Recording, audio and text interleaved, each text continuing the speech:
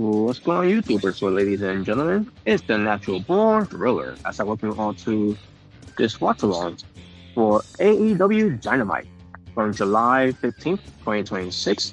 This will be the fallout from last week's AEW Dynamite Beach Break 2026. So, most likely, all what comes to AEW Beach Break recaps and fallouts for tonight's show. They're featuring tonight's AEW Championship for featuring AEW World Championship victory celebration for Kenny Omega since they couldn't do the fullest last week because they went off air quickly. But nevertheless, we will also have a six-women's tag team match later on tonight that will feature Fire World, Will Nightingale, and who's the other one? It's right here actually. I think it's Harley Cameron. I could be wrong. I think it's Harley Cameron. No, it's Hion. So yeah, My World Hion. Ace they're capitalizing on My World Hion being tag team with Will Nightingale here. Basically taking on Michelle Monet and Divine Dominion, which something an alliance there they did since last week with these two. I mean with these three, excuse me. My math a little off there, but they're here or there. Andrade Elo will face Jake Doyle, and if Andrade can knock off Jake Doyle, which I'm pretty sure he will get a title shot for the AEW National Championship title. I'm assuming probably by AEW Redemption or probably next week, maybe. I don't know. They already mentioned it. I guess we'll find out later on tonight. If he once he wins, because let's face it, he will win against Mark Davis. Well, again, the AEW National Championship. So yes, so tonight's show, we're gonna see how they follow up from last week, Beach Break show. Now, so far, what they're doing right now, they showed something from the beginning, which I think I missed about maybe a few minutes of it.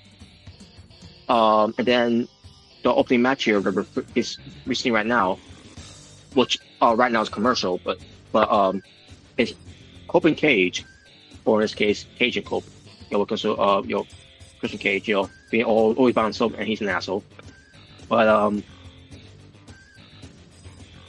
they're defending their AEW World Tag Team Championships against Death Riders, Rhea Yuta, and Daniel Garcia.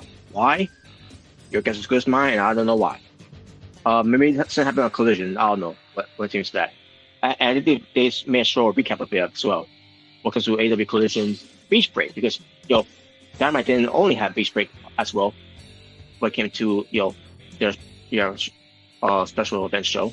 It was also Collision, also had that type of show too. So whatever on there, I don't care, but I guess we'll recap it later on, whenever we can. But nevertheless, that's the match we're getting right now. That's the opening match of it. And to be honest with you, folks, I really don't care about that match. Because first off, Rhea Yuta and Dan Garcia, as much as I'm enjoying those two, that they are a tag team now, because they're part of the Fighters, they're not winning against Open Cage. So yeah, this match to me is really nothing special for me to watch or anything, or for me to care about.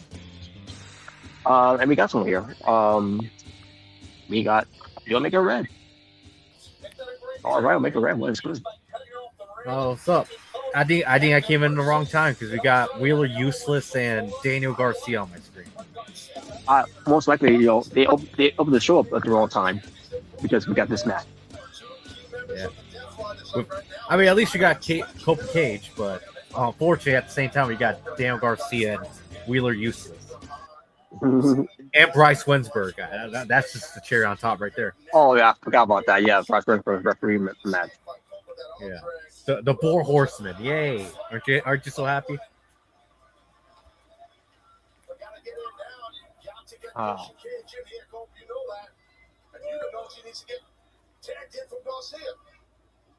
We've seen the Death Riders, Tony. Quick tags in and out have been the name of the game. Copel, no. He's been. That's weird. The ramp is on the Hardcam side of the ring tonight. Yeah, it is. That's weird. I never seen the camera like that. And the place itself is pretty cool. Yeah. A jam-packed Well, I think crowd. they're in a smaller venue tonight. I just realized that. Yeah, they are. Yeah. But I think that's probably for the best, especially if they're having, especially if the audience is like half still in big arenas. Well, be honest with you, I feel like Collision got that type of building. Well, Collision. Yeah, Collision actually so that type of building than Dynamite does. But at the same time, yeah, Dynamite has not been doing well as for a couple of years. Acting crowds.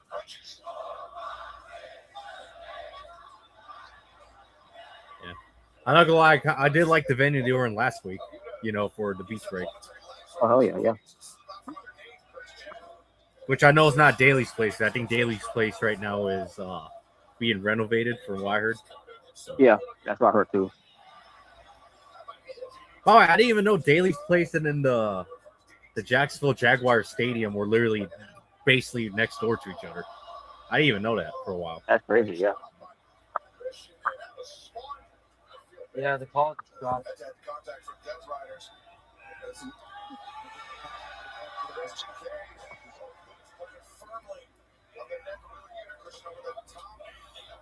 Oh, really?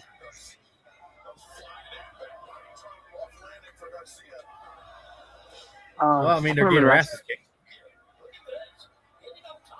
by one arm. Well, storyline wise, a one armed man, basically.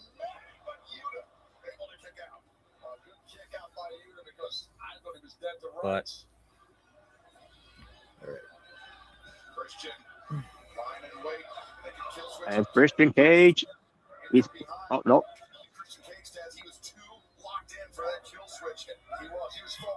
Well, he was about to get it, but what the hell? Oh, what the hell? we're pulling that one out. Oh, what the hell? Oh no, Robert, they're doing your favorite oh, AEW. come on, really?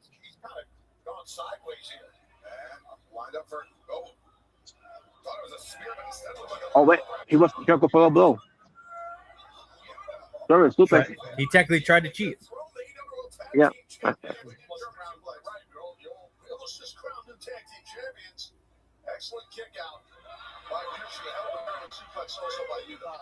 He's firing them. Christian Cage this time resorting to the biting. Daniel Garcia once again from behind. Oh. Swept out the legs and now the Death Riders. Seen this tactic before. Are they coming back again? Yeah, and this idiot's just letting him do this. They're copying of your New Japan. Well, yeah, because Moxley's weird Japanese, fascination, basically. Now really useless at doing it. Oh, he's removing it. Oh, low blow. You stupid. Well, actually, you are. Because HB, you look block the kick. You guys are stupid. HB, you look top block the kick. Oh, Daniel Garcia, I don't know what's his problem. Spear. And they win. There you go. Oh, I'm shocked. Well, thank God this is done. I'm shocked that they won. It's even worse. Look who's up there watching. Oh, fuck you. I know it's coming. I already know it's coming, but fuck you. The Cucamonga kids. That's gonna be your all in.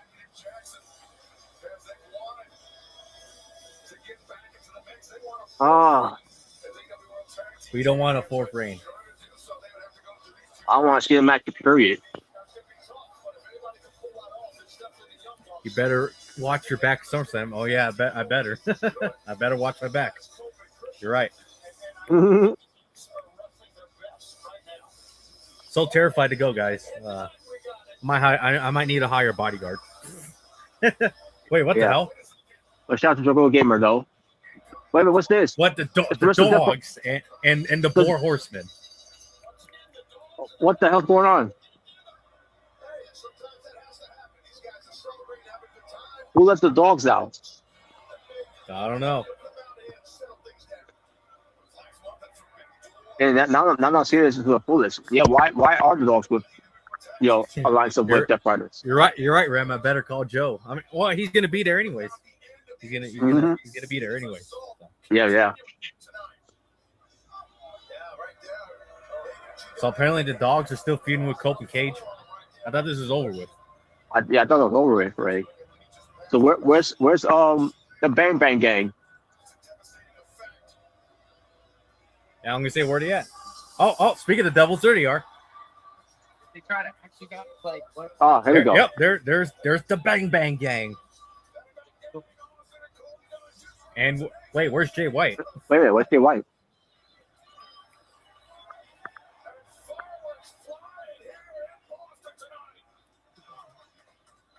The Bang Bang Bang with Cope and Cage going up against the Death Riders and the Dogs.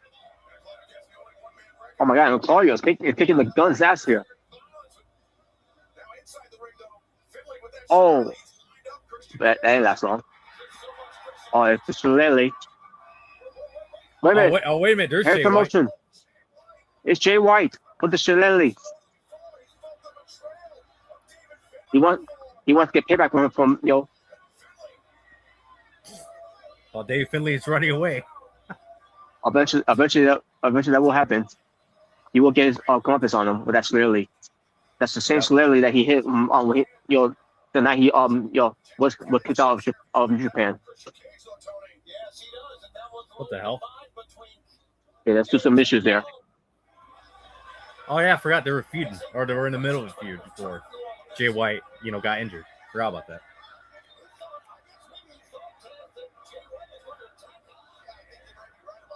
Isn't that what they were doing? They were in the middle of a feud before Jay White got injured. Yeah. Because Christian was a heel at the time. Oh yeah. Oh, there's the rest of the Bang Bang Gang.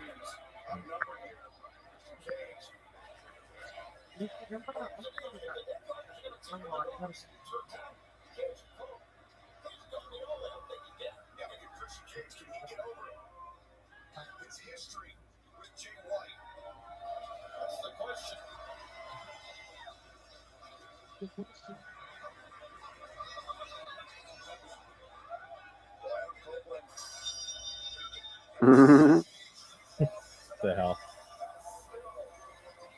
I wonder if that's going to be the all-in match. Jay White and David Finlay, 1-on-1.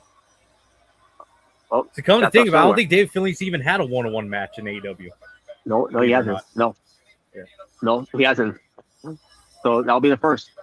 You got to somewhere. I mean, that's what or maybe Redemption. They're planning Jay White and David Finlay 1-on-1. Oh, that. Yeah. Oh, the show happened last Saturday, which I didn't watch. Oh, okay.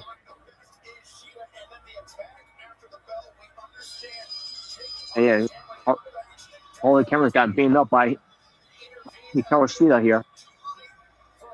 Okay, so this wasn't a Beach Break either. Oh, it was just only Dynamite. Just want to clear this up. But Queen Aminata came for the save. So why is that collision? Yeah, because it's a great review. I mean, why not? I mean, ain't the whole point of Hikaru Shida calling herself the best of Shida? Being the TBS champion is for her to showcase it on TBS AEW Dynamite. Exactly. The reason why I'm saying that, and I guess Mark Davis beat Mike Bailey. Okay. Yeah, he did. now, But yeah, look at these guys hanging fall here. Mike Bailey. Okay, up next is Andre, Leo versus Leo. Yep. What do you know, right? Yeah, how do you know? How you know? Yep. And that's next. I'll speak. Wait, what the hell? Of destiny. I am a future world champion. There is nothing of mine. There is no one who can stop me.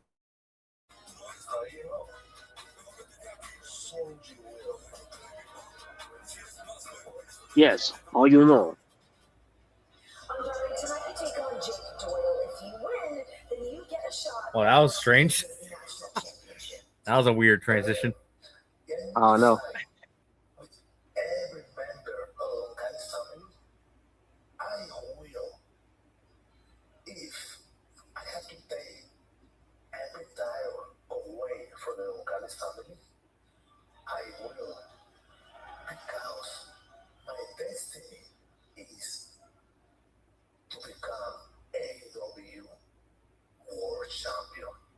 And there's a lot of members in the John Callis family. You know that better than anybody. Are you concerned about the numbers game? I know. But dame un segundo. Tranquila. I have this. What is that? What is that? You want to see? Yes. Look. Is that a chance ring? Where did you get that? Tengo un buen amigo. I have a good friend. Is that his friend's name Osprey? How do you know? Good luck tonight. Thank you. Yeah, all you know. Like that T-shirt he's got right now. You could get on awshop.com. All you know. Well, come on, aren't you gonna buy it?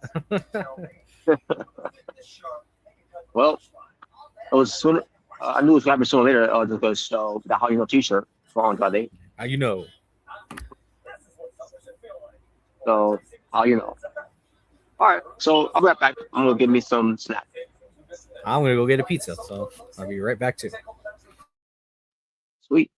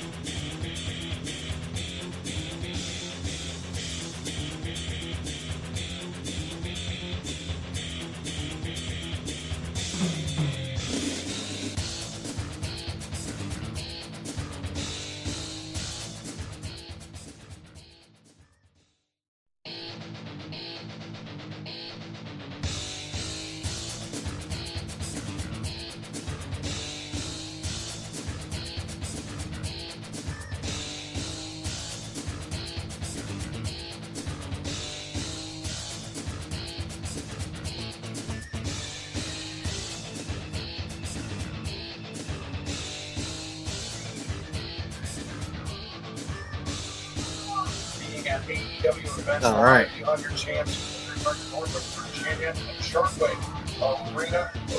Sale begins tomorrow. That'll be on Right now we got Andrade and Jake Doyle in the ring, battling it out. And Andrade with his brand new How Do You Know team.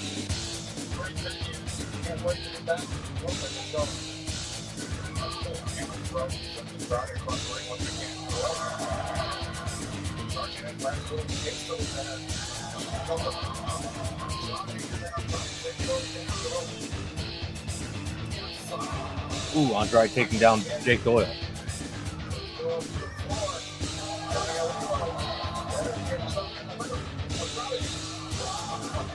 And Andrade for Hurricanrana.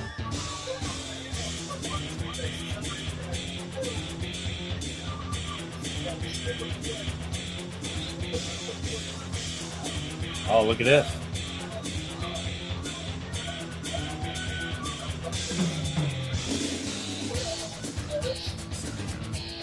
Wow. Andrade with a female right there.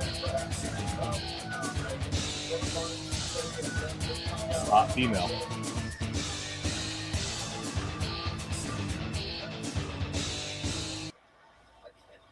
Wow. Andrade's wearing the fuck Don Callis and fuck MJF t-shirt. Obviously with the word fuck, you know, marked up since we're on live television.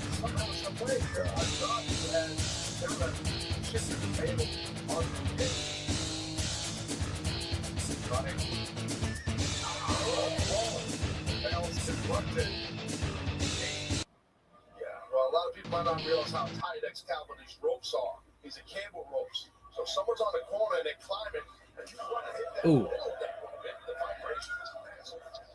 Absolutely. But the vibration's massive throughout the chest of Jake Doyle. Some heavy hands. All right. Doyle, grip around the throat. I don't know what I missed, but it's Andrade versus Jake Doyle. Damn. Oh, hold on. And oh my god. Now, as you can tell, Andrade's still wearing that fuck Don and fuck MJF t-shirt. Yep. Obviously with the word fuck, crossed out for now, because obviously we're on live television. Mm-hmm. Big news. DirecTV got hot. Thought they'd never lose those pushy satellite dishes? Well, now they're streaming and steaming. So just like to stay back to watch this match is a great commercial. Yeah, you just came back and it's already back in commercial. Mm-hmm. Yeah, that's what you get for taking too long. Wow. Mm-hmm.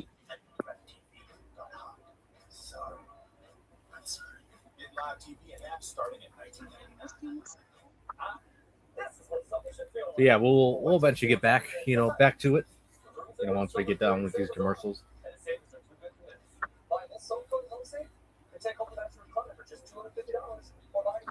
But yes, it is right now for everyone watching is Andrade versus Jake Doyle, 1-on-1. That's right. And if Andrade can beat Jake Doyle, which he will, he'll get a shot of Mark Davis's AEW National Championship. Yeah, it's safe to say from that short-lived tag team with Davis Doyle, it seems like it's safe to say Mark Davis was always going to be the star of this too, unfortunately. So. Yeah, but they can't do anything. I mean, I like Mark Davis, so I'm fine with that. Oh yeah.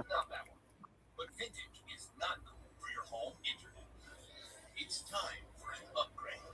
T-Mobile Fiber is the future. Like 100% fiber optics. It's fast. And interesting, no Don Callis on ringside or on commentary. Interesting enough. That is interesting. Unless he's saving his appearance for later on tonight. If he even is going to appear tonight. I don't know.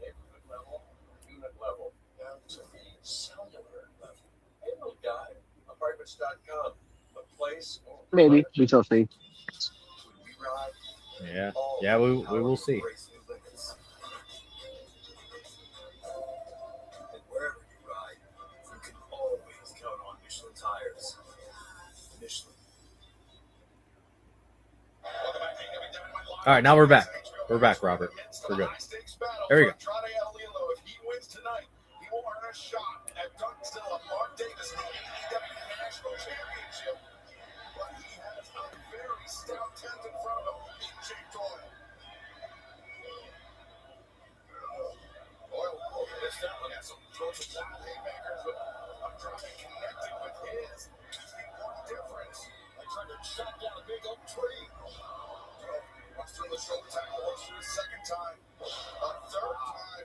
But Andrade ready. A grazing blow, but he caught Doyle just enough to I did not realize. For one indie outlaw referee to another indie outlaw referee. Oh yeah, Rick Knott is on refereeing, isn't he? Hey, he's been more powerful, yo, at the plate. Yeah, unlike Bryce Winsberg. Yeah. Yeah. Shoulder tackles work, but Jake had to be a little bit winded that time, Taz, going in. A little bit, yeah. My God. Applying the move, sometimes moving on your cardio doesn't get affected. Your adrenaline's flowing, and when you take the move, sometimes it's a lot difficult. So Andrade's turn to unleash a flurry of offense. Quick shots in succession. Takes Doyle off his feet. Andrade. Look at the physique of this guy. Shifting his favor. Oh, they didn't make it. And of course, all the ladies are going crazy. Oh, yeah. Yeah, they really are. Look at this, Jake Doyle. Oh, my God. We've seen him use this devastating knee strike in the corner. Forget the beginning and the end for Doyle. If Andrade hits it, but Doyle. Jake Doyle, oh my God.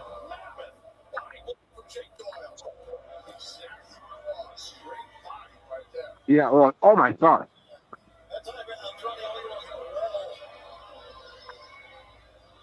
He hit a wall, but unfortunately for him, the wall was coming at him at the same time. And now, Doyle overcommitted. Went face first in that middle turnbuckle pad.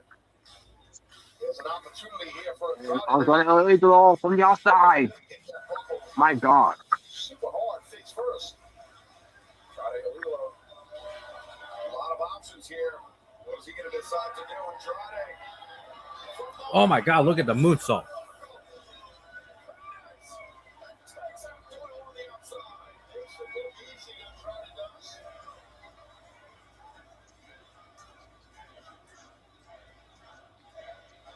Returns Doyle to the ring. The Beach wins away from becoming the next AEW National Champion, but he still has to press this advantage on Jake Doyle. Ow. Get down. Uh-oh. I think I got it stopped.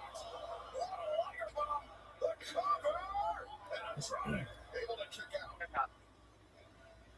I should say, Jake just stuck.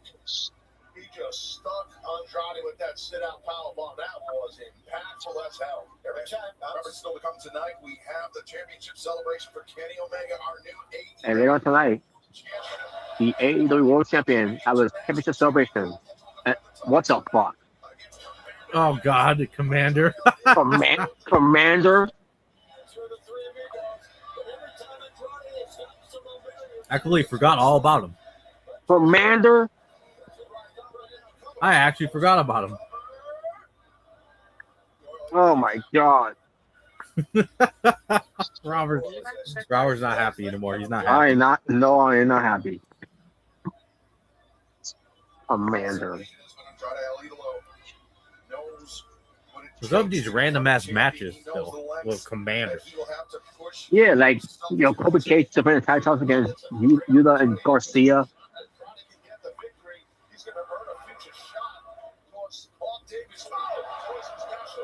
Yeah, I don't get it. And now this match, Kyle Fletcher defending his international championship against Commander. Commander.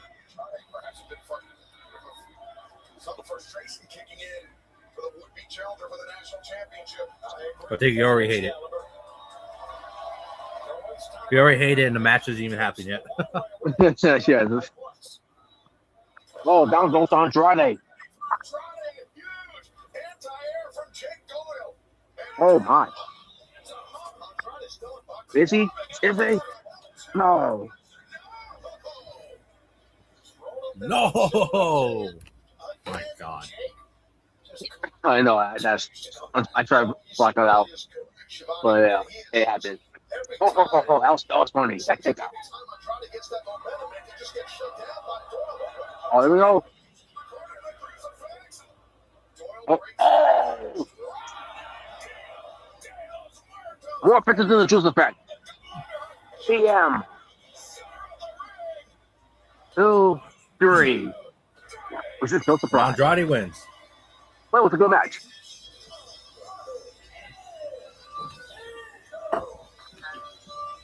Andre Leo finally wins.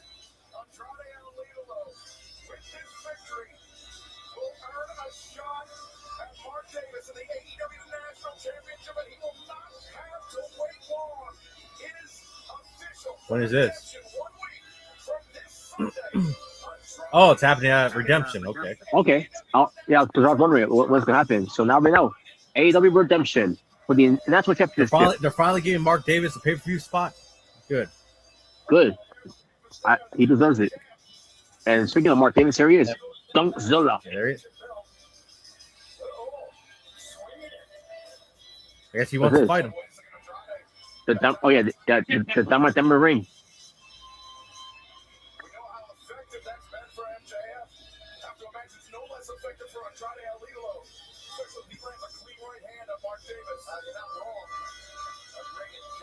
So yes, AEW Redemption. I was going to say. Almost a revolution there. AEW Redemption for the AEW National Championship. Andrade Idolo versus the champion. Mark Davis.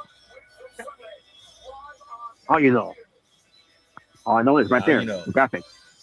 The graphics right there. That's all I know. And it's going to be next Sunday, by the way. Next Sunday.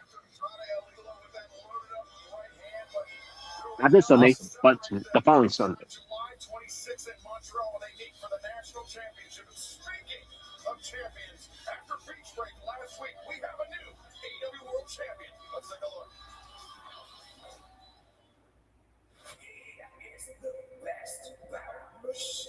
All right, so what happened last Wednesday?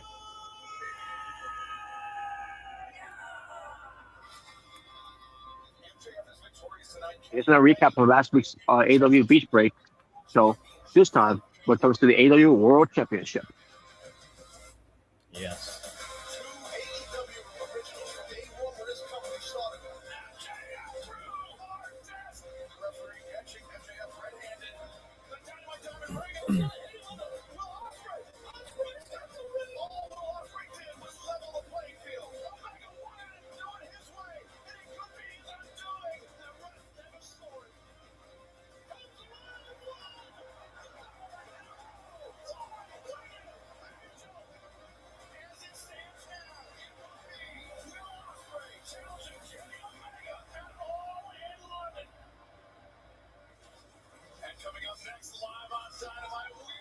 All right, the celebration's up next.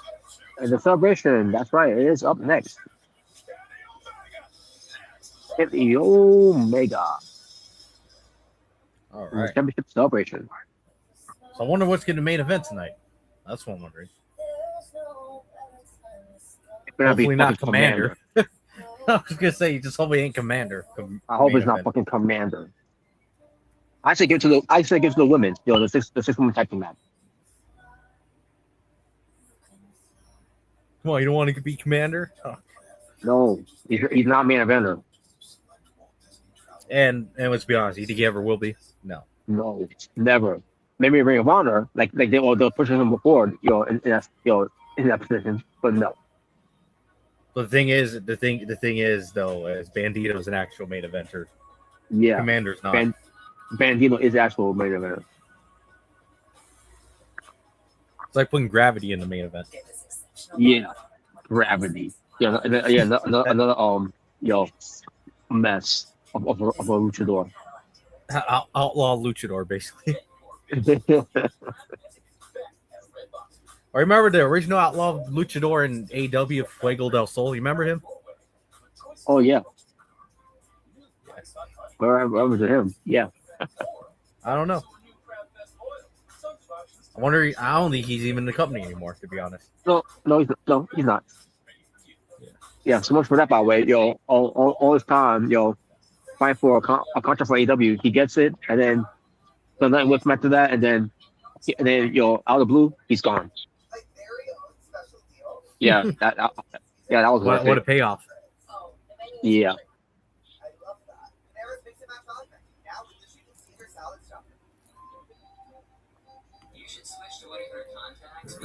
All these progressive commercials keep getting worse and worse. I don't know. I wish they didn't go on think outside the box of progressive commercials. It just stuck with being at this location that no one knew where it was.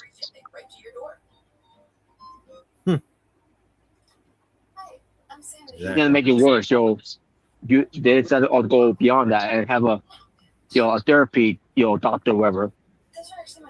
Because the progressive commercials, I'm like, what the fuck is this now? Like, I don't know.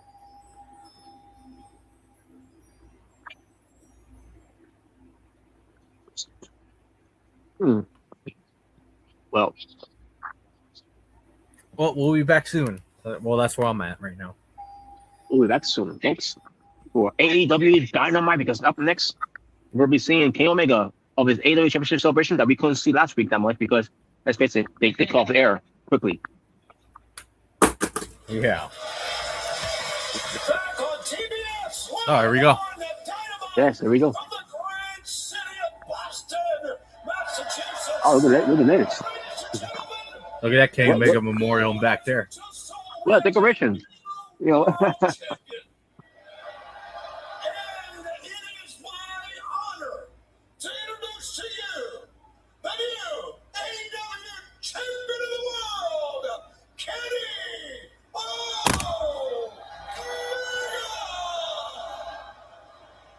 All right.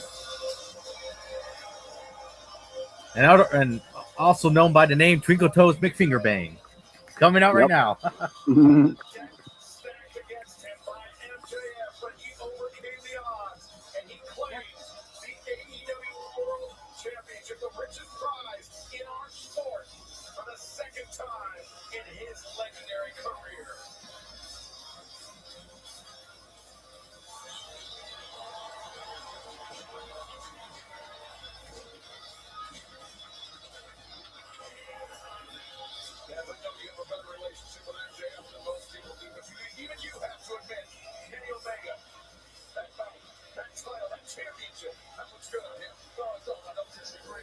Wait, does he have the Kenny Omega strap? Not the Kenny Omega.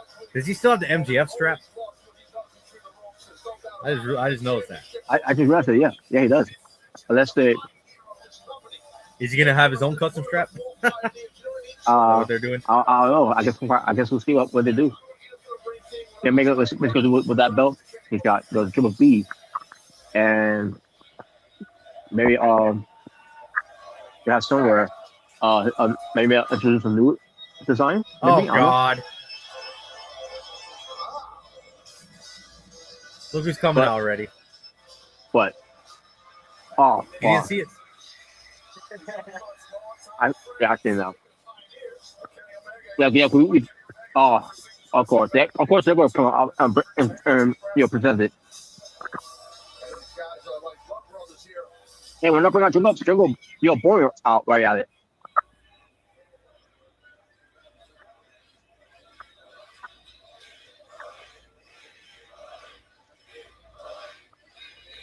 Kenny, I know you got a lot to talk about. I swear we'll make this one quick.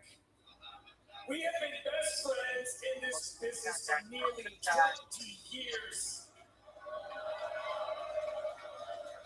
And last week, we saw you do it. You won the big one, and you did it all by yourself.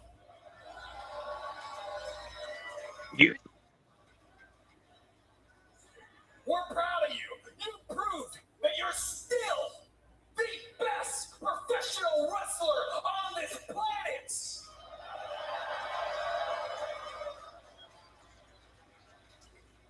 But Kenny, I gotta admit, you wearing this particular belt kind of peeves me. Friendly killing. So I'm so Somebody sorry. brought you something. A friendly killing. 3 flat points, I guess. It's just the blackstrap version. That's all it is. Put that hideous Triple B back into hiding.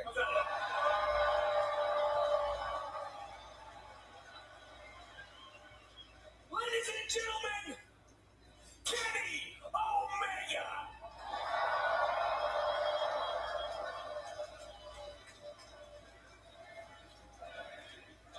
All right, what's Kenny got to say Okay, now? now leave, you idiots.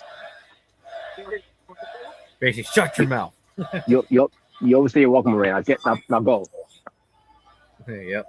1,100 some odd days. It's been so long that I can't even quote the real number.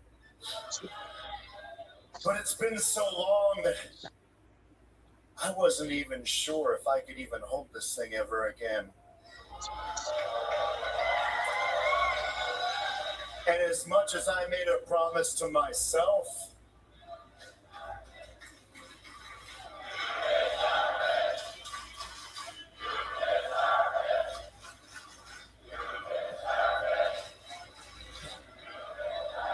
Wait, what the hell? why the heck not?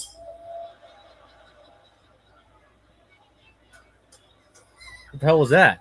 Let me tell you guys one thing. The difference maker wasn't just myself believing in myself. It wasn't my best friends believing in What the hell me. just happened? No, You just see that? There's like some big it was flash. My friends, my family, and yes, even What the fuck? family that I consider each and every one of you guys to be a part of. My extended AEW family.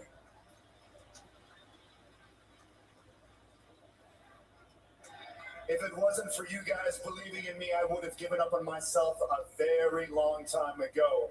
This wasn't something that was ever supposed to happen, trust me. And yet here we are.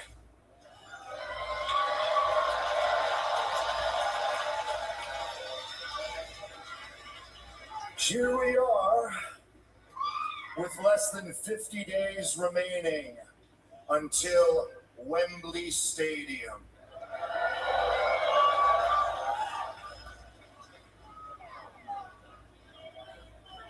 And as much as I'd love to say that I'm ready, we've still got work to do. But just like the journey it was to gaining this back, I know that with the beliefs of each and every one of you, that in 50 or so days' time, you're going to see the best version of Kenny Omega there has ever been in AEW.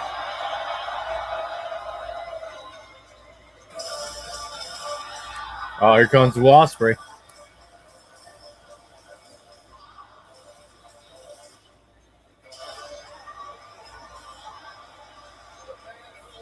And here comes the aerial assassin who won the Owen Hart Cup tournament of 2026. Whoa.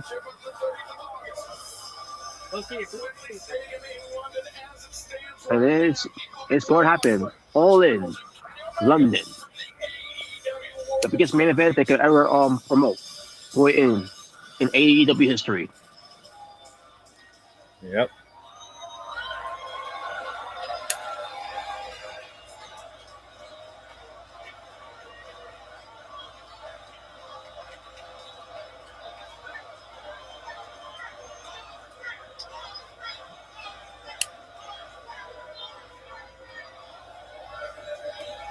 Boston?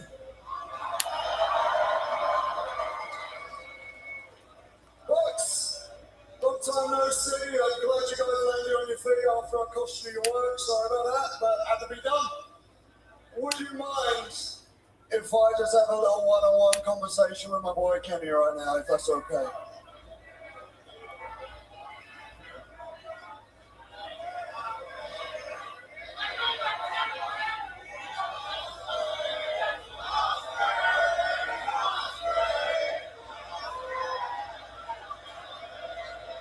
Boston, may I talk on your behalf? And for myself as well. It's really good to see Kenny Omega as the AEW World Champion again. That all right for you, Boston? I've got to say, Ken, at one point I generally thought you were giving up on yourself. It doesn't matter how much I believed in you or any of these people believed in you, you needed to believe in you. You needed to still believe that you can be that Kenny Omega. And I was there last week, front and center, and you wrestled for 25 minutes in that heat, scraping at every single minute, and you never gave up once. And I was sat there, front and center, on the stage, and I saw you get hit with that belt, and I thought that was it. I thought it was done, the dream was over with. And then you kicked out one, you cheeky slag. Ladies and gentlemen, the cleaner is back. The best belt machine is back. One of the greatest to have ever done this is back.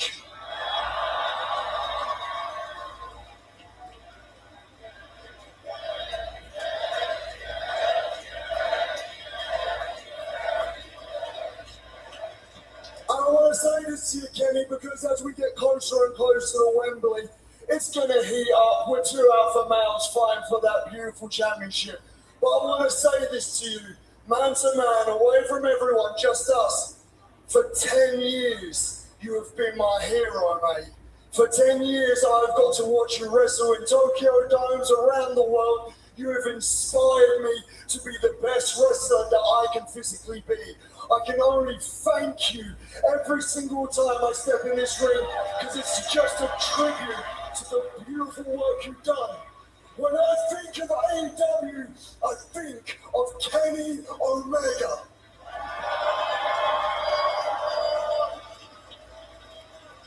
All I ever wanted to be was a fraction of the wrestler that Kenny Omega was. But Kenny, bruv, I am locked in right now, and I'm not happy with being second. Nor should you be, Will.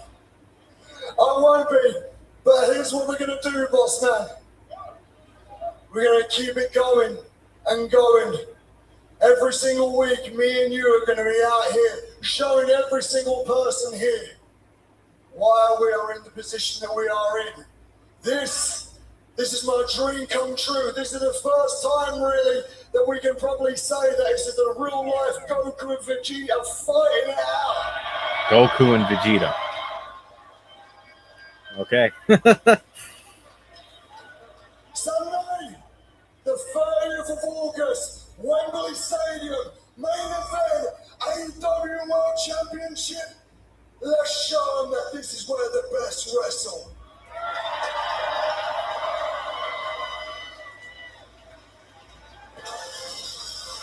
Wait, what the hell? Kevin Knight. All right, this is interesting. The Jet, Kevin Knight's here. The TNT champion, but man, not satisfied with just one belt. He is at covetous eyes on the AEW World Championship. It's the Jet, Kevin Knight. All right. I'm taking he wants a shot at. Nah, don't be shy, join the party. Of course. Guess he wants a shot at Kenny Omega. I don't mean to break up this little brotherly love affair that you guys got going on, but bro, man, I just thought the camera angle was kind of weird what they did there. Before Kevin Knight came out.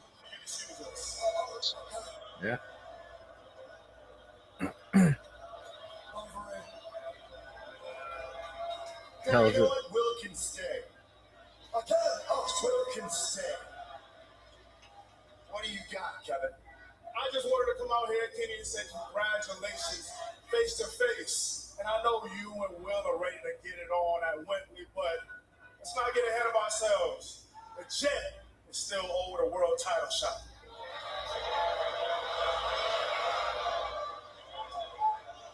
Courtesy of Maxwell Jacob Fraud, and obviously he's not here to give me that shot, but you, there's still a debt to be paid, and I'm here to collect. So you, Kenny Omega, you are the wrestling god, the best bout machine. Well, what's the god to a non-believer? Because the Jet is ready to become Jet 2 belts and make that a reality. So how about this? Me and you, redemption for that AEW. Oh, okay. That can be the filler match for Kenny Omega at Redemption. I'm assuming that's what's going to be. First of all, you can back up at least 2 steps for me, can't you?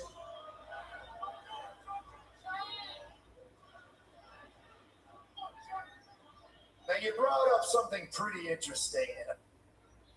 Let me just start by saying I'm glad you're out here because I needed to get something off my chest.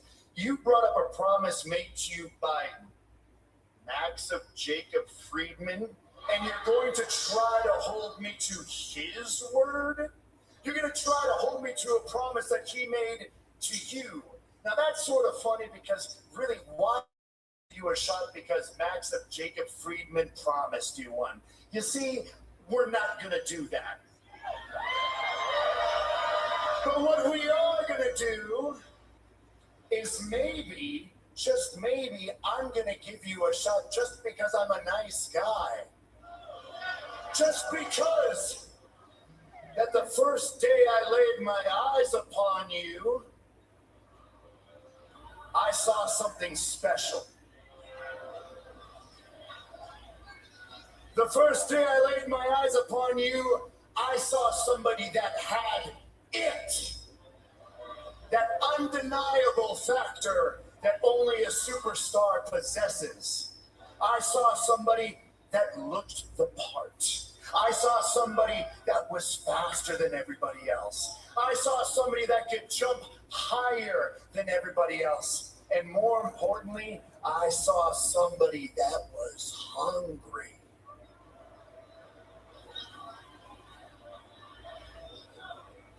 But that's where it ended, because then you had to go and do something just so silly and align yourself with Don Callis.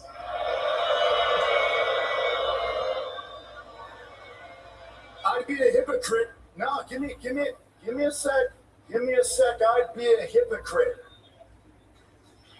I would be a hypocrite if I told everyone here tonight that I didn't believe in his siren song. I'd be a hypocrite if I didn't believe that Don Callis wouldn't lead me to the promised land, because trust me, 1,000 and so days ago, it was because of Don Callis that I held this title for the first time. And I remember that party, oh I do. It was during coronavirus period where we were all told to stay indoors. And so when no one showed up to the party, I thought that it was just because nobody could. But truth be told, no one would have showed up for that guy. No one wanted to cheer for that guy. No one believed in that guy. No one was proud of that guy. That was the day when my worth, not only my worth from these fans, but my self-worth, the worth that I had of myself, fell right down the toilet. So Kevin, let me tell you, what are you doing with a guy like Don? You don't need a guy like Don.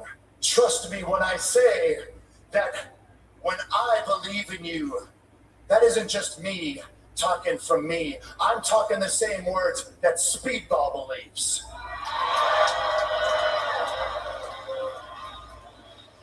I'm saying the same things that a Will Ospreay believes. you call me crazy, but when I tell you that you don't need to be Kevin Don Callis's lapdog Knight, that's the same feeling that the fans here in attendance have as well. You don't need his help. You could have done this, the TNT belt. Heck, you could even be this champion. The belt that I have on my shoulder right here, you could have it all, and you could do it all on your own. Now say what you will about Maxim Jacob Friedman, or as you so called him, Maxim Jacob Fraudman. Oh no. One thing that he wasn't was a fraud. He came out here every single week, and he defended this belt. And when he said that he would do something, he would do it. Call me crazy, but the only fraud that I'm really looking upon here is you. Because I know that deep down inside, you aren't being yourself. And all that you're spewing to me in this ring, it's not coming from here. In fact, what comes from here is probably actually a good guy. Call me crazy, Kevin Knight, but I really do think that there's a whole heck of a lot of goodness left in that heart of yours. And even you yourself know you don't need a guy like Don Callis to ever beat a guy like Kenny Omega. So if it's going to be you and I at the pay-per-view at Redemption, I want it to be Kevin the Jet Knight, not Kevin Don Callis' lapdog little bitch Knight. And if you're going to become Kevin Two Belts Knight, I want you to do it on your own, big boy. All right.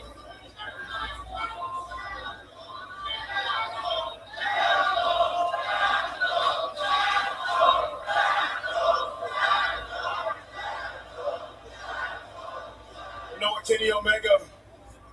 You make a good claim. You make a good claim that I have come this far by myself. But I disagree with you with one thing. There ain't no goodness left in my heart. Only greatness. What the hell? Good for Kevin. That's right. Came flying in with a hidden blade, but missed after the cheat shot. But Wait, what the hell? Darby Allin?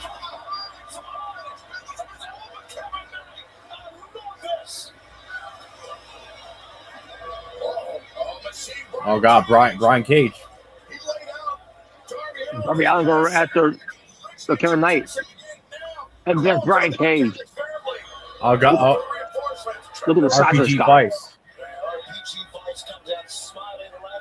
And there's also Hechichichia. Here comes the rest of Don Callis family. Yeah. I forgot about him. You know, Hechichichia.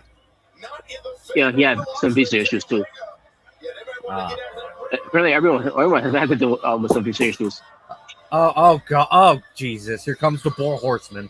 It gets even worse. Oh wait a minute! And look at that! He just turned babyface again after turning heel. Yep, Just like an hour ago. Yes. and that includes Polio, by the way, because Polio was out there earlier. Yeah, he was attacking Copa Cage, and now he's protecting Will Ospreay from the Don Callis family. Yeah, Moxley, he doesn't know what he's doing at the poker. Or whatever. Well, I forgot he is a. Wait, what did you say? Oh, what did Talkface just say? What? Okay, no one cares. Nobody cares. I heard said something about Jack Perry. Oh yeah, Jungle Boring. Jungle Boring, yeah. Yeah. Here we go again. I'm going out of nowhere. He's always right on the verge of breaking through to that next level. No, you weren't. You never were. That's what Chapter 2 is all about. You never were. So this Saturday in Boston, I'm looking for a match. Not just with anybody. I want to give an opportunity to somebody who's in the same shoes that I used to be in, who wants to break through and show the world. You never broke through. Yeah, a stolen wants the same way. So yeah, best way to see a Joe important match. It's not watch it on a Saturday. Oh, See you Saturday, Boston. there's Luchasaurus right there.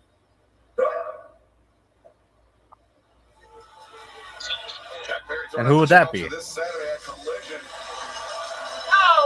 Oh, look, it's Brodito. All right. Yeah, let me get that bullshit out of the way. Now we got Brodito. Yeah, get the trash out of the way. Here comes because people are actually worth a damn, in my opinion. Yeah, actually work for them. It's Brody King and Bandito. Yep.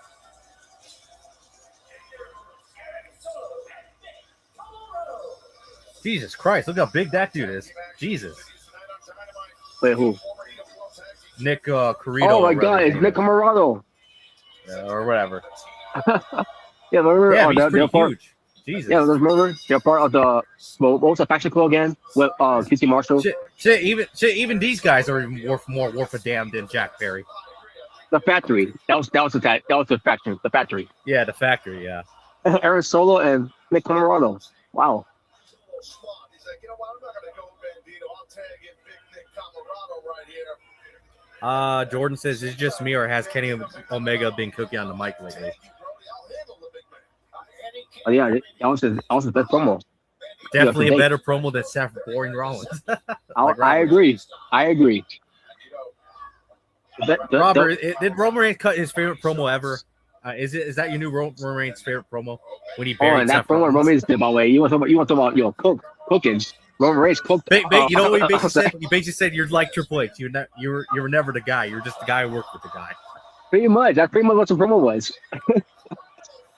That's pretty much what that promo which was. is true in this case. Seth Rollins is working with the guy, which is Roman Reigns. Yeah. But man, Bandito, the strip up, wait, Nick Camarado. You know, I'm very interested to know how much Tony Khan re-signed Jack Perry for. Probably too much. That he's not even worth. If it's in the millions, I'm gonna be like, you idiot. Why would you pay him that? He probably did. Pay him someone for a million. Which is not. Exactly.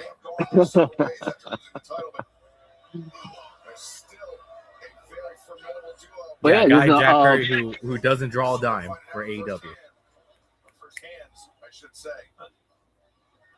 He never drew a dime in Japan when he was there. You know what part of the House of Torture?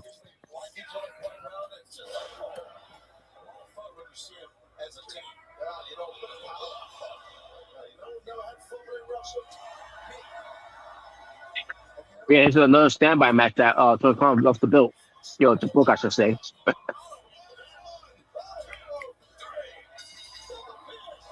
Which I'm fine with because Seth Rollins actually was the guy when Roman Reigns was too busy talking about stuffing succotash and tater tot.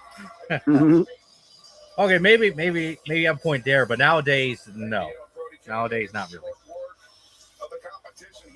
I mean, yeah. By the way, how funny how times have changed. You probably preferred Seth Rollins more than Roman Reigns at that time. Now look at nowadays. Yeah, exactly. Nowadays, you definitely prefer Roman Reigns over Seth Rollins. But yeah, Jordan is on point from that, from Seth Rollins at the time. But now, it's not that great no more. Yeah. Kyle Fletcher, this is your first All right, we got Kyle Fletcher. Hell yeah. You issued the challenge and Commander stepped up. With the AEW International Championship. All right, we got Pink Piccolo. The pink. What the hell? There you go, man. Okay. What the hell? Wow. What was that about? The disrespect. All right, Proto Star. Here he comes. Wait, is that gonna be a match at Redemptions? You know what? I wouldn't mind it. I would love to see it. Hell yeah. Here he comes, guys. Kyle Fletcher, the Proto Star. Hell yeah. Here he comes.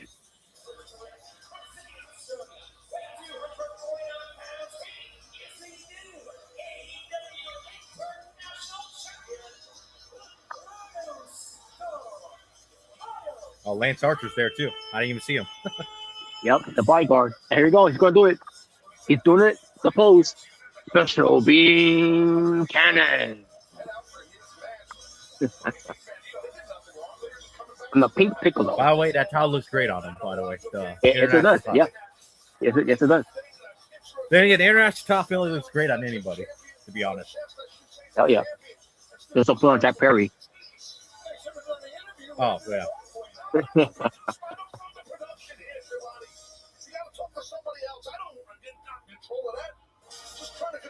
Oh God, Robert, here comes your favorite.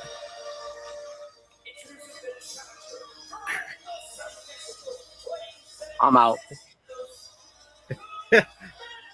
This is when you order Ray Phoenix off of Wish. Pretty much. You're not wrong there. Order Ray Phoenix or Timu Ray Phoenix.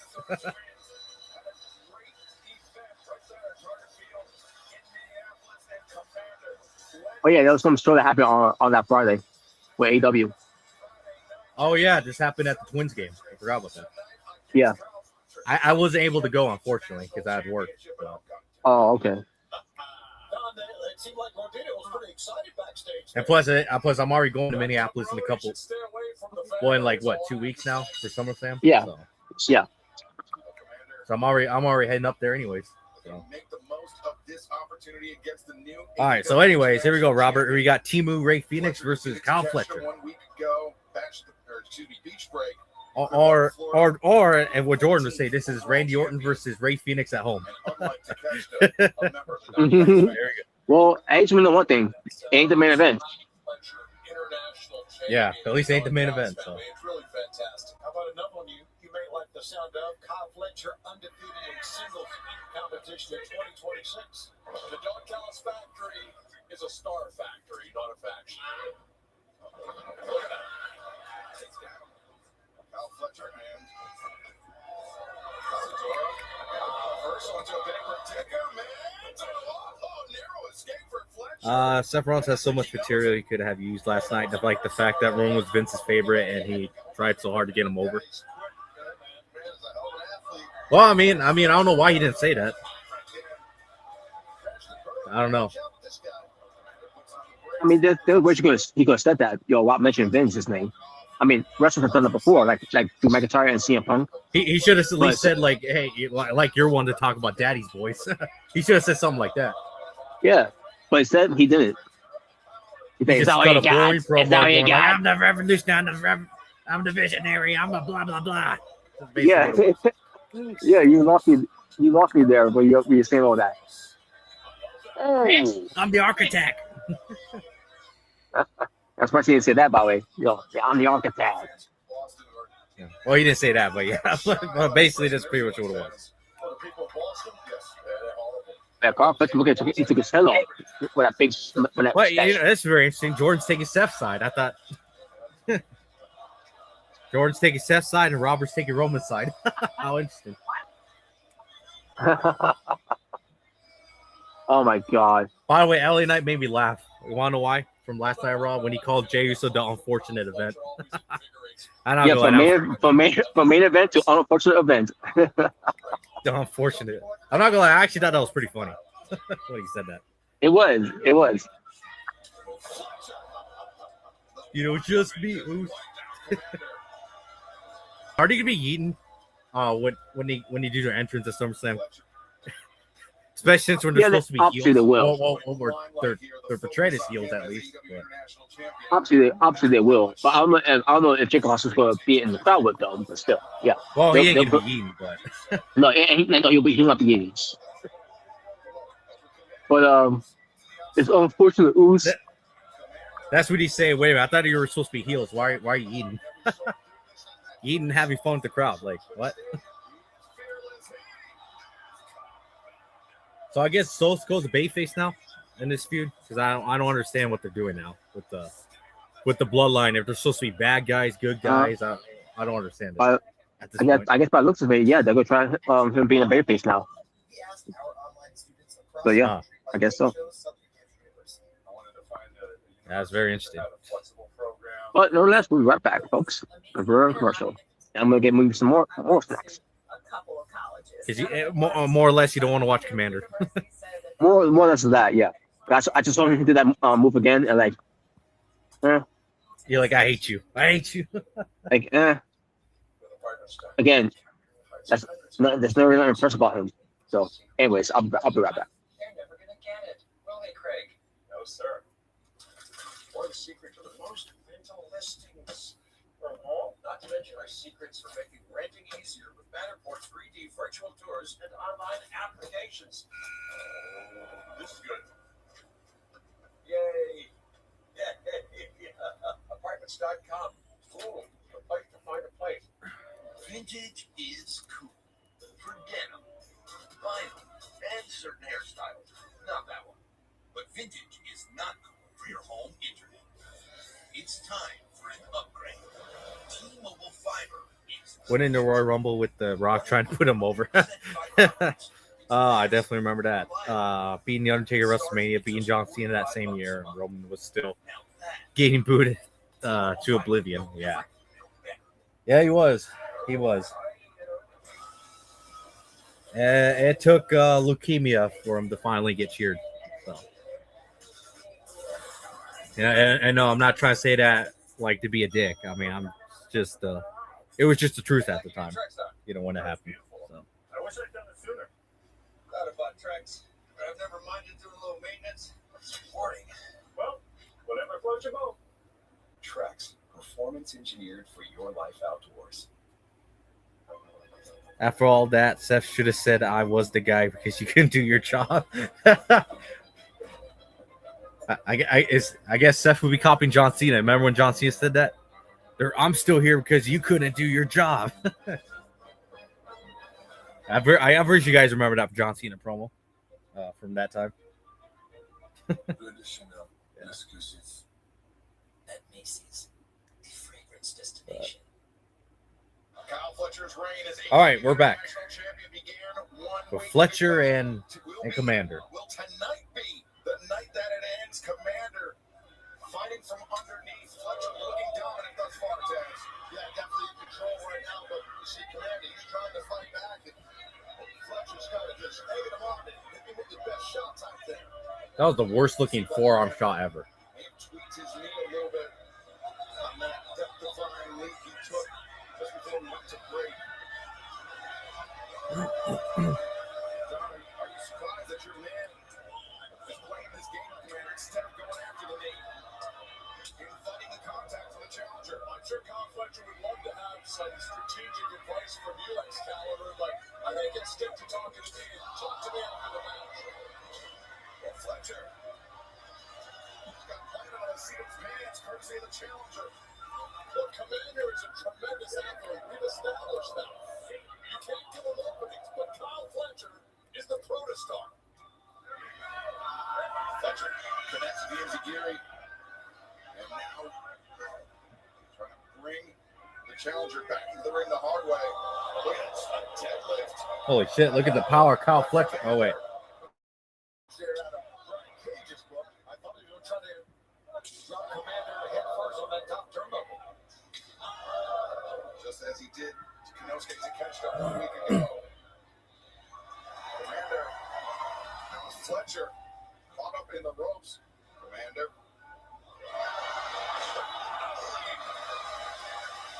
What a move by Commander! Down. And he takes Kyle Fletcher down and Fletcher to the outside. Commander. Ugh. Hey. Commander turns his attention to the champion. And now, Commander. Wait, what the hell? Takes the Fletcher face first into the announce steps.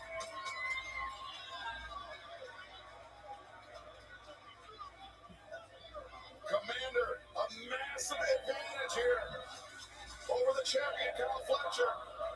Two men, two champions who've had so much in common as far as beating some great fellows during their career. By champions, you mean former Ring of Honor television champions, Commander and Kyle Fletcher. That's Commander for 50. 1, 2, 2. Did not get perfect rotation, and that cost him a potential shocking 3 count on Kyle Fletcher. Take a look at that. Oh, Fletcher had the head, the body bouncing off the corner of the desk. But any moment, too, Excalibur. No surprise. He's lacerated, man. He's lacerated, he's woozy. And he could be on the losing end of this battle. Oh, wait a second. Fletcher, too strong. Neither. Yeah, Commander, he got it up. Whoa! I came a little overzealous. Did Fletcher think he really had Commander really cool with that kick? He did not give Commander any space to maneuver, and that's what's happened here, and that's the change of momentum. Commander, he likes this rope walk into the shooting star press. Ciolito lead. Be the change of the belt too here, Don. What the hell was up with that camera?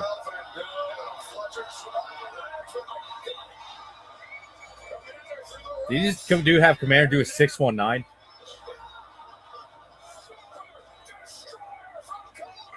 And a springboard Canadian destroyer.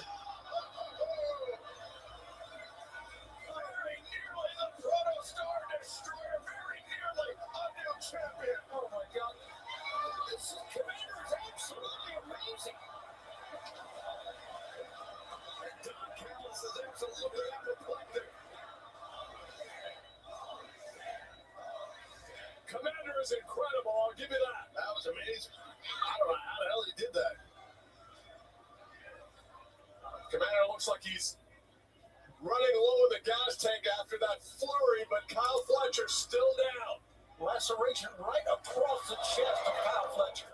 Big mark, big cut. Connects with a jaw. Fletcher once again, but Fletcher.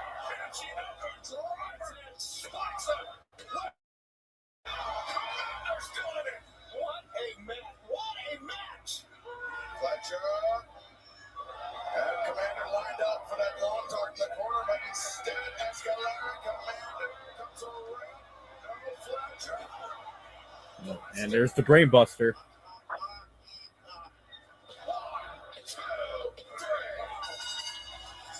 And there you go. Kyle Fletcher retains. What did I miss? What did I miss? Okay, Kyle Fletcher retained. Okay, those are right there.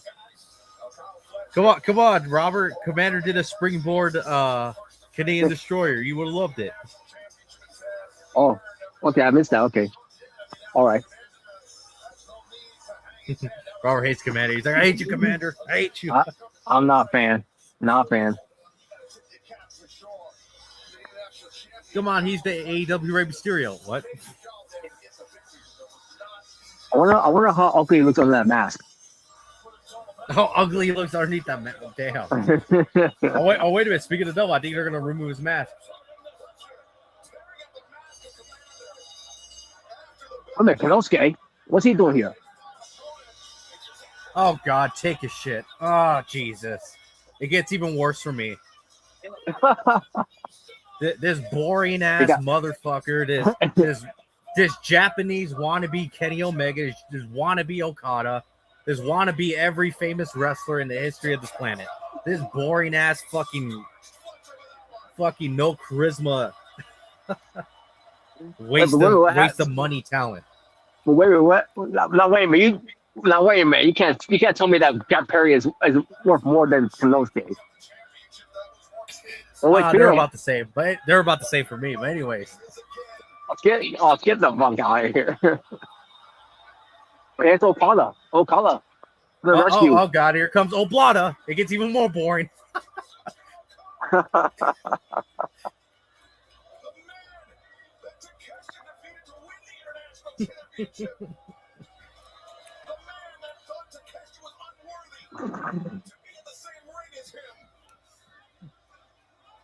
What the hell? Wait a minute. Wait, what is this?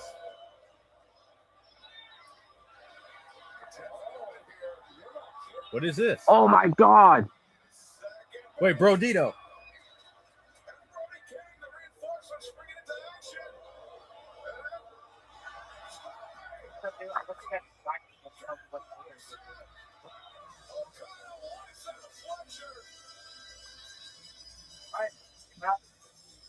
Man, that's insane. Way better All right, than Bandito. Commander. Okay. Yo, look at this. Bandito makes it very clear. Here's someone who's actually better than. Yeah, here's someone who's better than Commander. Bandito. Hell yeah. Or Kenny Omega.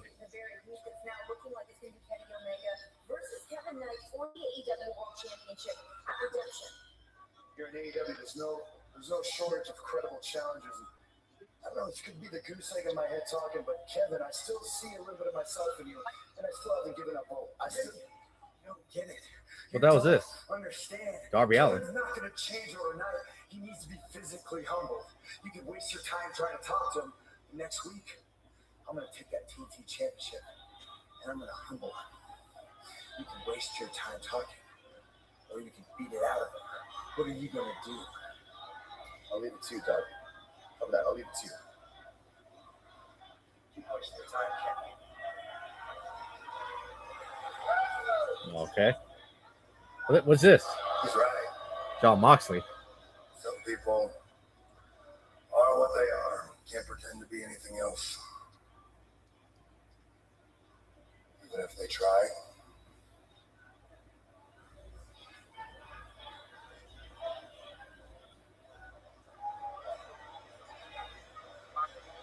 So up next is Brian Cage versus Darby Allin.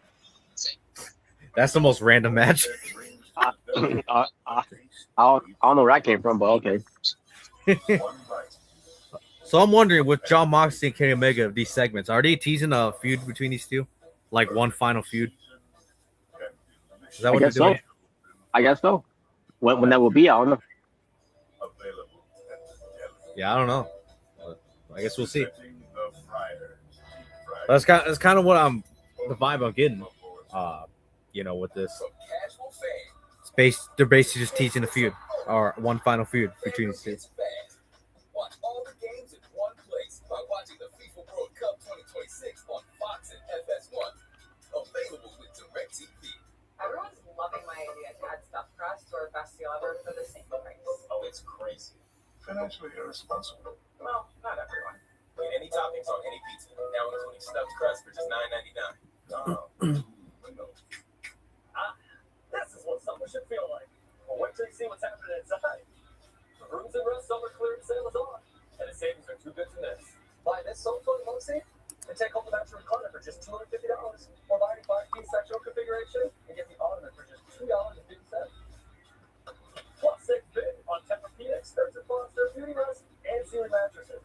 And get $0 interest-free financing, great furniture, great sleep, great summer savings. Stop in the Rooms and Rest furniture today. Bubble your insurance with Liberty and Save Hundreds. Hi, it's bundle your insurance with Liberty Mutual and Save Hundreds. These are fun. I know they are, but let's focus. Let's go again. Look at my hair. Stubble and shave. It's not it. Bumble and save. Bundle with an N. Crumble and save.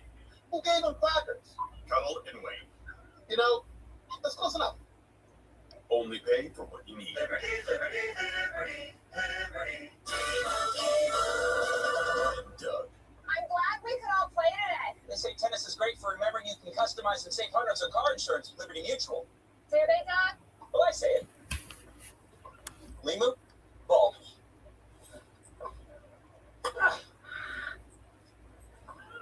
Limu, Bonnie again? My man! Only pay for what you need. Liberty, Liberty, Liberty, Liberty.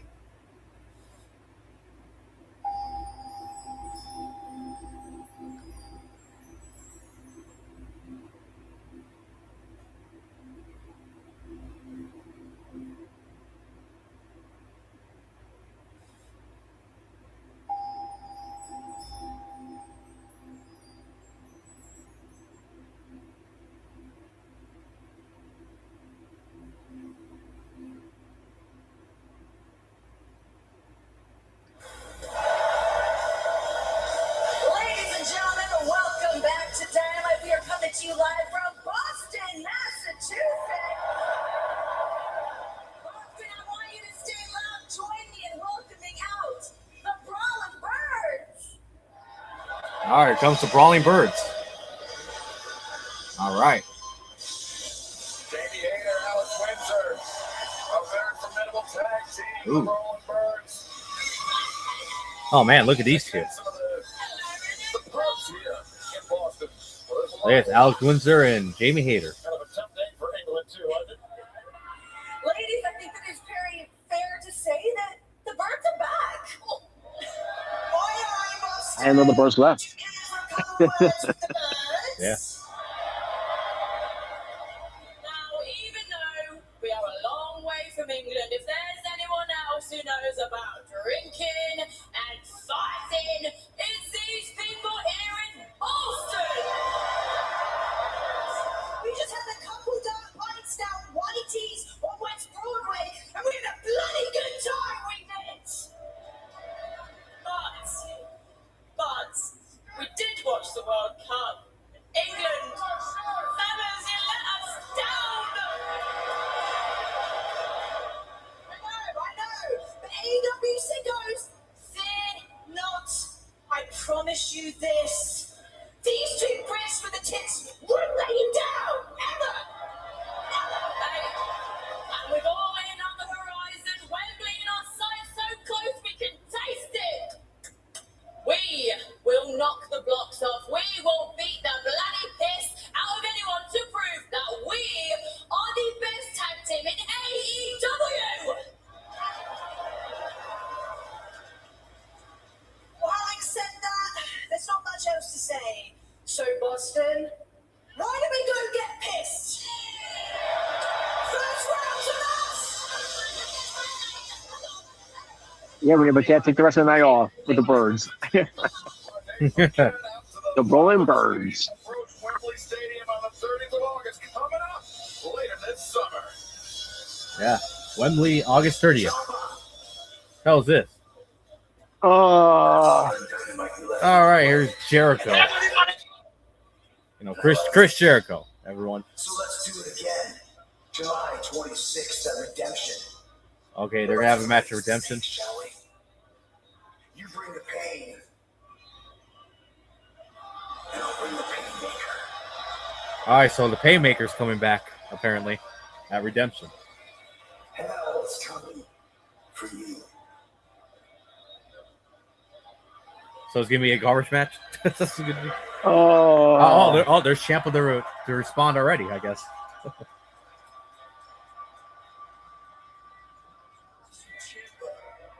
is better than Chris Jericho. At Redemption, we're going to find out if the Painmaker is better than the Psycho Killer. Challenge accepted. Haymaker versus Psycho Killer. Before we get there, I have one more night in my hometown. So this Saturday night on Collision, Painmaker, I want you watching. Anybody out there who wants to make a name for themselves, the Psycho Killer will be waiting. Welcome to the City of Champions, a.k.a. the City of Ciampa. All right. Tommaso Ciampa intent on making an example of someone.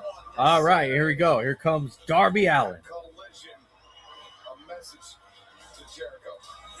So I guess our Redemption is going to be the Paymaker versus the Psycho Killer. That's what they're doing now for AEW Redemption.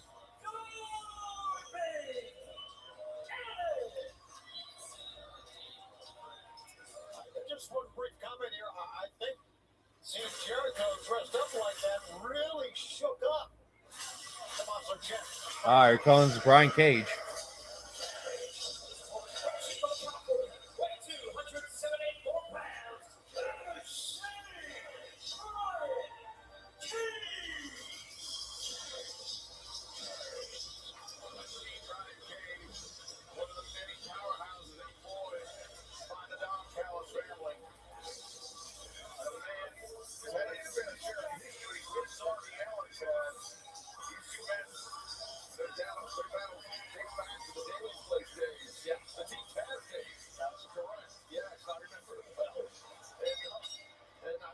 Oh, here comes Darby Allin.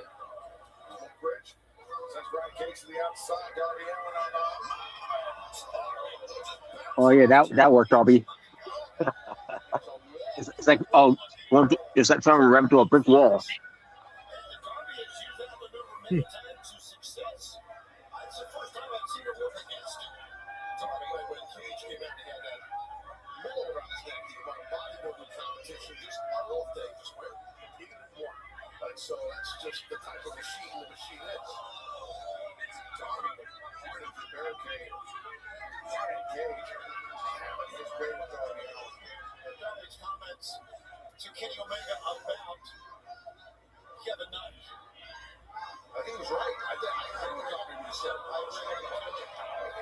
You can't convince Kevin Nash. You gotta beat it out of him, I guess. Cage dumps Darby on the rim. And I can't deal with the fact that how huge Frank Cage looks nowadays. My God, it's massive.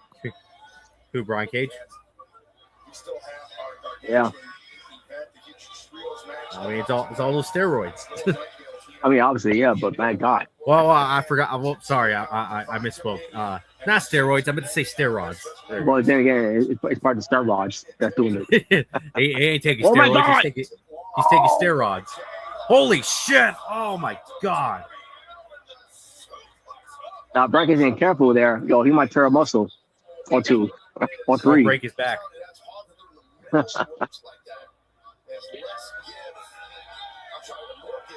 it's tough to balance yourself and the guy you know. You've always thought Darby Allin was unbreakable. I think we're going to find out tonight. I mean, listen, Cage is a monster. He's eating meals bigger than Darby. He's eating meals bigger than most guys. I mean, it's just he's a freak. I've been out to dinner, and I paid one time. Brian Cage is an example of you gotta have muscles. Cage.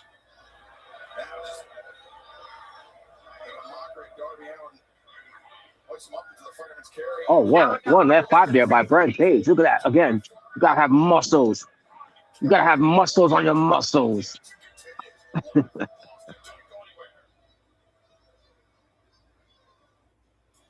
not letting relapsing MS disrupt my life. My treatment choice? Boom. That's Kesimpta. It's proven to reduce relapses and slow disability progression. Plus, it's the only B-cell treatment I can take at home. Or take with me. Boom. That's Kesimpta.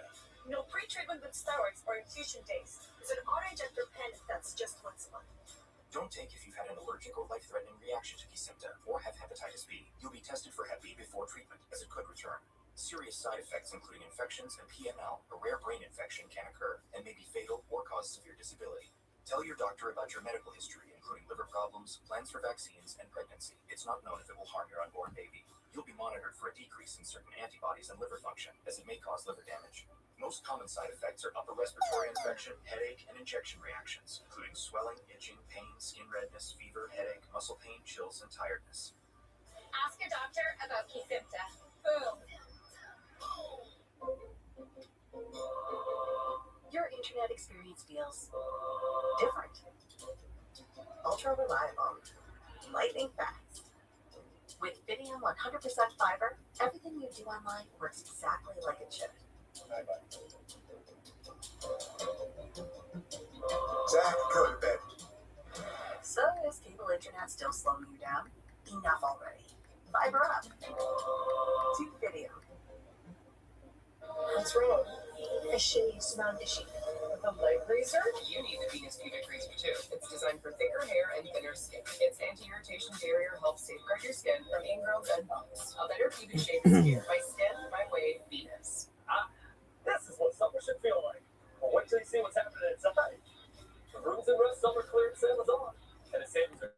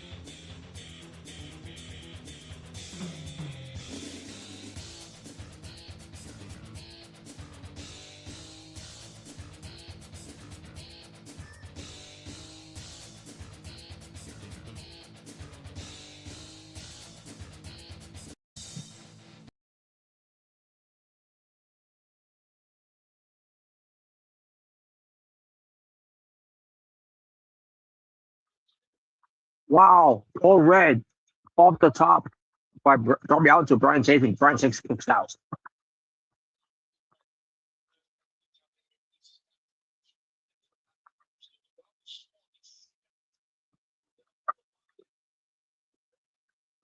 Darby Allin's trying to fight some lights against this machine, Brian Cage.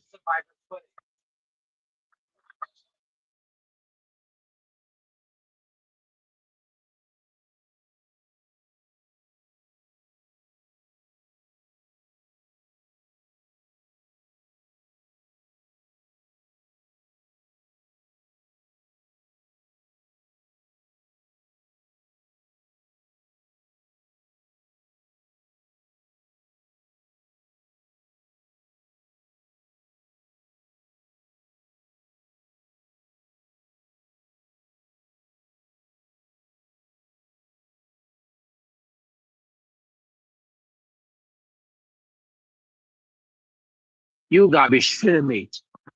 Brian Cage blew a press. Darby Allin outside hitting the post, back of his head.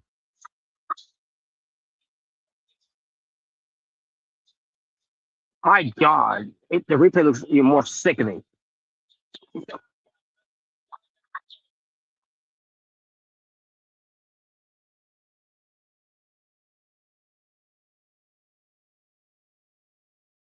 At that point, he's asking for a CTE.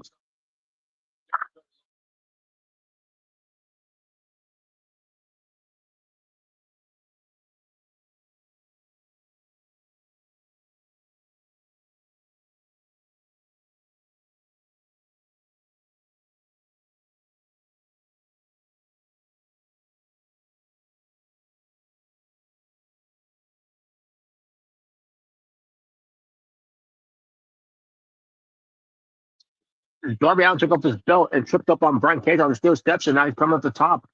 And all happening on the outside. Coffin drop, my God. And Brian Cage is down.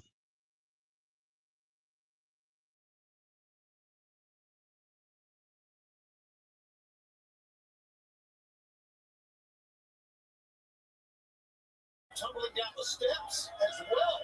I mean, meanwhile, inside the ring, Bryce Why was he laughing? Because Darby Allin, he'll take whatever punch he can to take out Brian Cage.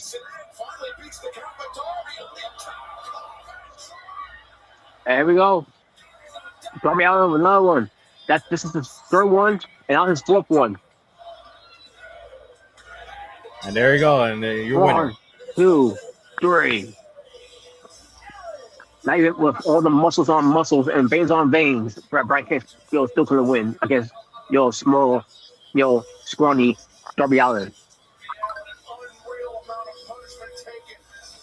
Yet he still prevails, and now he can turn his attention to next Wednesday night because Tony Khan has just made it official for Dynamite from Nashville. Kevin Knight and Darby Allin for the TNT Championship. So next week, TNT Championship, Darby Allin versus the champion, the Jet, Kevin Knight. And up next is the main event. The women's So this is the main event.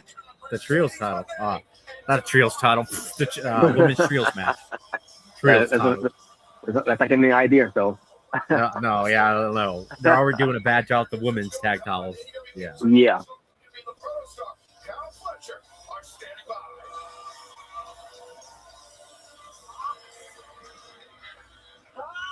Oh, God. Here's Kyle Fletcher and Oblata. Old boring.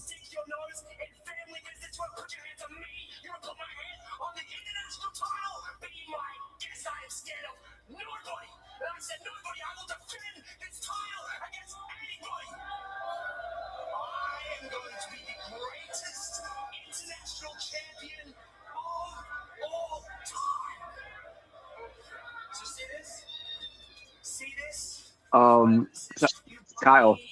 Kyle standing right there. So? Because he was in chance of champion. The Protostar Kyle Fletcher versus the most wanted Bandito. to the AEW International Championship. That was that. They try to cut him off. They tried to cut him off. What the hell? Oh, well, he said they made the mistake here. They almost did. Oh wow. Well, I thought it was some attack match probably. Bro, Polo Pada versus Rodito. For next week. Or for Collision, whichever one they want to do, but still. But hey, I'll put you setting up challenge to go Bandito at Redemption. Yes. And as far as Kyle Fletcher saying, he's the greatest skipper of all time, your range just started, so I wouldn't put that far. Which is why Kyle was standing there, but looking at his face like, oh, you're the greatest skipper of all time? I'm right here. He's looking at the guy who's walked it longer than you have. It's not why you missed.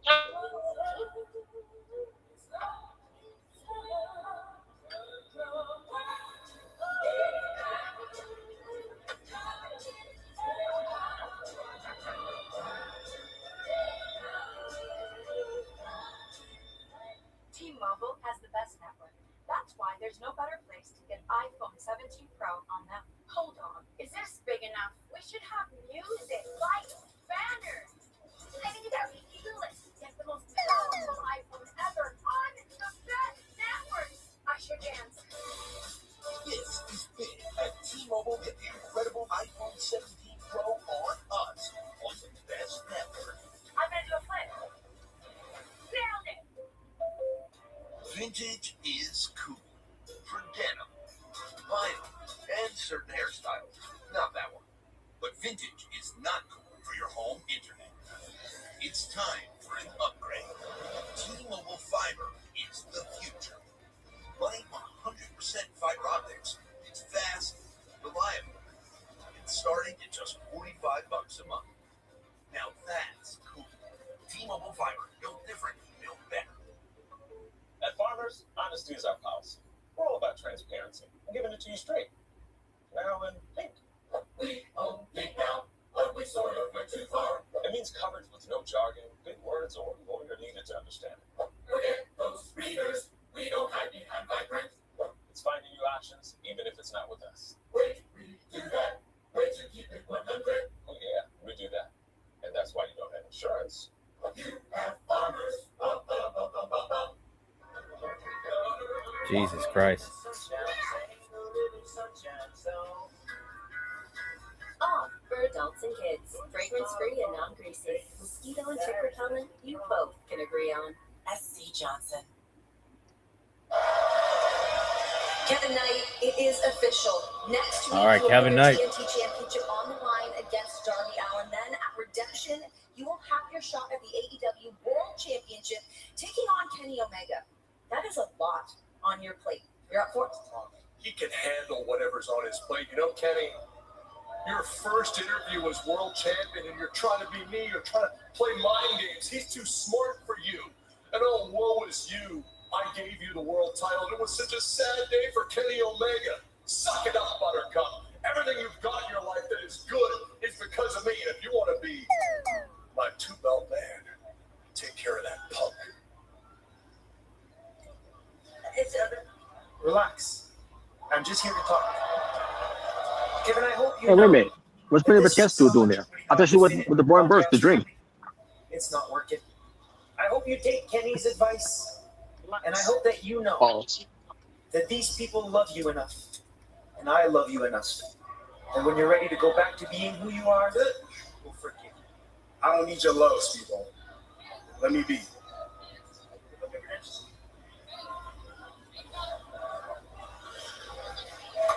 What is with all these people trying to make Kevin Knight be who they want him to be? Let the guy be who he wants to be. I mean, seriously.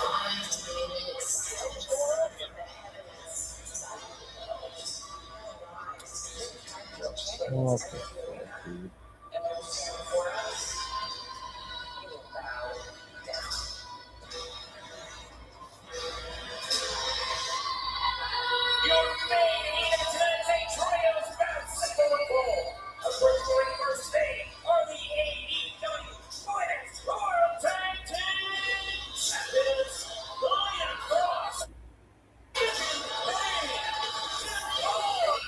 This was that was their entrance. I don't remember that being in the entrance. At least improve your mood. Seeing divine dominion join forces. What the hell? They went back again. Once this group together, I think it's awesome.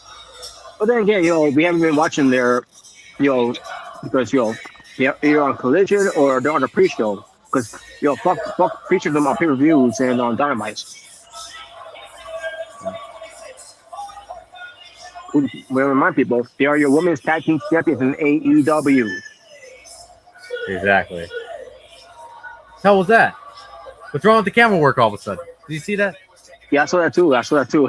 My God, what's going on?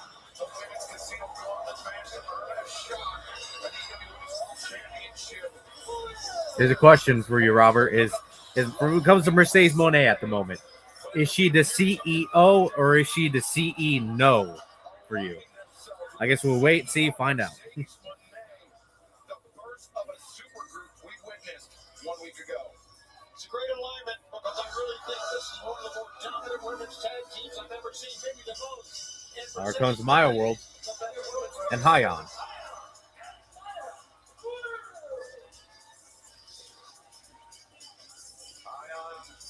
And the internal Maya World, the woman that pushed Mercedes very nearly to her limit. And here's Will Nightingale.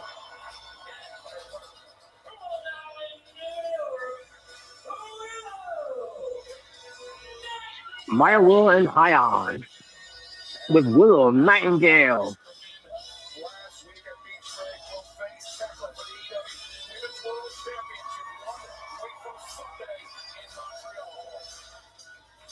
And fans, you are watching AEW on TBS, brought to you by Progressive Insurance. Save when you bundle auto, home, and motorcycle insurance. Visit Progressive.com for more. What a reaction from Willow Nightingale. I knew that Mercedes would get a big reaction, but this is her hometown. But man, what a reaction for Willow. And we are going to stay with this as long as it takes, Excalibur. And look at that, Mercedes just taking herself out of the range of Willow Nightingale. It was Willow Nightingale that ended Mercedes' historic reign as TBS champion. A big reaction. They're going to give her a big reaction. Well, she's from Boston, remember? You don't remember, Robert? Mercedes Moné is from Boston. Yeah, she's from Boston, but she didn't get no big reaction. We know what big reaction sounds like. That was no big reaction. You're talking about for Mercedes Moné? Yeah. Oh. I think she got a Road Warrior Hawk, have a reaction. Road Warrior, I should say. You think people are tired of Mercedes Moné? I think so. Not for in-ring her in-ring work though, but character-wise, I think they're tired of that.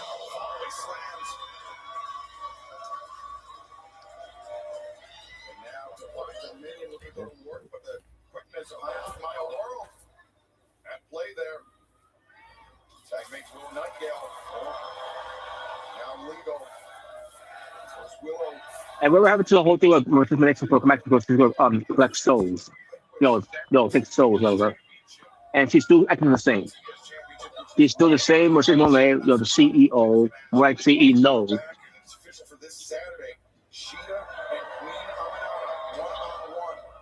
Oh, look at this. Jungle Boy could be facing Nick Wayne. Or in your case, Nick Plain. Jack Perry earlier tonight said he wanted to face. So you got the best of both worlds here. Jungle Boy versus Nick Plain on Collision. With another Nick Plain versus Jack Off Perry. Oh. Yeah. and all plays on Collision. Another story that's also boring and plain that AEW produces on Saturday.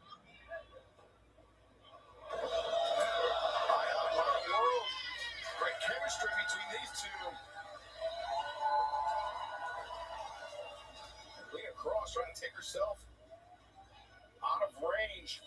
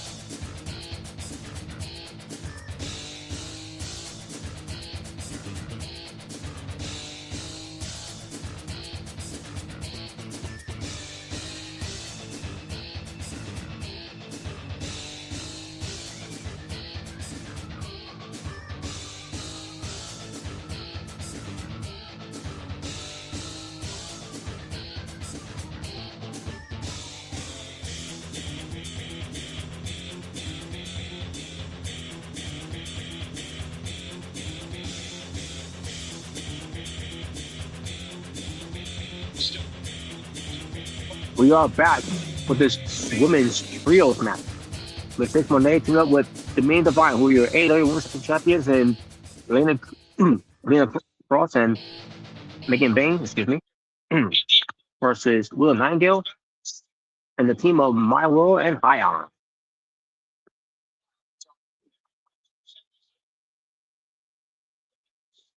Oh, Megan Bain showing some strength here. With Six Monet legal and My World legal. She went for a cover, but My World kicked out. As Will Nightingale and Ion try to get back in the corners. Megan Bain, Arena Cross, Divine Dominion are in the corners, oh, oh, hair pulling there. Really in the, working my function there.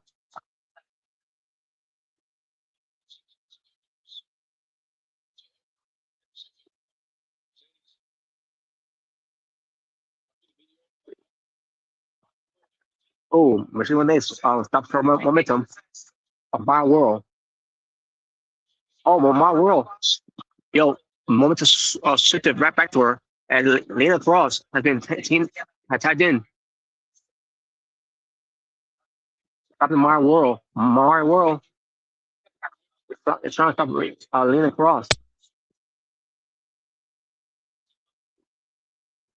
For dominating.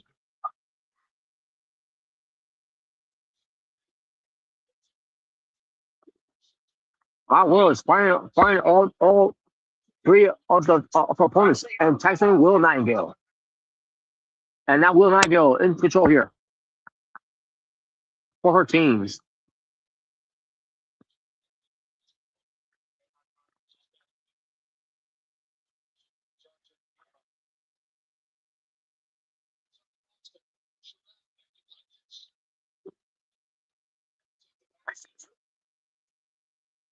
Machine name is a distraction there.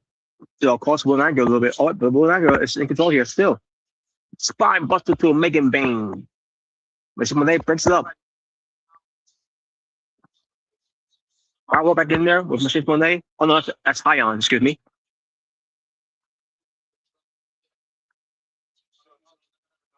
Oh. Lena Cross stops Ion, and then My World stops Lena Cross. And now Megan Bain stops My World. And I Will Nightingale. She's trying to put a stop to Megan Bain. Or Megan Bain, had an answer for that. But Will Nightingale comes up back with a clothesline. A rebound clothesline.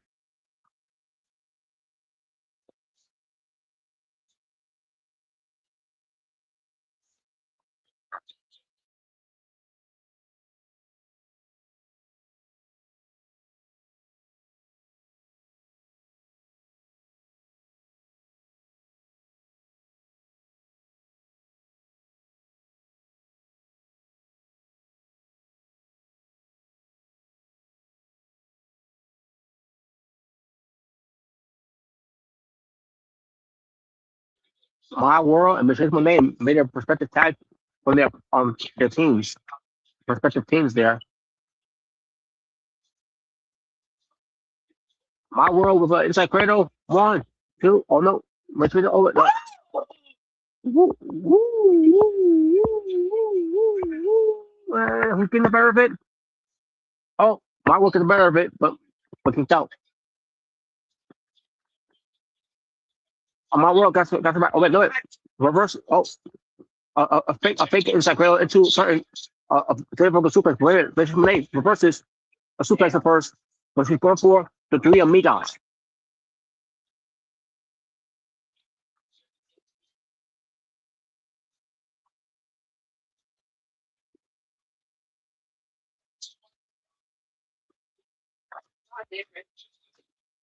And Machine Blade completed the three amigos.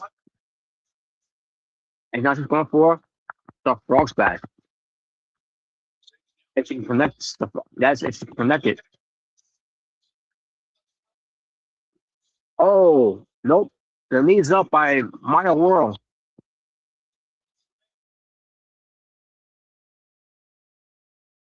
Lena Cross has been tagged in, and my world picks her.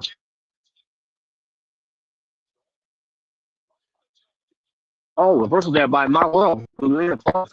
And it's a tag to Hyon. Hyon climbs up the top. A flying crossbody up on the top. Oh, well, a knee strike there by Hyon.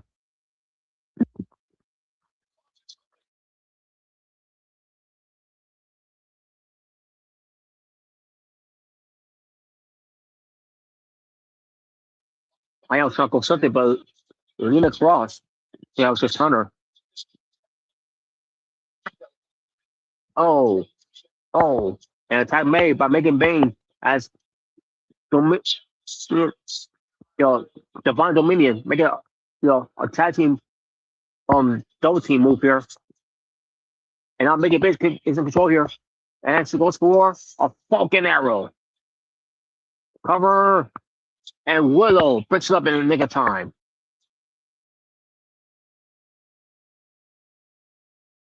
Lena Cross took out Willow Nightingale, and now my work went right there. Lena Cross, Megan Bain with basically a combination there. Megan Bain with a Claymore kick and then a German suplex to Marwell. And now Willow Nightingale is fighting off Divine Dominion here.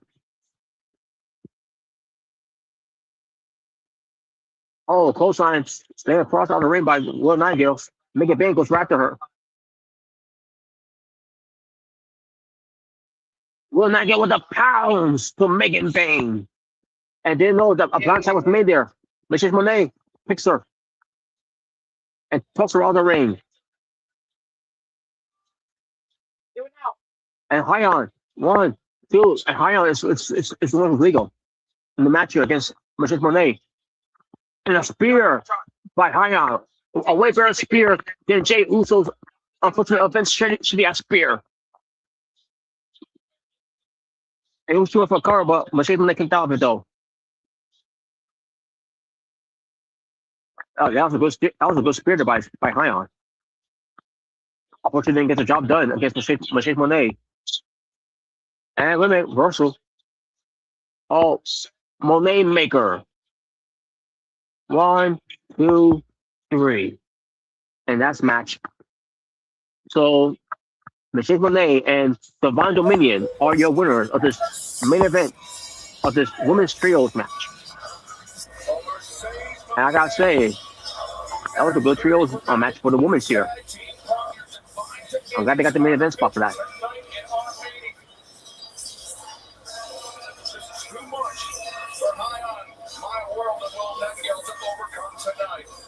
This was a great night of Scalabers. We head to prediction.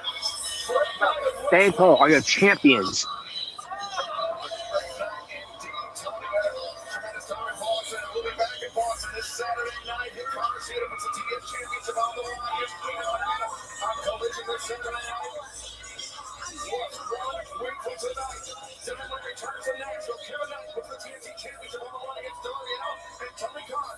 Just made this official for Dynamite next Wednesday night. Kenny Omega, Will Ospreay, and Jon Moxley.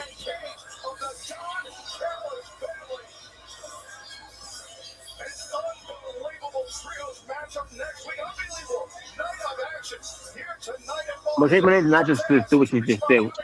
Yeah. No. He did not just do what she did with that own hard belt there. Wow. CEO. So now for Robert, it's CE no, right? Was that what you should say? CE no. Is that what it is now? At least for you, if you're still there. Well, I can see your face. Well, kind of. My fault. I didn't mean to do that. Yeah. Just give one moment, Larry. Okay.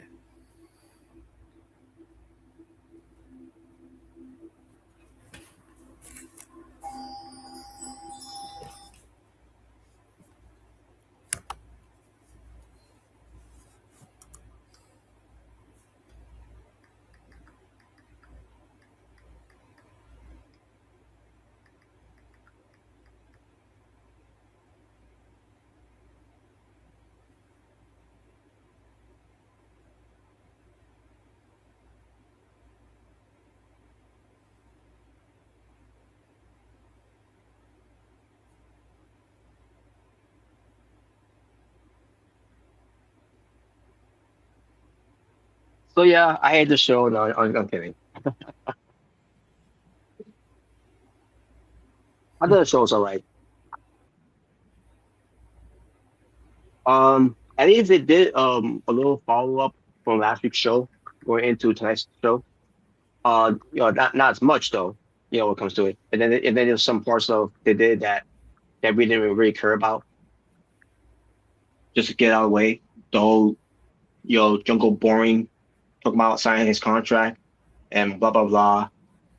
He's going to be world champion in AEW, which that's the only chance you'll ever be AEW world champion, or should I say, world champion period in pro wrestling by AEW. Even though he doesn't draw ratings, he doesn't draw your viewerships, he doesn't draw dime, he doesn't draw your audience coming in to see him.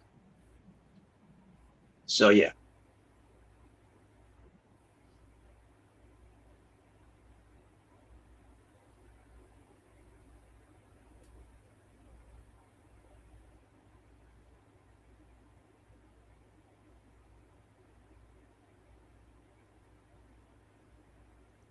But if you've seen how his championship reign went with as TNT champion, which was a fail, and then with him being the national champion, which also a bigger fail. Imagine him being AEW world champion, down the line. It's going to be a massive fail.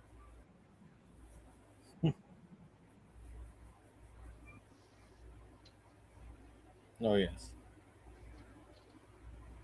And what they're expecting Jungle Boring to be AEW world champion, to be like a level of John Moxley, Kenny Omega, a CM Punk, a Bryan Danielson, hell, even a John Moxley.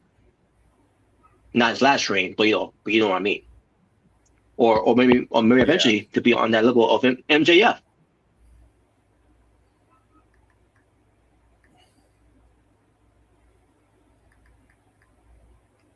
Yeah, not happening. And when you saw his TNT championship run, he was not even on the level of Kyle Fletcher. We know how his reign was the first time. It wasn't not much there. But at least with Kyle Fletcher, better wrestler, better more popular, draws more. People get behind him more than Jungle Boring.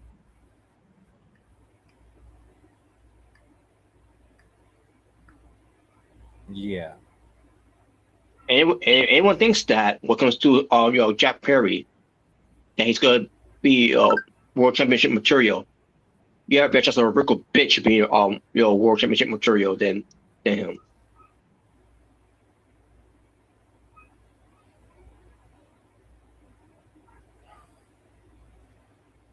Mostly send up high expectations for this guy that's never going to draw a dime anyways.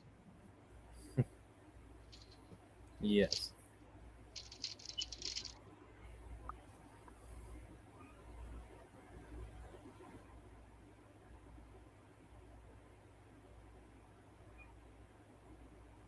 But that's basically enough about Jack Perry for this thing. What comes to talk about tonight's show, because there's really much to talk about, and not really to talk about Dino douche, the dumbest dinosaur on the face of this earth.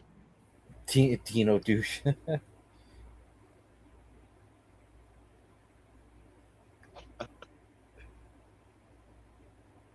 But Kenny Omega's promo tonight was a very good promo that he did. He's obviously not known to cut good promos. It's some promos that he does. It's just to be goofy and silly and all that and everything, which is it's who Kenny Omega is, and sometimes. But when Omega gets down to it, the promo when it comes to what point he's trying to make across of it, he'll be on target of that. And tonight was obviously one of those nights. Yeah.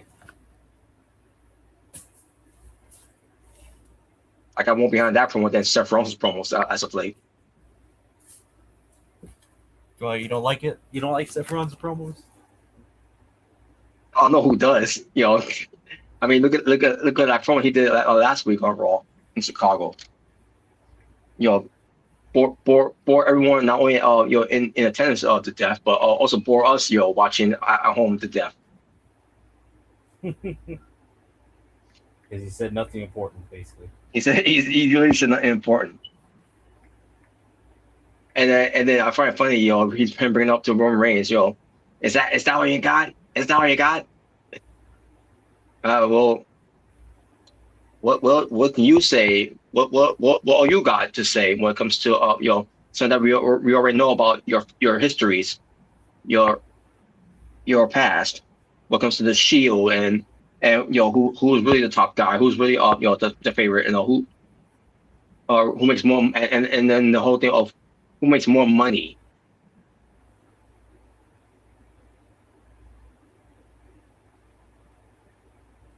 Yeah.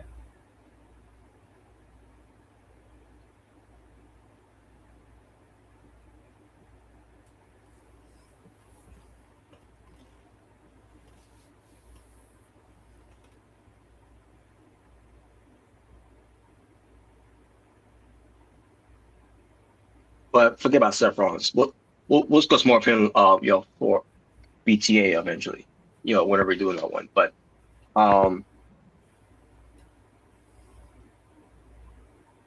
Kenny Omega, is laying out the challenge and all that, to Cameron Knight, and it's gonna happen at AEW Redemption. Kevin Knight will get his opportunity for the title. Same time, Kevin Knight will also defend his TNT Championship against Darby Allin next week. So yeah, we're getting that early. I thought they'll at least say that for All In between those two. But unless they got something else bigger plan for Kevin Knight going to All In. I don't know. But hey, maybe he go into the men's Casino Gauntlet match to win that one, like he won, his last one that he won, which that got him the TNT Championship. Yeah. But only time will tell if that's the idea what they want to do with him. But at the same time, doesn't matter. When it comes to who should win, in my opinion, to win the Gauntlet, the Casino Gauntlet match at All In for the men's side, is Okada. And to be honest with you, I'm not really interested of Okada going after the international championship title. But I feel like he already done enough of that already, where he's above that now. He should be granted the world title. He already became Intercontinental champion. He became international champion and then became the unified champion in AEW. Yep. And if I recall, wasn't he also a trios champion with Kyle Fletcher and Mark Davis too? Or it was someone else. The Downcast family that did it. I'm pretty sure it was Okada. I could be wrong, but I'm pretty sure it was Okada if I recall. But either way, the point is Okada, is my pick to win the All In Men's Casino Gauntlet match to get a shot at the AEW World Title. Anytime he wants to, he wants to get it, obviously.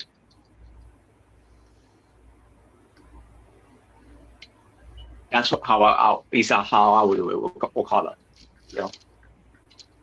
And no, not Jungle Boring winning that match either to get a shot at the title. Yeah. Oh yeah, I'm gonna become AEW World Champion. That's why I resigned with this company. Because obviously WWE has no interest in me going there, and NXT doesn't have no interest in me going there. I can't be their world champion, but I could be a world champion in this company that I don't draw down with anyways. That lost all my momentum because of CM Punk. So you have a problem with that? Do something about it.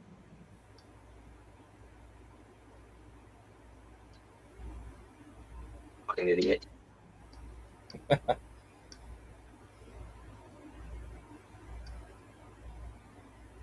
You never drew a dime, right?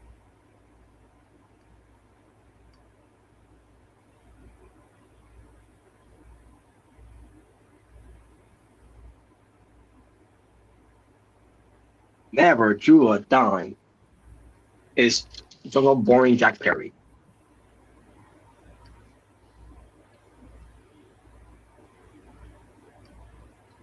Yep, Jungle Boring.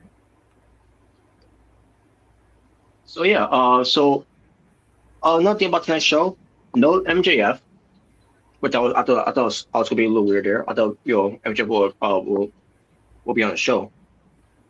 And also when it comes to some return we saw, well, I didn't see it, but I'm just saying, when it comes, just stating the odd, just doing that there when it comes to people that see the show on Saturday. But with some return of the Hangman and the Page on of all places Collision. Well, do you need more ratings?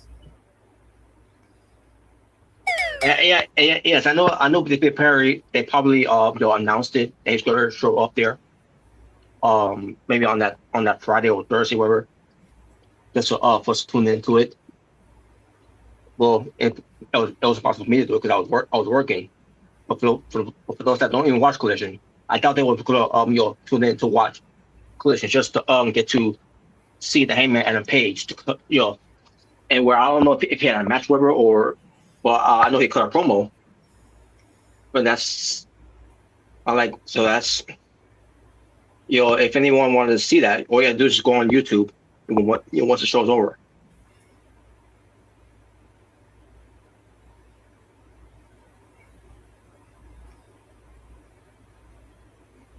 Yeah.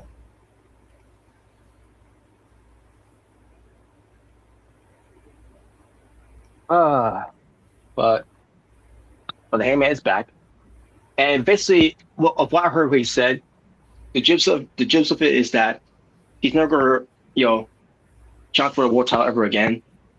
And then he says something in the line of, but it was never put in paper, with the whole thing of because they didn't do a contract signing, which that's one of the wrestling trope and all when it comes to this. They always do a contract. They always sign the contract, whatever, and they always got to do a contract signing segment. When it comes to it. So yeah. I really don't care if they didn't put it in paper or not. The point is, if that stipulation ends up being out there, like the whole thing with Cody Rhodes, because those don't. I don't think those were contract signing for that either. When it came to that match between Jericho and Cody Rhodes in 2019, it was just that Cody Rhodes came out of nowhere, because the story was because he's the EVP, that everyone already know of when it comes to it, that he's already getting himself a title match, and that's why he put it out there when it comes to it. If he doesn't win that title, then he will never challenge for that title ever again.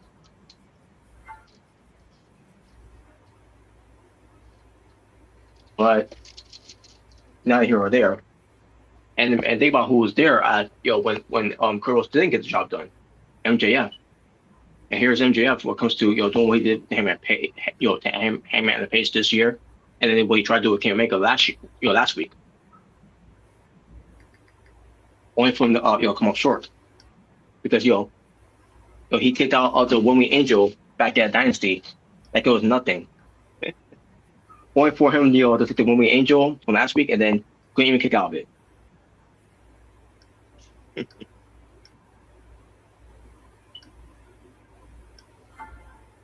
No, you're just mad. Oh yeah. But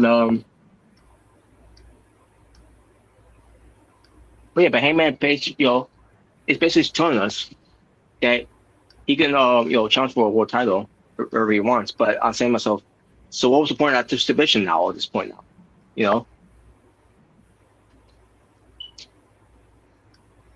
Kind of the whole, what's the point of Oba Femi winning the King of the Ring, only for him to not get his shot at the title at SummerSlam, just because he wanted to get the job done with Brock Lesnar and stop Hell in a Cell.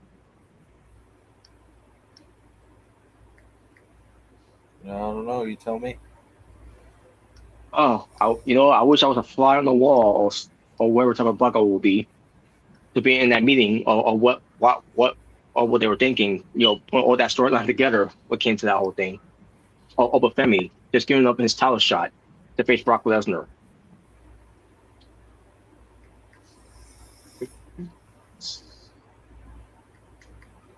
That's Yeah, I don't know.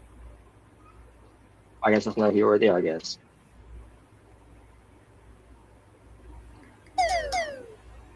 But also for tonight's show as well, when it came to Bandino, where he's going to be up in line for the international championship against Kyle Fletcher, and about Konosuke, I thought Konosuke was going to be doing a lot of staying over in Japan when it comes to the G1 Climax.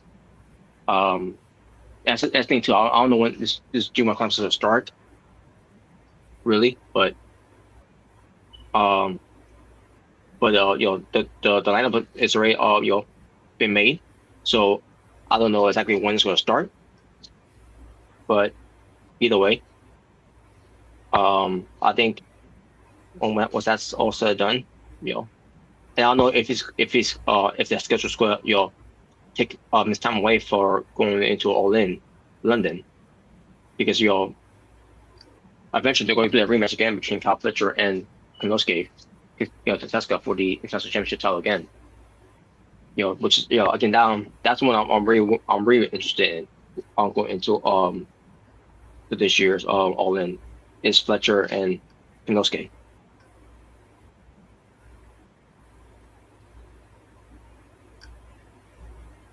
But let me see again when this G1 Climax is starting again for this year.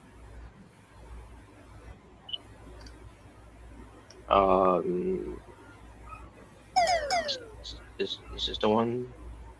Oh, yeah, it's the one. Is it? Yeah, actually, yeah, it is. Okay, so let's see. Okay, so it took place. So it's from July 11th all the way to August 6th. I mean, August 16th. Excuse me. Yeah, so yeah, it already started.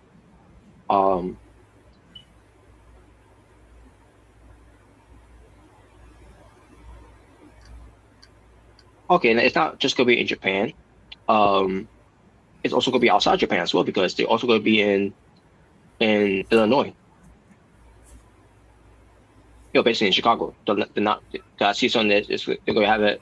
Also gonna have it at the Now Arena.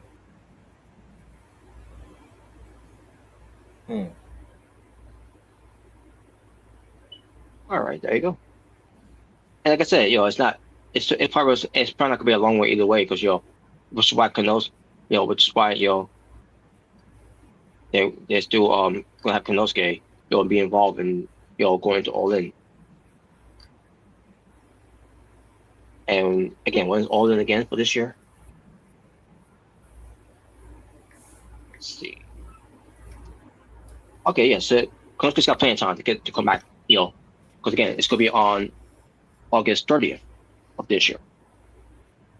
So yeah, so it makes me wonder too, because the G1's not gonna last that long, either way, because based on how I saw the schedule is too. I'm like seeing this. I'm like, okay, so I guess, in my point of view, I didn't see no point of taking the belt off from the first place. But again, I'm not upset that he lost the belt. But they made a big deal of him. He's got to drop the belt because they felt like the G1 Climax was be it's going to take a lot of his time away from in AEW. As we saw tonight, obviously that was not the case, because he hasn't shown up in attacking Kyle Fletcher.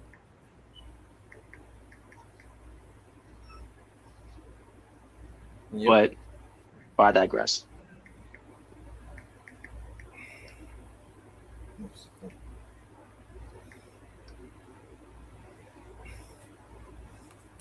But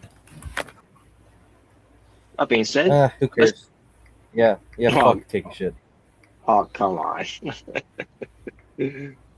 Fuck. But wow. But so let's look at how this card looks like so far for AEW Redemption.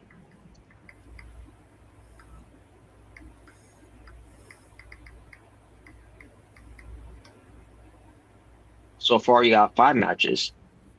You got Kyle Fletcher. He will defend his AEW International Championship against Bandito, who, remind people, he's also your Ring of Honor World Champion.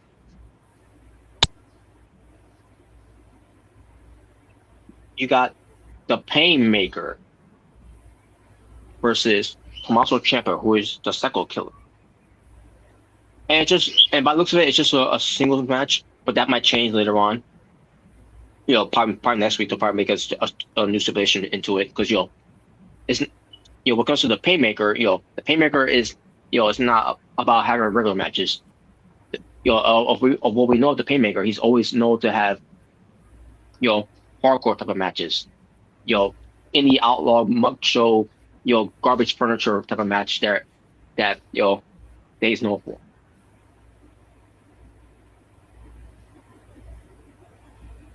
Yeah. Which is why you're gonna see, which is what's you're gonna see him with the power drill. Because he was teasing that last week.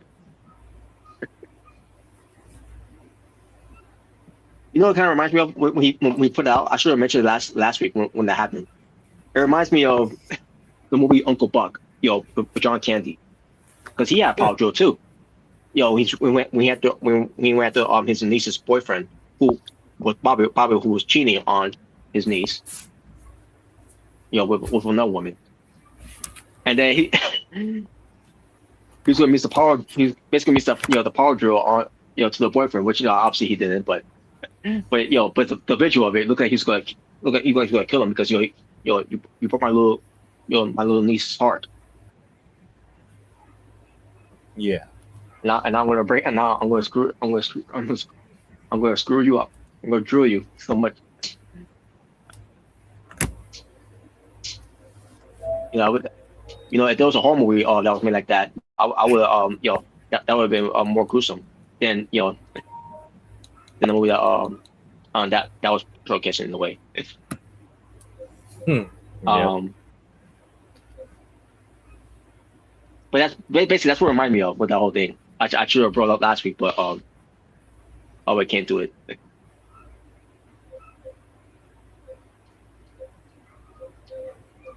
But anyways, fuck Generico. God bless you. Thank you. But fuck Generico. I don't care if it's Painmaker or Lionheart or Burning Tree or blah blah blah.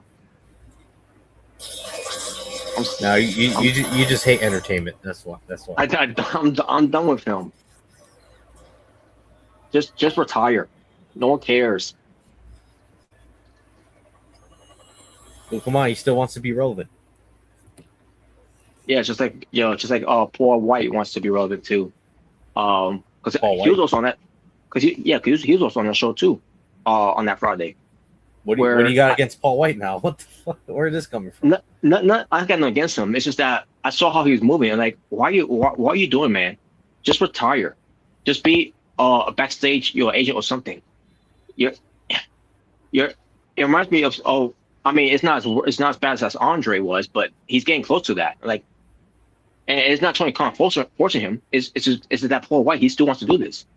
It's not where Andre said he doesn't want to do this anymore, and then and this man's like I still need you, blah blah blah, and all that because this man's a piece of shit. Doesn't give a shit about his talents. But come on, he cried for him when you talked about his death. Yeah, but that's his dad, right? Yes, according to the storyline, that was supposed to be his dad. Actually, no, it wasn't even WWE storyline. It wasn't even WWE. It was WCW. Yeah, actually, it was WWE storyline. Well, Hulk Hogan. I actually remember that too. Watching the it whole live Dungeon that of time. Doom storyline. Yeah. Yeah, and I remember watching it live at that time. Come on, don't you miss Dungeon of Doom? Wow. Well, I didn't know what to make of it when I was a kid at the time about that whole thing. Then I remember you were, I remember Shark was Earthquake. I remember can't remember who else was supposed to be who, from there. But I still remember that bad promo when Hulk Hogan was in their lair and he was like, "There's no Hulkamania to your brother," yeah, or whatever he said. yeah. Yeah, well, obviously you knew that faction was a joke from the get go. So. It was all for Hogan to beat, obviously, because they're being cartoonish. Seeing how that was, you're just glad the NWO came along not long after. Yeah, I'm glad the NWO came on after that. So, oh man. But anyways, but the point is, so Paul, basically, he was there because I guess it was a match that happened, with Sting's son, Stephen Borden. He's I think that's his name, but he had a match. I don't remember who he had match. I don't remember who he had a match with, but then Paul White came out there for the save, whoever. I mean, if you want to call it a save, based on how he's moving. But so it makes me wonder. So I guess Steve Borden is going to choose to sign with AEW eventually, whenever he's good and ready to because again he just started training after his I guess months after his dad retired. So don't know how ready he is yet, because I barely saw his matches that he's had outside of AEW, because to the rest of the indie circus. Yeah. That he was in. But speaking of which, you also got AJ Styles' son, who's also out there wrestling as well. Yeah, Avery Styles. And I saw a clip of him, like he's got it down just like his dad.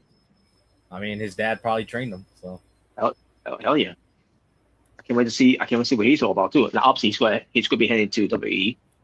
Now will he start Evolve? Maybe. I think if you want, I think if you want to rise through the ranks, have him start Evolve, go to NXT, and hopefully one day the main roster. Hopefully main roster, and then from there, and I saw he's making his. Unfortunately, you're going to be disappointed in this. He's making his GCW debut soon. Avery Styles. Oh no! Are you serious? Yeah, I know. Now you're like, okay, I'm a little disappointed in him now.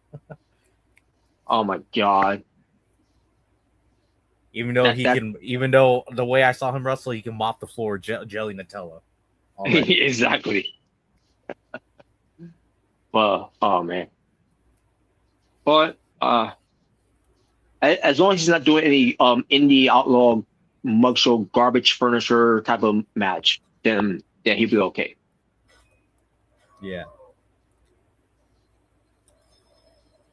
But nevertheless, either way, that's still a bad thing. But speaking of which, since you mentioned that GCW, I saw highlights of the Blackheart, Leo Rush, who was there wrestling Shotzi Blackheart.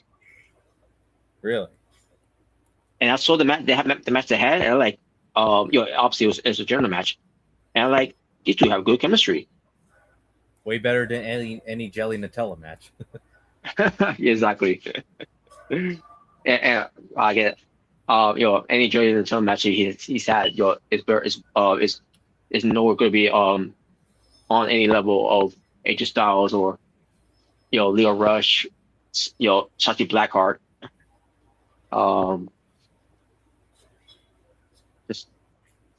It's just jelly Nutella. He's I mean, he could say he's on a better level in ring than Nick Gage, which anyone could be. That can be anyone. Yeah, anyone can be. Oh my god. Not very much of a flex, to be honest with you. But it's not very much. Yeah, I think it's not very much of a flex there. But hell, he's not on Jinder Mahal level of ring wrestling. Wow. And we all know Jinder Mahal sucked in the ring, but at least Jinder Mahal, knows how to wrestle. Yeah. But anyways, but also, What comes to next week's show now? AEW Dynamite. Now we'll be doing a watch along of it. Yeah, I think we'll do another one. Next week. Andrade will get a shot against Yeah, I Mark should Davis. be available for it. Okay, cool. So yes, Andrade Idolo is going to get a shot against Mark Davis for the national championship. And it was that's why I lasted Mark Davis, unfortunately. Honestly, he's probably been the best champion so far on the belt. So far, yeah. And I'm pretty sure now they want to take it to the next level now with Andrade now. So hey, if that's the goal, they want to do it, then by all means. But make it mean something, and not making mean less, like you did with Rico bitching, doing boring. Come on, they were the best champions. Oh God. Yes. So much that they drew ratings so much that people want to see more of them. You won't give them any credit. Wow. No, I'm not giving credit. They suck. They both suck. And how convenient they were all treating each other too. Just get that that shot, that national championship title that they try to make it mean something. Oh yeah, so basically, you already think that belt's a failure, basically. Pretty much, yeah. Just especially who won it. That you want to make it mean something, yeah, make it mean something, but don't make it mean something with someone that no one cares about. Again, Tommaso Ciampa was in there. He was in that match at the time. Why he couldn't win it? No, you're just mad. I am mad because obviously, because they made a big deal of it. Introducing a new belt. Calling the national championship. Because to the try to say it was the same. It's the same lineage of the NWA, which is not. Which which was not obviously. Because the belt still exists. It still exists, yes. But probably you watch NWA Power on Tubi now. Yeah, I think I'm good. Anyways. But at the same time, yeah. Now I don't know if they mean what comes to new episodes on there, I'll gladly watch 1970s and 80s NWA, not anything current day, unfortunately. Yeah. Now, yeah, I don't know if they mean what comes to the new ones, that they do weekly or on archive, or like you said, what comes to maybe they got some NWA footages from years ago, from the territory days. But also is that said about NWA Power. So I doubt NWA did Power, during the territory days. But anyways, but I'm sure they got some some archives and if they do weekly shows, then if anyone's interested, it's on Tubi. So like Evolve is on Tubi. That means you gotta listen to Peter Rosenberg weekly. Yeah, which no one wants, anyways. No one wants that. So, anyways, because he fucking sucks. Because he sucks, indeed. So yeah, 2 title matches for next week. The national championship, that Andreas going after against Mark Davis, and then Darby Allin's going after the TNT title that Kevin Nash is holding. Obviously, I don't think Kevin Nash is going to lose it because he still wants to be Kevin 2 belts.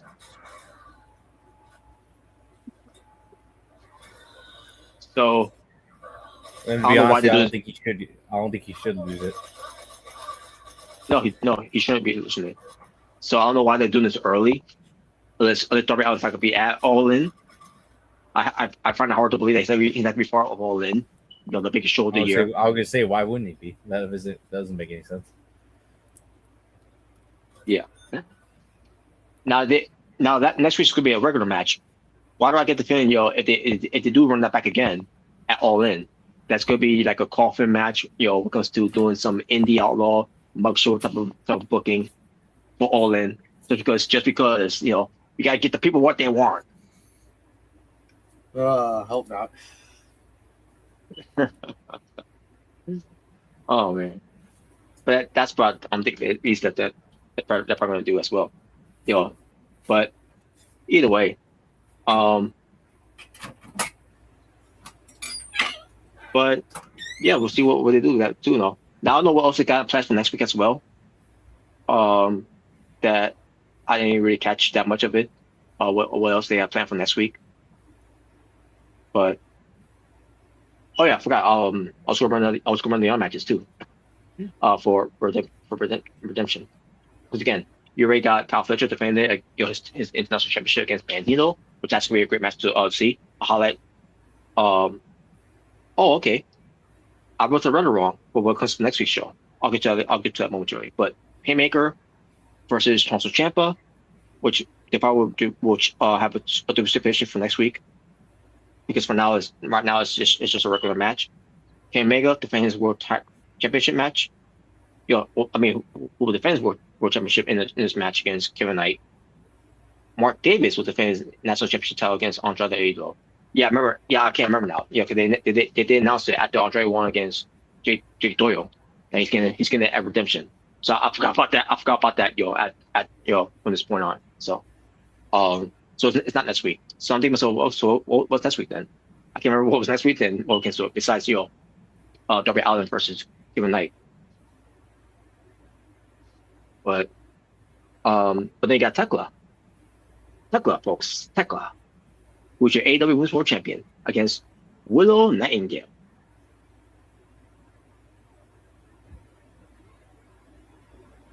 And Michelle Monet will probably be at ringside watching on. Because again, it's gonna be all about her, to see who she's gonna face at All In. Just like she was watching last week, even though it had nothing to do with her really. She was on that left guard seat, pertains to, I wonder who's gonna be a future opponent, if she ends up beating Tekla at Redemption. Or I'll show up at, I'll have a front seat on stage, on the left guard seat, just to see this match myself. While Tekla is on commentary watching this match too. If it's about you, then it's got to be about me too. Because CEO, how about CE no? CE no.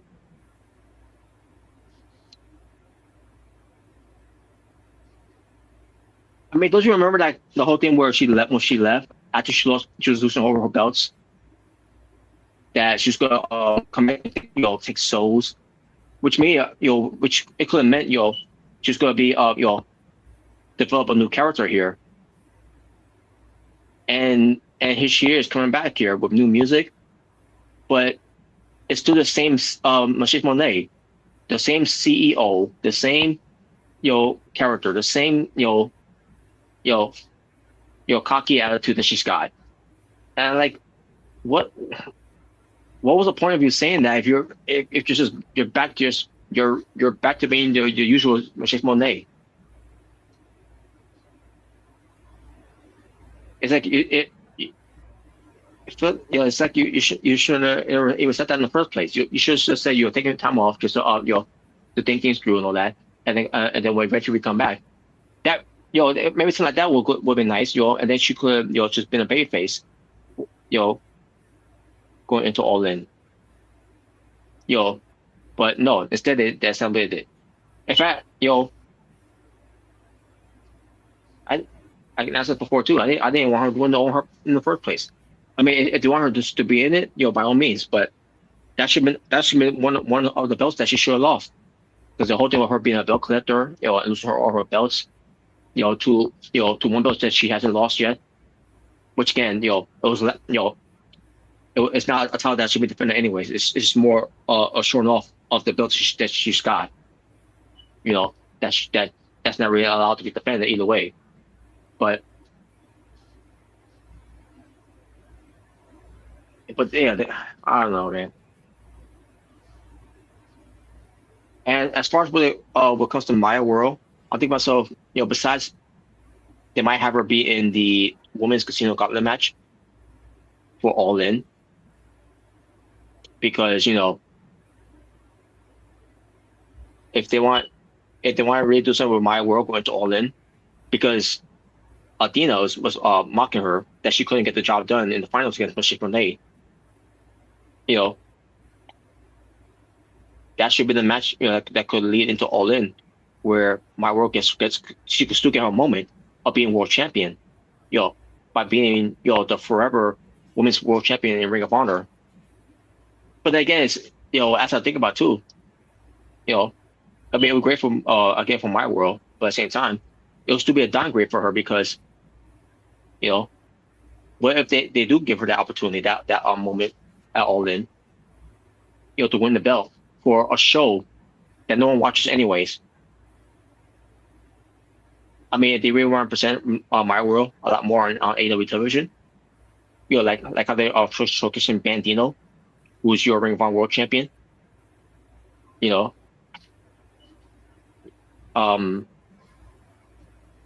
That's how they should present My World in a way. Now with Bandino though, he's great and all, but when it comes to singles matches, they always put him in. Who's supposed to be your Ring of Honor World Champion? Because we've seen him lose a lot of singles matches. Against guys like a Jon Moxley, a Kyle. No, Kyle. Excuse me. Konosuke Tetsuya. I think he lost to Konosuke Tetsuya on AEW show, if I recall. I can't remember if that's what really happened at the time, but I remember he had a match against MJF and he lost too as well. And again, keep in mind, this guy is supposed to be your best your wrestler in the world, and one of your best luchadors in AEW right now, and not Commander, but he's one of your best luchadors, in AEW, who's your Ring of Honor World Champion, and he doesn't even win matches, and also he even lost to the Swerve Strickland. That's the big issue with Bandito right now, who's your Ring of Honor World Champion, but he doesn't win the big one when it comes to singles matches. And next week's gonna be no different. He's gonna lose to Kyle Fletcher, who's not even a world champion. He's gonna beat a world champion and Bandito. How does that make him look good?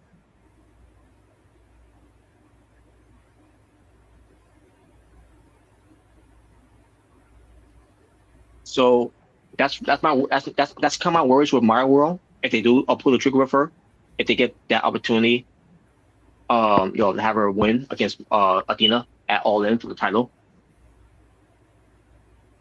instead of just waiting, for the next show for Ring of Honor, or at least try to save it to the very end at Final Battle.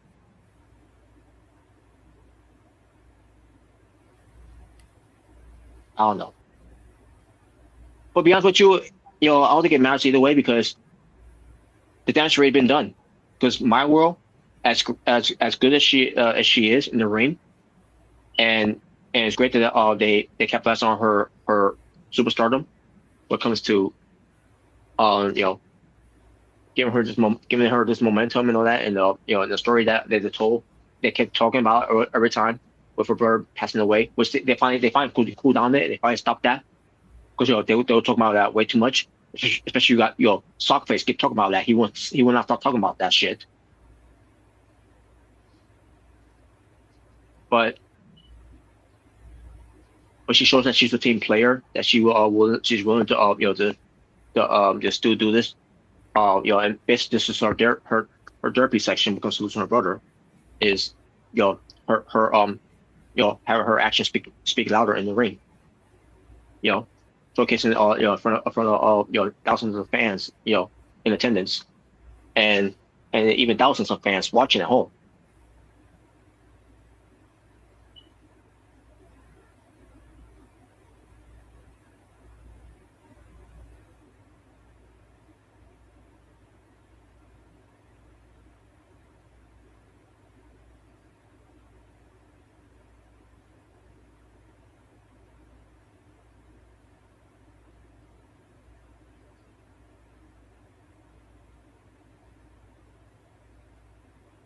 Sorry about that. I had to wait for the siren to pass by.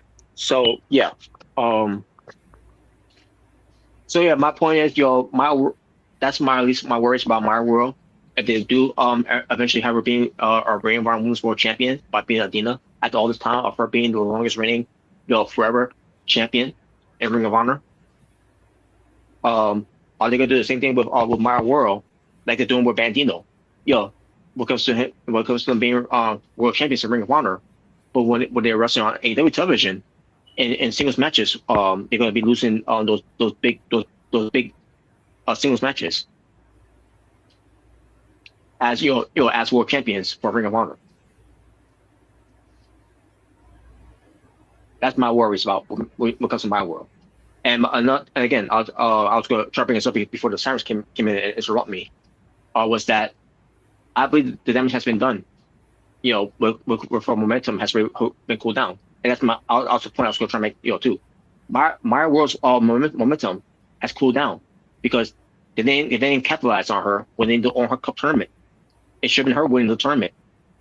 And yes, the star was born on that night, because it was a great match with her and Michelle Monet on that night. But it would have been a lot more, and she would have won the whole thing. Someone who was not even supposed to be in the tournament in the first place, due to an unfortunate tragic event that happened with her brother. They should have capitalized on it by having her win, instead of just going back to Michelle Monet. Because it didn't strike the iron when the iron's hot. Now her momentum has cooled down, which that was my worries that she should be cooled down. And yes, she's still being featured, especially what happened last week. She was featured in the Gauntlet match. She was featured this week to be in the main event, and it turned up too. I enjoyed the match for what it was. We all know she was going to win. It was high on the loss though, but still they still didn't win. But either way, this was one of my worries when they capitalized on her of winning. Is that her momentum was going to be cooled down, and that's exactly what happened. I just hope that they find a way to bounce back with my world. But to me, I feel like that she should have won on that night, and because she didn't, now her momentum has cooled down, and then they got start from scratch again with my world. Oh, my world. Yeah, I was basically explaining about with the whole thing with Bandito. He's a Ring of Honor world champion, and he's been having singles matches in AEW, big ones, in a way where he doesn't win them, and he's your Ring of Honor world champion. And I was saying when it comes to my world, if they eventually do have her be women's world champion by being Athena, which they should do at All In. I don't know if they will or not, but we shall see. But if they do, are they gonna do the same thing with my world like they're doing Bandito, where with her being a world champion in Ring of Honor, but when she's in AEW and wrestling, when these big matches, these big singles matches in the AEW, she's gonna lose. I hope not. That's one of my worries of it. When it comes to that, which is why as we saw, as we see as my world, even though they're featuring her, which is great, they still feature her. They featured her last week from the Gauntlet match, and they feature her tonight, especially to be in the main event, which was great. Mm-hmm. A very good match that they had. I feel like her momentum's cooled down because they didn't capitalize on her winning the tournament that she was not supposed to be in the first place. Right, he did. I really wish they would capitalize on it. They had something right there, a pot of gold right there, and they let it slip right through their fingers. Because we had to go right back to Michelle Monet of her redemption.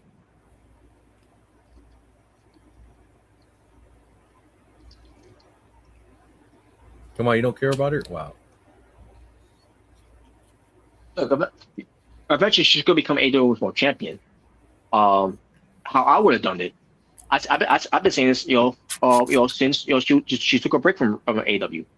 Have her, because she's going to take a break from AEW and she's going to be dropping her belts, back to the promotion that she's running from. Only to her going to the women's, on her cup tournament, which she was. where she would lose, and then she could enter herself into All In the women's gauntlet match to win it, to get a shot at the title. But they didn't do it. That's how I would have done it. I would have Mercedes Moné enter the women's gauntlet match from All In to win it, and then call her shot whenever she wants to get that shot at the title, and then she'll win from there. What show it would be, I don't know. It's something that they got to come up with when it comes to it. Mm-hmm. But the point is, that's how I would have done it with Mercedes Moné. Yep. And eventually, the original idea obviously was supposed to be Will Nightingale win the tournament, the All Hard Cup tournament again. So they went for the second choice, which was Mercedes Moné. Obviously, Will Nightingale was hurt. At least we believe that she was hurt. I don't know. I really don't know what the real story of the whole thing was. But again, it was one of those things that she got hurt, like how Mr. Kenny got hurt from 2007. Then that's probably what happened with Will Nightingale. So. Yeah. I mean, in a way, it was also on the way with Cal Fletcher too. Remember, we all thought he was going to be gone for a couple of months. For a long period of time, I should say. Also, going to come back maybe 2 months later. And I go, oh shit, okay, yeah.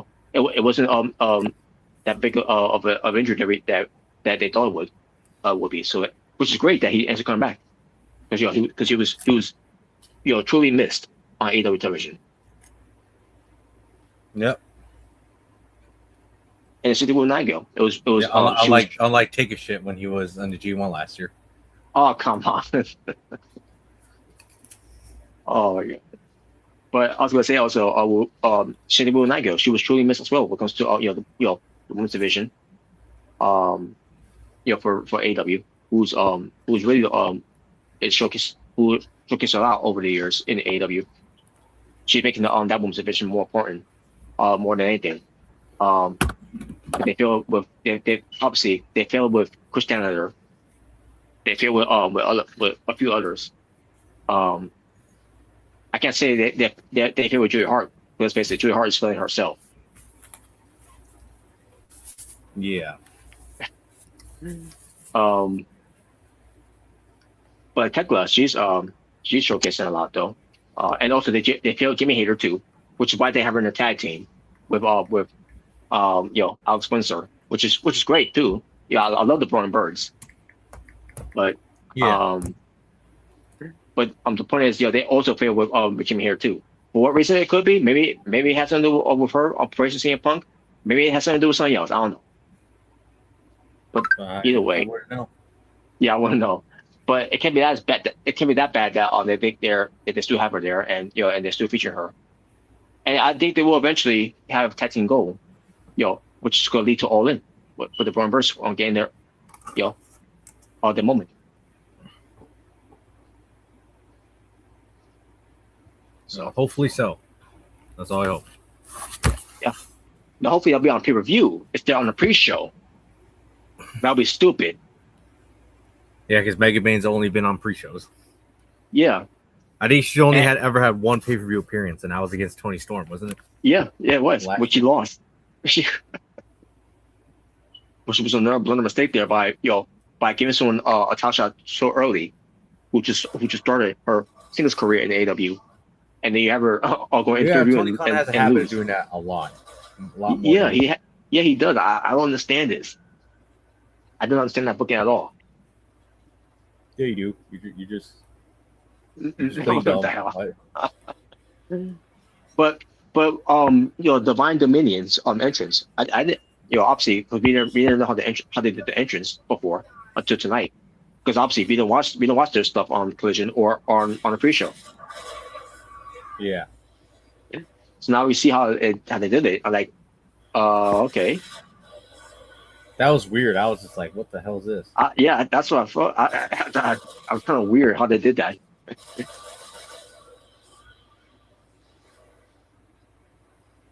Well, come on, don't you think they're both hot? Wow. I mean, they're both hot, obviously. But if you ask me, it was not on the level of Babes of Wrath. Now that was a great. or by order of the Bang Bang Gang, guns up, yeah, or that. Exactly. It felt like it was kind of promo before they went out there. Yeah, That's I what thought it it was felt a like to promo. me. I was like, is this supposed to be a video package promo? Like, what the hell is this? It's kind of weird. They're not showing it on the full screen. They're showing it from the Titantron. Like, that's weird. Yeah, exactly. That's what I thought. Yeah, but nevertheless, and I hope Pelly 4 is doing okay because again, originally Pelly 4 was supposed to be in that spot with Megan Bain to be the tag team champions, but she got hurt, and then people no, it actually wasn't. I think they did blame Harvey Cameron for that. So much that Harvey Cameron had to deactivate her Twitter on that night, whatever. But that's not here or there. But either way,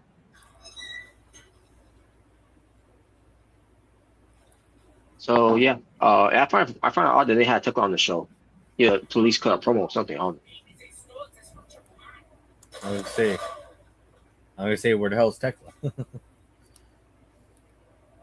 Well, hopefully they'll have her next week on the show. Oh yeah, you're right. Which is gonna be they need to because that's next week's gonna be the home show going into Redemption on the Sunday, which is next Sunday. That's gonna happen. So they gotta do something there. What's up with there? With Will Nightingale before anything. Yeah.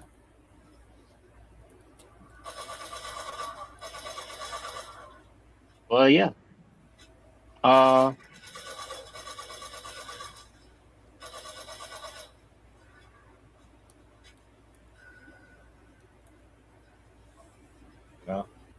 trying to see what else happened here. I was about to say, does anything else needs to be addressed at the moment? Well, let me see.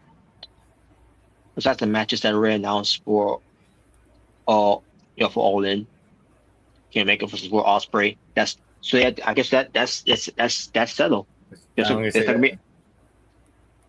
say, I'm pretty sure that's the only match so far announced. Yeah, for All In. that's isn't. So well, other than Mercedes and Tekla, well, as of now. Yeah, I mean that could maybe change, but I mean then again, that's a maybe. It's not a guaranteed change. So. I think Will Nightingale is going to win the belt. And then they're having Mercedes win it from Willow. Is that what they're doing? I think so. But you gotta have Michelle Monet win the belt because if she if she's gonna go in there and lose again, that she didn't win last year, you're basically crapping on the women's All Heart Cup tournament. That it's more of a fail than it's gonna be more of a fail. Yeah. So I gotta ask, Robert, is Mercedes Monet for you? Is she the CEO or is she the CE no for you? Character wise, she's CE no. Yeah.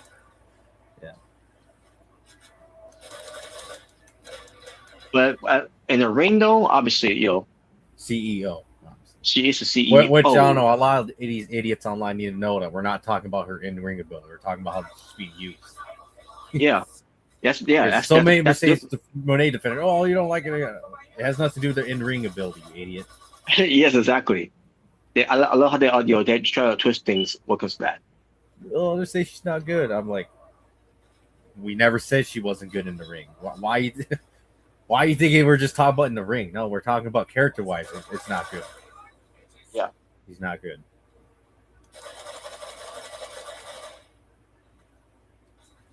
Which, I mean, always is the question to wonder, how much did WWE hide her flaws, when she was there? Mm-hmm. It is very interesting to find out or think about when you hear that. So. Yeah, pretty much. Yeah. But yeah. But either way, but I think because again, Will Nightingale was supposed to win the tournament this year, and then she's going to All In to win the belt. But because plans changed, and they decided to go a different route of it, where Michelle Monet won the tournament, and Will Nightingale won the gauntlet match last week to go into Redemption, but to face Tekla for the belt now, and I think Will's going to win the belt.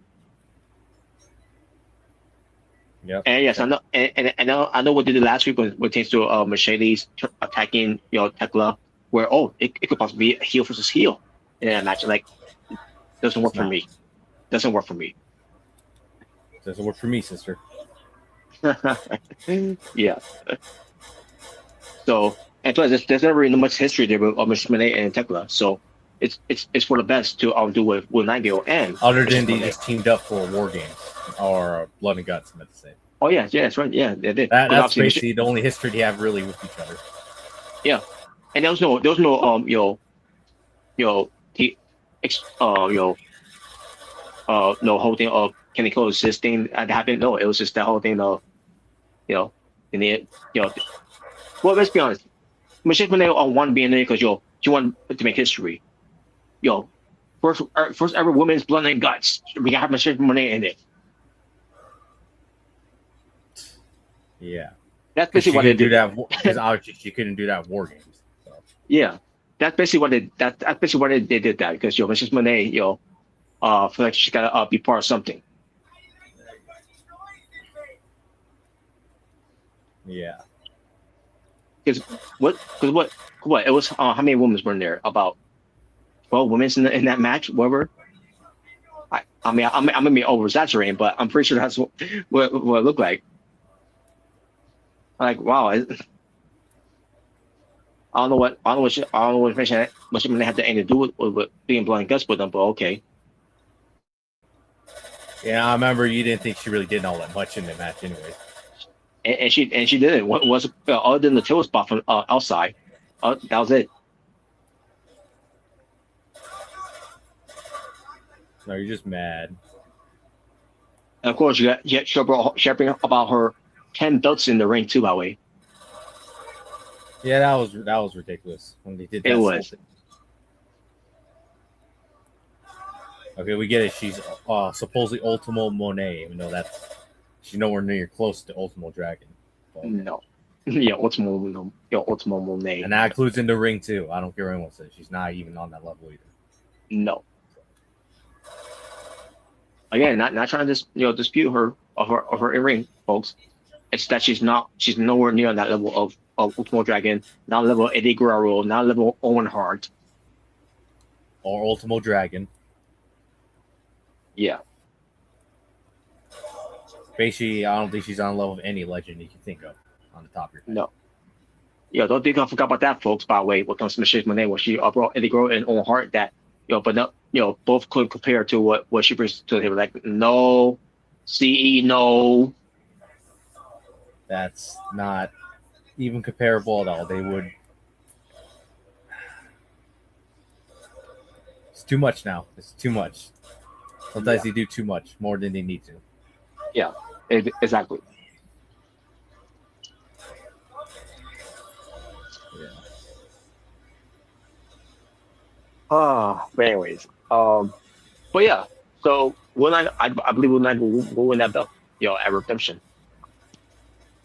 She probably will win. And then she's gonna drop it a month later to Michelle Monet. Congratulations, folks. Yep. Well, they better make use of it then, like they did with Darby Allin when he became world champion, because we all knew what was going to lead to Darby Allin after he won the belt from MJF. He was going to eventually lose it back to MJF, which he did. So they better make use of it for Will Nigel being world champion. Yeah. At least with Darby Allin, it was, in a way, it wasn't too bad, because it's like it ended up being a good reign anyways, even though it was short. So. Yeah. I still thought it was a good reign. Yeah. But as far as Michelle Monet, probably way better than Seth Rollins' reign as World Heavyweight Champion. The recent reign from last year, which I know you thought was the worst reign ever. Or of that belt, at least, of that World Heavyweight title. I'll say this, but Seth Rollins, at least he try to make it mean something, even though. Yeah. Well, I'm not talking about the first reign he had, when he first won. I'm talking about his recent reign. Oh, you mean? Oh, I forgot about. Oh, yeah, I kind of forgot about that. Yeah. Which I said, that was the worst reign of that belt. Yes, it was. Yes, it was. Yeah. Kind of funny. He's kind of like John Moxley in a way. He ended up having the best reign when he first won it, but he ended up having one of the worst reigns in his recent run with it. Mm-hmm. Now, They will really he are be world Shield champion again? Yeah. Now, will he be world champion again later on down the road? He probably will. That's why I said maybe. Yeah. Let's go on go to the WWE Championship, which means he's got to go to SmackDown, which means that's the end of Monday Night Raw. What's going to be SmackDown Night Rollins? I don't know, because he was suspected before. Has he has he said something? Well, remember when he was the Monday Night Messiah, he went to SmackDown. Oh yeah. And instead of just going like, oh, maybe call him Friday Night Messiah. Nope, they just call him just the Messiah, Seth Rollins. Oh, okay. Oh, just the Messiah. Well, maybe he's called the Architect. Which goes SmackDown, I guess. I don't know. But I am the Architect. And that's it. And also, the visionary, revolutionary, that the whole same spiel he always does, that bores me to death. Because obviously you hate him. You're like, I hate you. Oh man, I hate him more than I hate Ethan Page. I hate him more than I hate Ethan Page. I think that's been obvious for a while. Yeah, but she's Monet. She has to win, because if you have her going there, winning 2 Owen Hart Cup tournaments twice in a row. Well, last year she failed to win. This year she's got to win. Otherwise, your this whole women's Owen Hart Cup tournament will be a fail. Where someone like Miss Monet couldn't win. Who's supposed to be your best women's wrestler in the world, according to a lot of the Monet stands.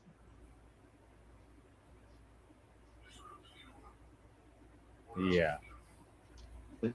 But she's got to win. She has to win. Otherwise, again, the tournament would have been a fail on the women's side of it. Because the men's side of it, obviously they did a great job with Bryan Danielson. And then with him and Page. Now this year, obviously, it's going to happen with Swerve again. I mean, it was really a success either way, because because Bryan Danielson won that. When they first decided to make it, whoever wins the tournament, the Owen Hart Cup tournament, will go to All In for the AEW World Championship. So from there, the moment that Bryan Danielson won, it was a success either way. Now I don't remember who on the women's side of it won from there as well. Maybe look back at that.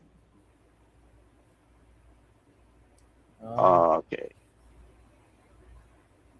Let me see. It had to be 2024, because that's when Bryan Danielson won it. All right, Women's World Championship. Where is it? Oh yeah, My World. I mean, not My World. Yeah, My World was in AEW at that time. No, meant to say Mariah May. Mariah May. Blake Monroe. Yeah, she won it too. She won the tournament. And on the night that she turned on Toni Storm and made her look all bloody, and then went to All In and she won the belt. So yeah. To be honest, I loved it at the time. That was a great feud. So. Yeah. So yeah, so let me take that back now. But if Michelle Monet doesn't win, then Michelle Monet herself is a failure in AEW. She's a failure. I'm just going after this, because she couldn't win. She didn't win last year All In to win championship. Even when Chris Stanley won the belt, which they obviously had no plans for her of being world champion or make her a strong world champion in the women's division. And they had Michelle Monet go in there and lose to Chris Stanley. The same, Michelle Monet who's gotten Chris Stanley's number, during the TV championship, titles that they had. Oh yeah. And she could, and Michelle couldn't even beat her for the women's world title. You know what it is, Robert? I think you're just jealous. What? Wow. But the point is, Michelle Monet will, if she doesn't win, then she's her run in AEW is a failure. That she couldn't even be a world champion.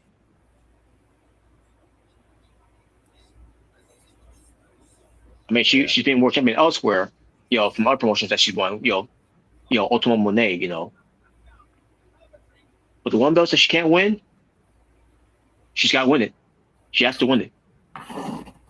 That's about.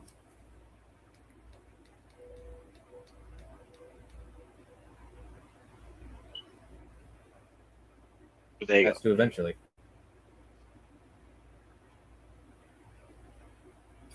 So, that being said, next week's Dynamite, we'll do another watch along because it's a special. Tonight's show was a special show, or then can't you make a celebration? I would have done without the Young Bucks being out there. To be honest with you, especially where Matt Jackson did all the talking. I'm like, why Nick Jackson ain't talking? I know Nick Jackson can talk. I know, but I rather hear him talk than Matt Jackson, who's one of the Young Bucks who irritates me the most. Yep. But now I know what's going to be. We'll have what's going to be a Copen Cage going into Redemption because they're going to be in Canada. Because obviously they're going to have them be in Canada, but what against the Dogs again?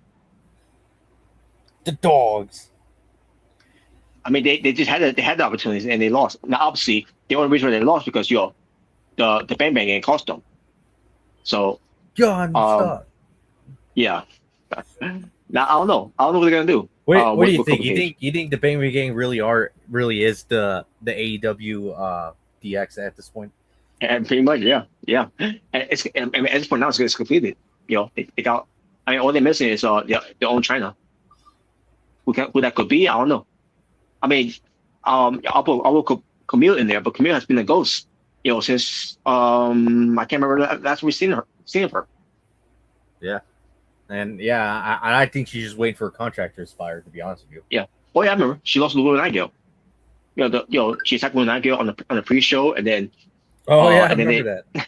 And then they promoted the match on Dynamite, and then she lost. Like, wow, what a payoff for Camille come back just to lose.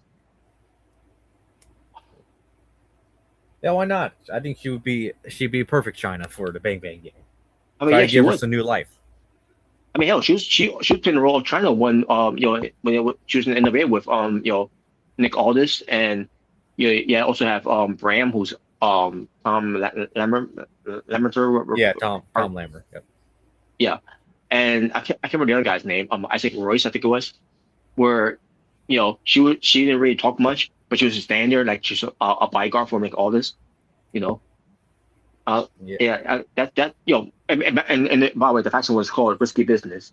Oh no, not the risky. No, Strictly Business. I meant to say Strictly Business. That was the faction's name. And she was but the bodyguard who also wrestles, but doesn't really talk much. Now she could talk obviously, but she was more of of a bodyguard. I see. But I'm just baffled that you have someone like a Camille who became the longest reigning. Have her be the China of the Bang Bang Gang. Why not? Yeah.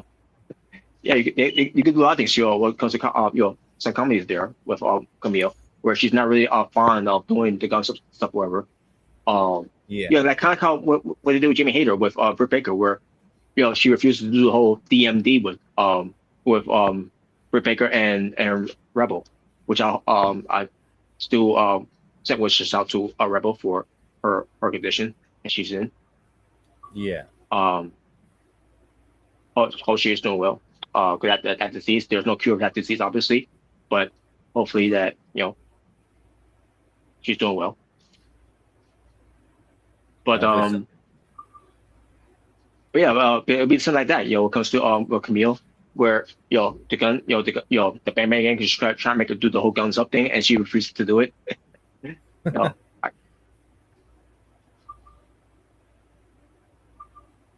But at the end of the day, she'll be she has a bond with them, where she's going to be by their side. But it's going to take a long time before she ever decide to do the guns up.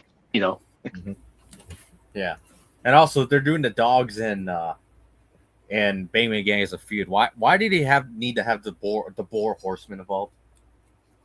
My guess, because they don't know who to put in the dogs. Yeah, because Tony Khan's an idiot.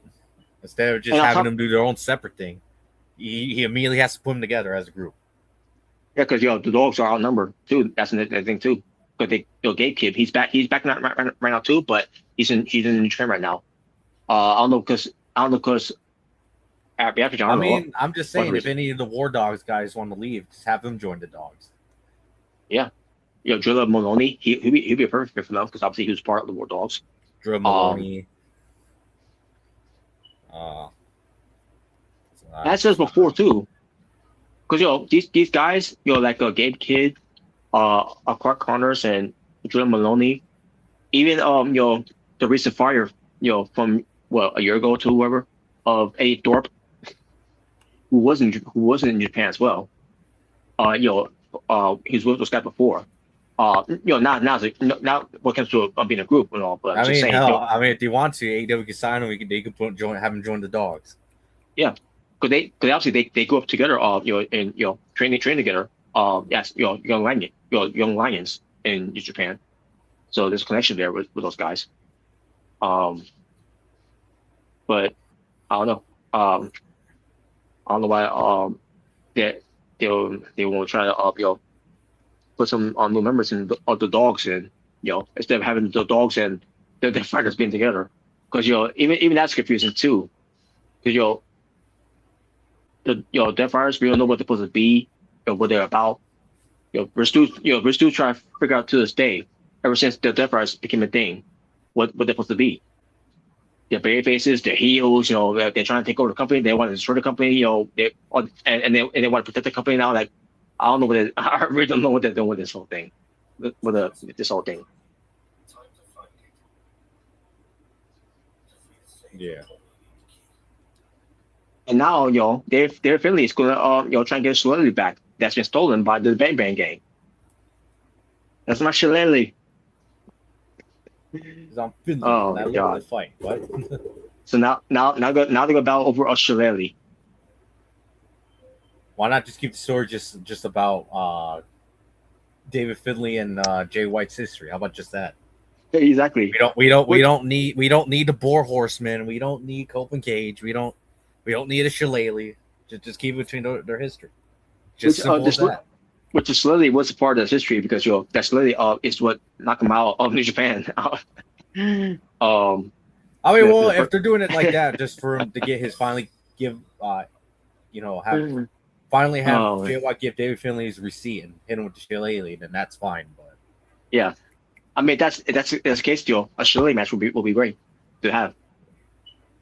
But yeah, I just don't like it now that we're getting the Boar Horseman involved. Yeah. Like, goddamn, does this group in the Downcast family need to be involved in everything? I know, exactly. Oh my God. Like, Jesus. It also got me thinking too. What comes to this whole thing going on, because we don't know where he's going to end up, if he is going to end up in AEW, because his worth is, is a lot. It should be a lot, than what TKO thought of him. What if Sheamus is what's coming to AEW, and they have him lined up with the dogs? That'd be interesting. I guess since the dogs need need more members, so pretty much. Because again, I was still thinking, what? And to be honest, I think they need a new name as well. So they do. They really do. Like the Bloodhounds from that one fun topic we did. Why not just the Bloodhounds? You can call the Bloodhounds. Yeah, I mean, if the Blackpool Combat Club can change the names to the Death Riders, I don't see why they can't just change the names from the dogs to the Bloodhounds. How about just the War? Oh God, just the War. The War. Yep. The War. Go on, War Dogs, War. Get it? Wow. Yeah. Hell, I wonder why they can't use War Dogs as a name. I don't understand that. Again, I guess my guess is the corporation from New Japan. That's probably why. But then again, it doesn't make any sense because they're in Bar. I was gonna say, isn't the Death Rider a copyright by Japan technically? Pretty much, yeah. Yeah, pretty much, yeah. That's Moxie's nickname, and that's one of his finisher moves. I don't get it. Yeah, I was gonna say I remember that being a New Japan thing. Unless Tony Khan's not a fan of the name War Dogs, Which I don't know why he wouldn't. it's like with this man who was not a fan of the War Raiders, and that's why he came up with the Viking Experience, wherever they were at the time.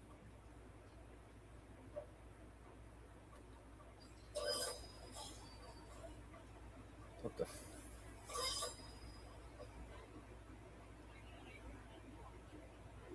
I don't know.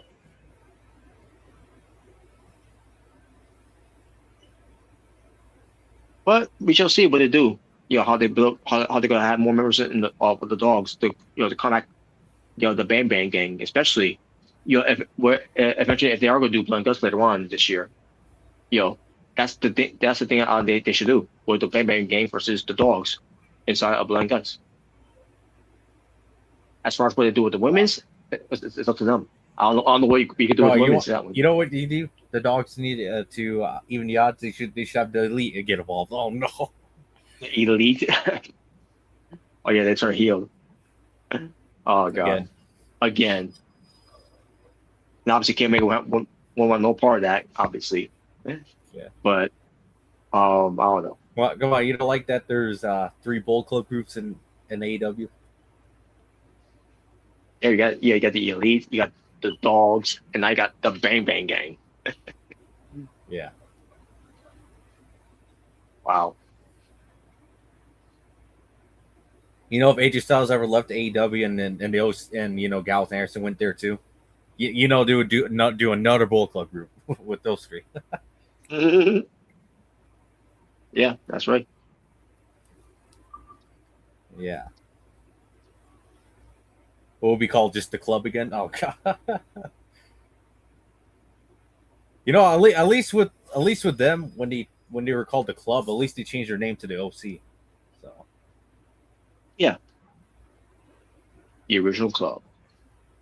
I don't know why. I don't know why the dogs can't do the same thing.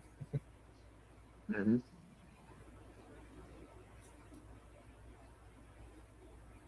Or maybe Tony Khan just really does not like the dogs, or doesn't really care about the dogs as a group. That's right. That's what I'll take off with all this. Yeah, he probably doesn't care about. Which them. I'm just like, all right, if you don't care, then why did you sign them in the first place?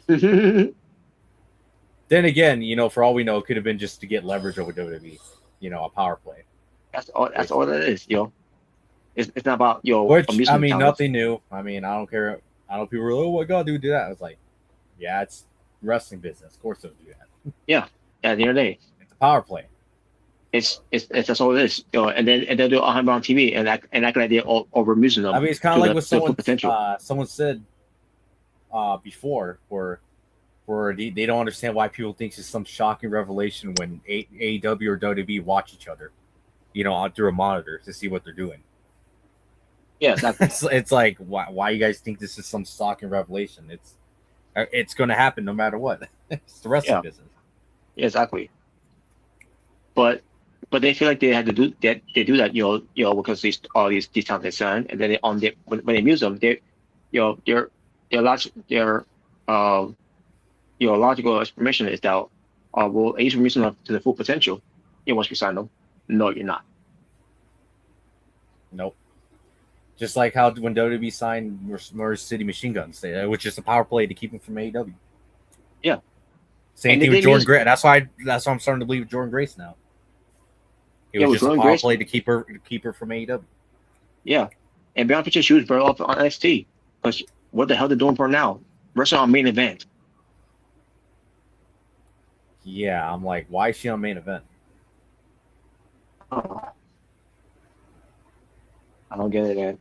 Especially the only thing I'll say is that she did have a good match with Julia on main event, but unfortunately that was on main event and we didn't see it. But on main event, yeah. Which I hear a lot of some good matches that they have on main event, but people don't watch it. And Julia and Jordan Grace is one of them, but like you said, it was on main event.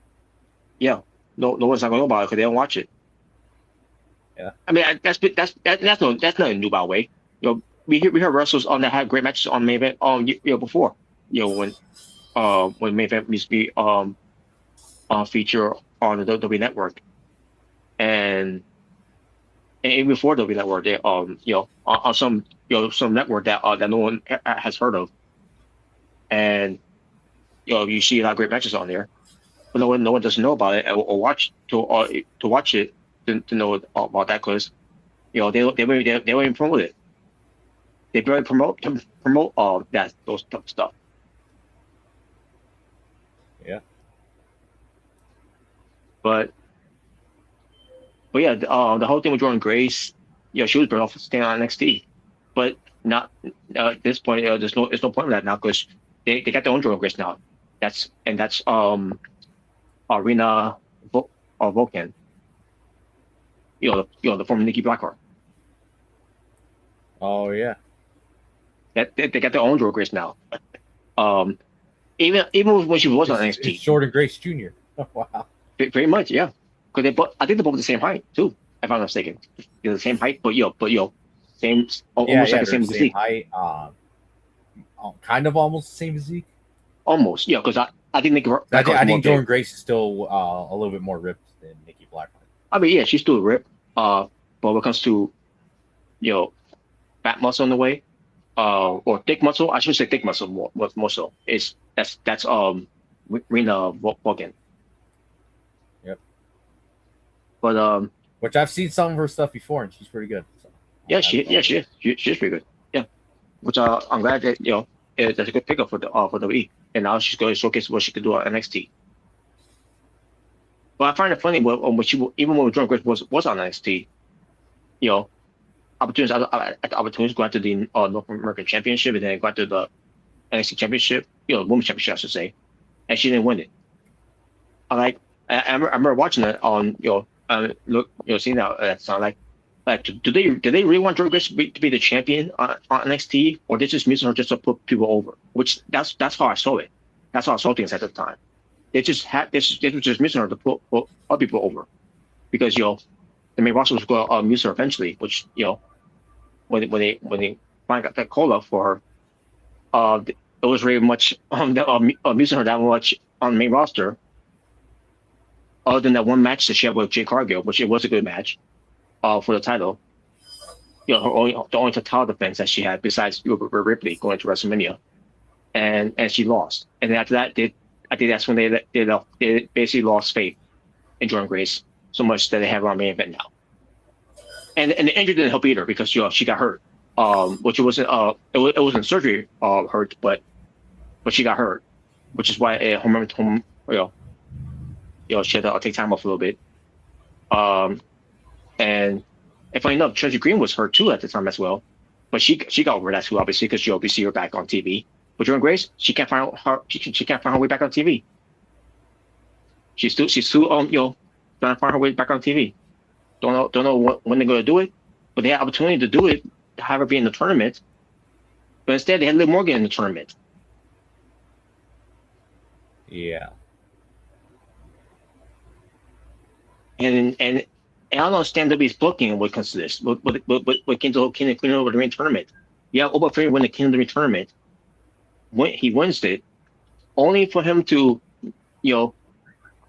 withdraw his championship opportunity at SummerSlam because he wanted to face Brock Lesnar because he attacked him. Well, Robert, wouldn't you want to face Brock Lesnar too? Wow. Well, maybe in a video game, yeah. In the video game. Yeah. I'm not sure about in person, but because you talk shit, you get hit. Which is a new T-shirt on WWEshop.com, folks. Obviously, with shit, it looks shit. It looks like shit, by the way, but definitely not his best T-shirt ever. So no, to me, it was not like my favorite one is Eat, Sleep, just Conquer John Cena, repeat. Now I think that's still my favorite. Yeah, well, yes, that was great. That was great too.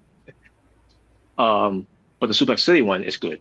The only thing is, it should have been Suplex City, bitch. Suplex City, bitch.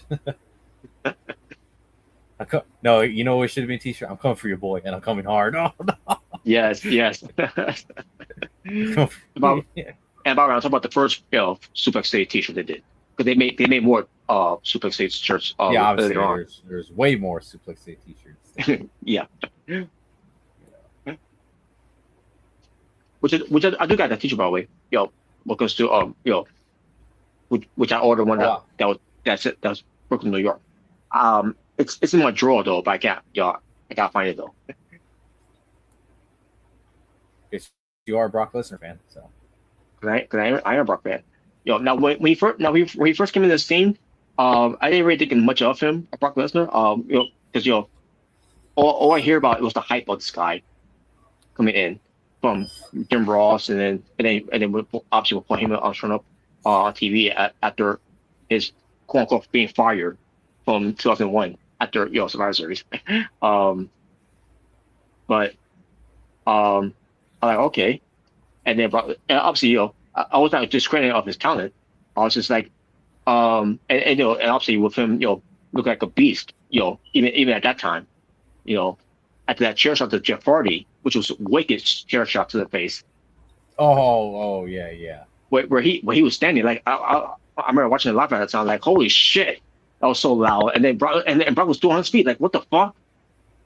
Like my God, what's this guy made of? Basically, eventually won you over, even though he probably didn't do so at first. In a way, he did win me over. But doesn't mean I still want to win matches though. I like it's like someone's got to beat him. Someone's got to beat him. Now obviously it never happened. But I still and I thought it was Beyonce was going to do it, but not even that one. I like. And then from there, I think it might have been for the best at least at that time, anyways. So. Yeah. And then it's like, okay, Brock Lesnar, there's a reason why he is the big, next big thing, that, and he did become the big thing because of that. And I remember watching live pay-per-view Survivor Series where he lost to Big Show, and like, so all people he lost to Big Show.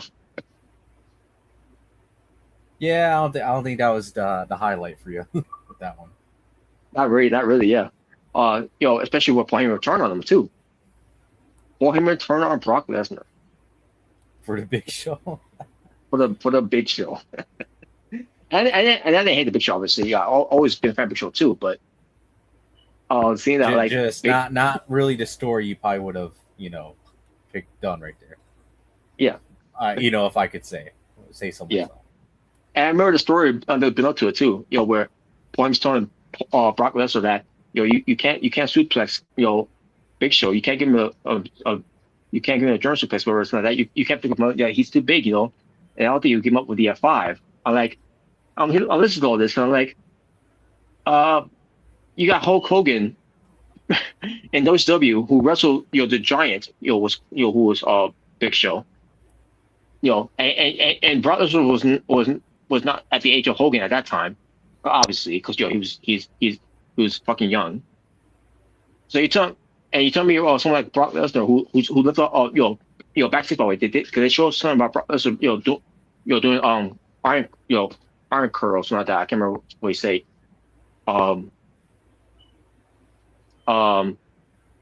That steel beam that he had, which I don't know how many pounds that was, but then again they'll be part of embellish how many pounds that is, just to say, oh yeah, he's strong, he's so strong, he can pick that one, that up. Yeah.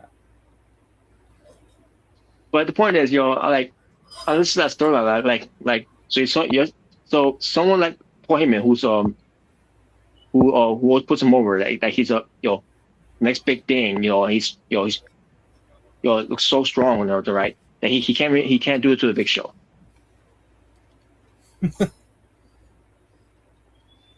Yeah, I don't know. Now, obviously, he did do it to the Big Show because obviously, it's all predetermined. Because obviously, it's not Brock just doing it, picking him up and everything. It's Big Show, also picking himself up, helping out. Yeah, too. Yeah. Even though I don't know, man, Brock is such a generic freak. I mean, he probably maybe he could actually pick up the Big Show. I'll be so too. Yeah. Yeah. But either way, either way, I still have Brock still did win me over either way at that time. But um, but ever since then, on that, on that same year of 2002, where I was not sure about Brock Lesnar, was also that same year in 2002, which it was almost at the end because Survivor Series in November is where he won me over.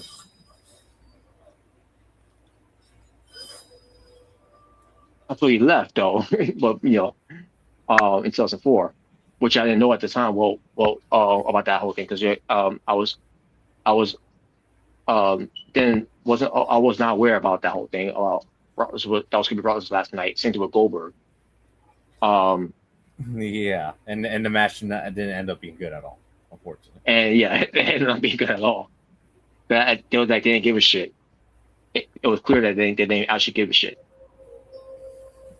Hell, they even said to himself, if you, I don't know if you can lip read, but I don't know if you watch the match over again. He even said, I think Goldberg even said, "Fuck these people," basically. He was basically mouthing, "Fuck these people" or whatever. Yeah, something like that. Yeah. I mean, he did kind of say that. So.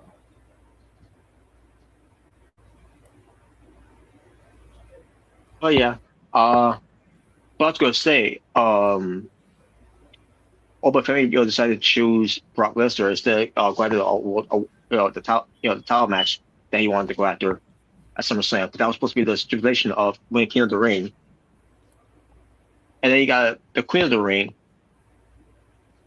when it comes to Liv Morgan, and Io, and Io winning, only for Io to choose Liv, just running back again at SummerSlam. Like, did the creative team even think this through of how stupid this is? No. There you go, Robert. There's your answer. You want to Holy know shit, man! Answer? That's your answer. No. I'm wondering when they do season 4 or 5, whatever this might be for leading up to SummerSlam, of who thought this was a good idea. What comes to that? Wish I could tell you, but I don't. So. Oh yeah, obviously we won't know until maybe next year, but and also fucked out to be unreal. Yeah, exactly. I'm still not a fan of the show. So. I'm not a fan of it either. But when it comes to us doing BTA, when it comes to covering some stuff, here's someone I'm a fan of. Dark Side of the Ring. That's someone I'm a fan of. That's right. I haven't got to see part 3 of Jeff Jarrett and TNA, which I'm gonna plan to do it after we're done here. But I heard some things that I heard some things that happened. I haven't watched part 2 or 3. I did finally watch part 1. So. All right, sweet. Which that was the episode where they talk about the midget in the trash can spanking his monkey. Yeah, and then Russo, of course, defending. Well, bro, we want to be different, bro. Yeah. I'm like, there's different ways to be different, not to. What does a midget spanking his monkey in a trash can got to do? Oh my God. Makes you and why would people be interested to tune a week later, because of a midget in the trash can spanking his monkey? We want to see more of that. Yeah, Jerry Jarrett definitely is very, very valid for hating Vince Russo, in my opinion. And Jeff Jarrett was an idiot for bringing him in the first place. At least Jeff actually admitted his faults. At least I can give Jeff that. Yeah. Which he did. One of his regrets. I mean, we all know one of his regrets was actually choosing Vince Russo over his father. So, he didn't flat out say it, but you can definitely tell he's thinking that. Yeah, that was one of his regrets in life. Yeah, was choosing Vince Russo over his dad. Yeah.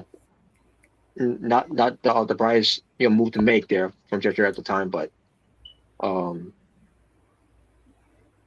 yeah. But you should have known during that time with Vince Russo on WWF and WCW that Vince Russo with these things that he does on especially where he admits that he and F. Ferraro will have Jerry Springer's in the background, and then they come up with ideas what to do with the wrestling shows.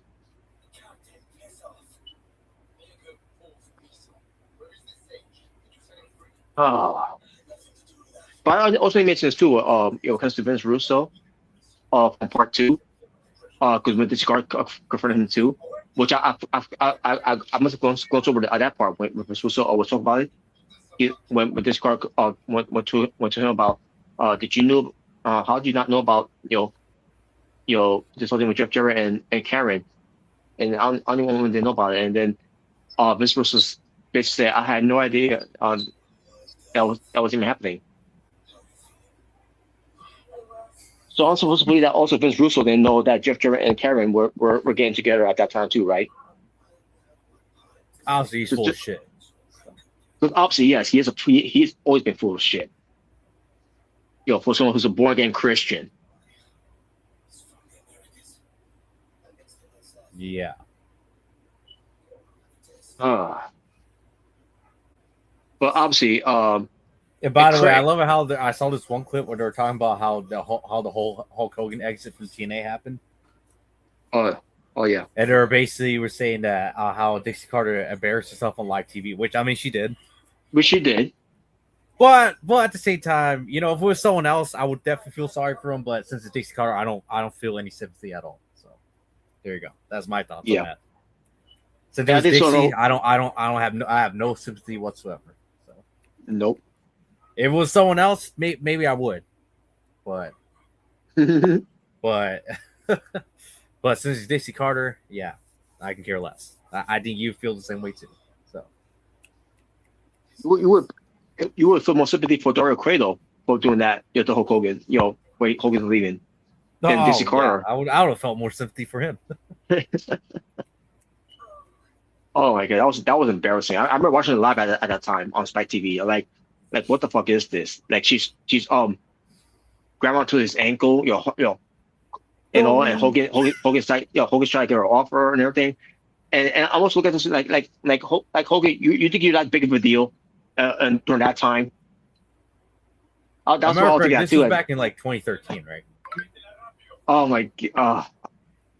Now obviously he was, right? Because the fans were treating like that too, by the way. But same time, Hogan, was obviously past his prime with so many back surgeries and a knee replacement, a hip replacement, I think it was as well.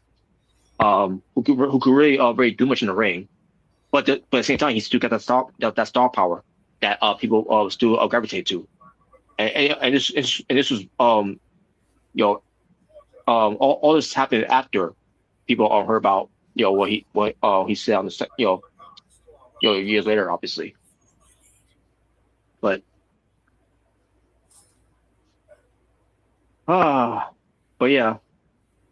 But I can't wait to see that the third episode of that whole thing, especially with the whole thing of what I heard. There was something that happened between Eric Bischoff, Vince Russo, and Jeff Hardy of their segment. That was talked about. Now I don't know. I'm assuming it's talking about Victory Road. That's what I'm assuming. So it makes me wonder. I don't remember if Vince Russo was still there, because I remember Vince Russo was gone by TNA because of Hulk Hogan. But I don't know if this was still there when the whole thing happened with Victory Road in 2011. Because also at the time as well when Hogan and Bischoff came in, they also did I forgot what they call after the TNA show was over, they do something called that they go behind the scenes, right? I forgot what they called it. I remember someone on the podcast said it, but I can't remember. I forgot what they called it. I remember watching that at the time. I'm like, this is pretty cool. See behind the scenes stuff that they talk about. I like it's something you've never seen before. It's basically it was basically Unreal before WE. Unreal, but it was way better.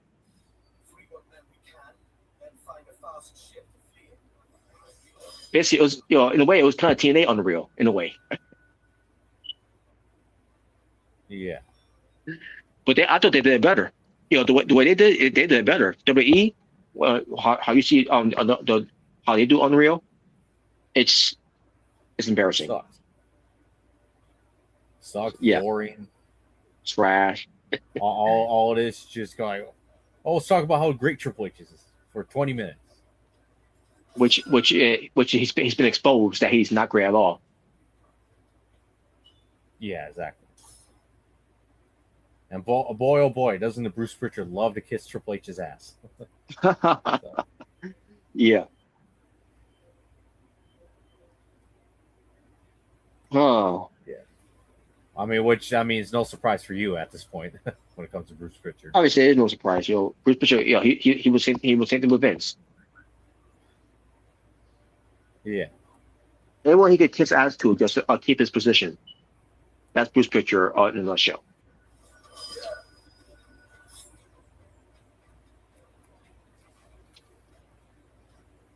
Well, I don't know what the word. So I'm gonna kiss up Triple H's ass.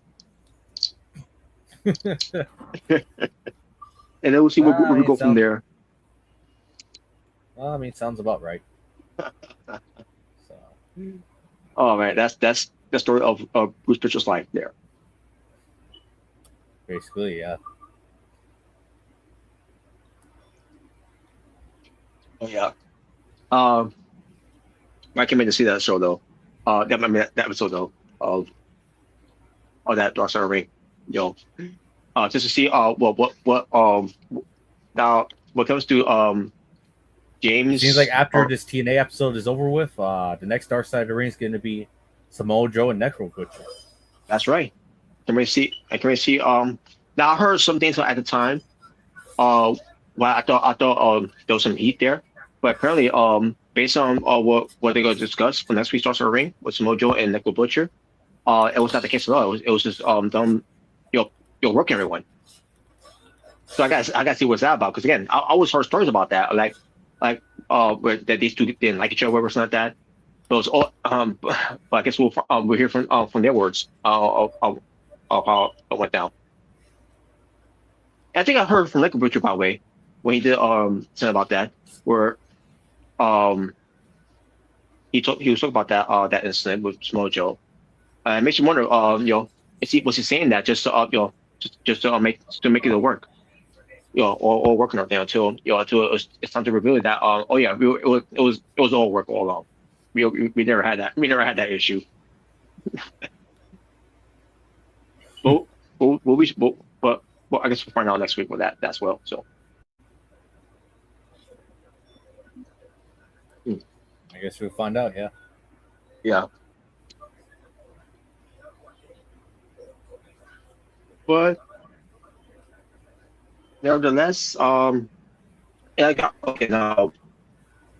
go back to Boba Fett here, because again, that's something we're gonna discuss again on BTA. But the whole thing of Boba Fett, say what he said on Raw, because we all thought at the time, when Boba Fett decided that he's gonna put his championship title on hold, because he wants to get a sense of Brock Lesnar. He's got endless once for all with Brock Lesnar. Thinking also, okay, so after he joined Brock Lesnar, he's going to get his shot at the title, somewhere down the line, maybe in the next WWE pay-per-view at SummerSlam. Based on what they did on Raw, with Paul Heyman talking about how Boba Fett gave up his title opportunity to face Brock Lesnar, I'm hearing it like, wait, what? And then at that point, we bring up the whole thing of he's got a restraining order Boba Fett, where they got the fake cops there, and then they brought something about having an restraining order on Brock Lesnar too. I'm like, what? Like,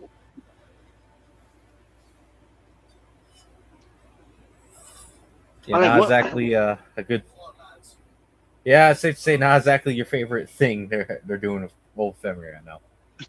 Basically, like, what? This storyline that we're supposed to be doing, Boba Fett and Brock Lesnar going to Hell in at Minneapolis at SummerSlam inside Hell in a Cell, has turned into, nonsense booking from the creative team here. And for what? Just stall what exactly? Just to piss you off.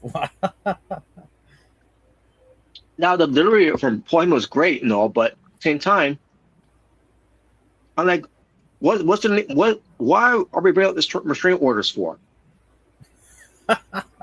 Restraining order. Wow. And then when Oba Finn came out there, obviously taking care of the fake cops, which they were fake cops and all that. And by Brock, yeah, and by Brock was back to being Ultimate Farmer Brock.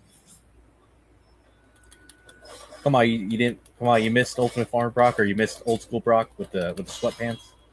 I'm confused. Like, okay, wait a minute. So last week you came back as Here Comes the Pain Brock Lesnar, with your track pants and the your usual Brock Lesnar t-shirts, whatever that you wear, with no cowboy hat, by the way. Only for you to come back a week later, back to being Ultimate Farmer Brock Lesnar. Come on, you didn't like it? I was just confused. Like what? And this is the opening of the show overall.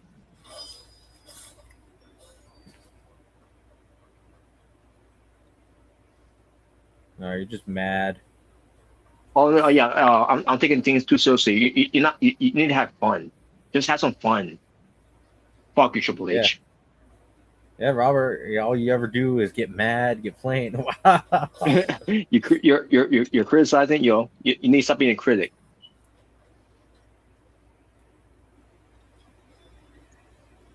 Yeah, you feel like every match needs to be an Owen Hart match. Wait, what the hell? Every match needs to be a Shinsuke Nakamura match. Oh wow, or be a Stone Cold match, a Bret Hart match. Oh my god. Well, better than a Triple H match, I'll tell you that much. Oh wow. But then after Oba took care of the fake cops and all that, and then Oba responded to a appointment about this whole thing about giving up his opportunity for a title match. And then he said, even if I had my title match at SummerSlam, Brock Lesnar would have cost me on the title anyways. Well, at least he's being honest. Wow. I'm like, then why the hell you still haven't won King of the Ring? Oba Finn didn't have to win King of the Ring. He didn't have to be in the tournament. In fact, Oba didn't have to lose to Brock Lesnar at what period it was. It was Clash in Italy, or we called it Trash in Italy. Yeah, Trash in Italy. Except that match, obviously, that match was great. But my issue with that match was that Oba lost. Yeah. Then again, Trash in Italy was just garbage, anyways. Yes, it was. It was. The only good part about it was really just the crowd, to be honest. Oh yeah, the crowd was great. They were great. Yeah, good crowd. That's all. Sometimes all a wrestling show needs, or kind of redeem a wrestling show in a way, is just a good crowd. Yeah. Otherwise, you'll be right back in the pandemic with no crowds. Oh God. But why you don't want to be back with no crowd at all? Wow. Or it could be like Corpus Christi or Corpus Christi with those crowds that they'll make any noise. Yeah, in Texas. Oh, yeah, I do remember that. Yeah, that was. Yeah, every time they go to Corpus Christi, it ends up being Corpus Christi. I remember Fayetteville. Remember that? Oh yeah, I remember that too. Oh my god. But yeah, that was bad too.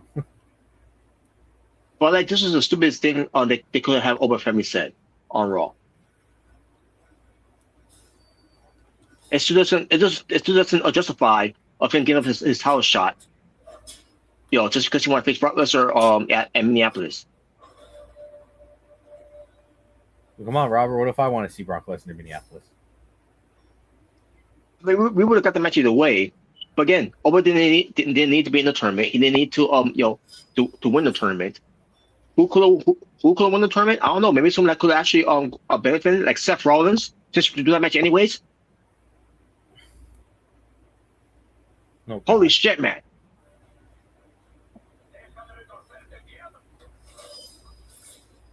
And by the way, when it comes to that, Braun Breaker could be on the other side of the bracket of the tournament, and then it could be Seth Rollins and Braun Breaker in the finals at Night Champions, which we end up happening anyways. That could have been the match. And it's crazy how they're making look like now Austin Theory's the top star division when it was supposed to be Braun Breaker. Yeah. And Paul Heyman basically saying, you had Maxine Dupree, with you guys. Why you need me? And he walks away. So basically, he's done with the division. Well, that was on that was an cinematic way to do it. Yeah. So basically, Paul Heyman is out of the division, and now like to myself, what about Braun Breaker? Look what they done to him. Well, because they need to have Seth Rollins win a match. He's been relegated. By the way, do you think Seth Rollins buried Braun Breaker now?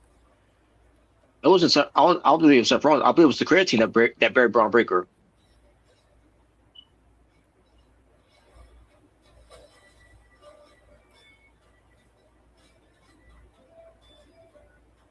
So let me get this straight.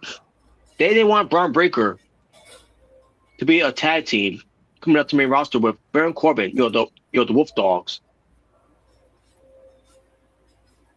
Because they want him to be a singles guy, because they see main event, caliber type of person of him main roster, which he still is, by the way. Only for to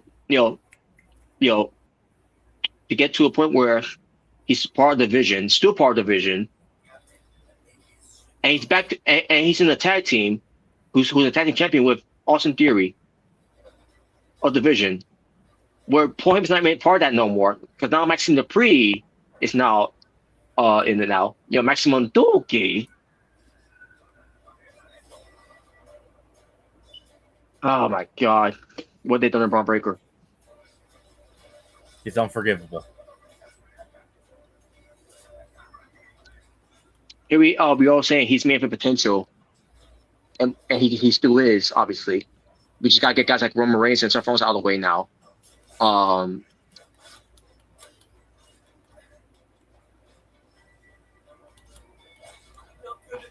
And also Jey Uso, the unfortunate event.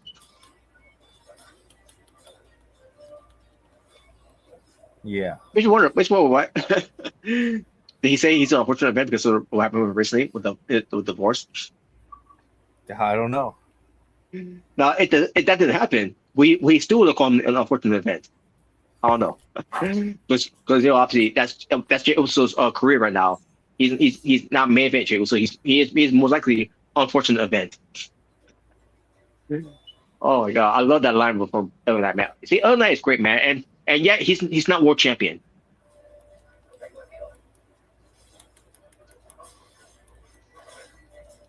Another a blender from the creative team with something like LA Knight, who's stuck. Let's recap LA Knight so far in WWE. In the Bloodline vortex, into the Vision vortex, into the MFT's vortex, and now right back to was MFT's vortex, and then the Vision's vortex, and then back to the the MFT's vortex for a bit, and then back to the Bloodline's vortex.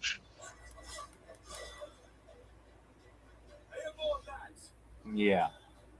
And on top of that, the same thing they did with LA Knight at WrestleMania, a 6-man tag match. Same thing they're doing now with him at SummerSlam, 6-man tag match. Only difference is there's no actual speed.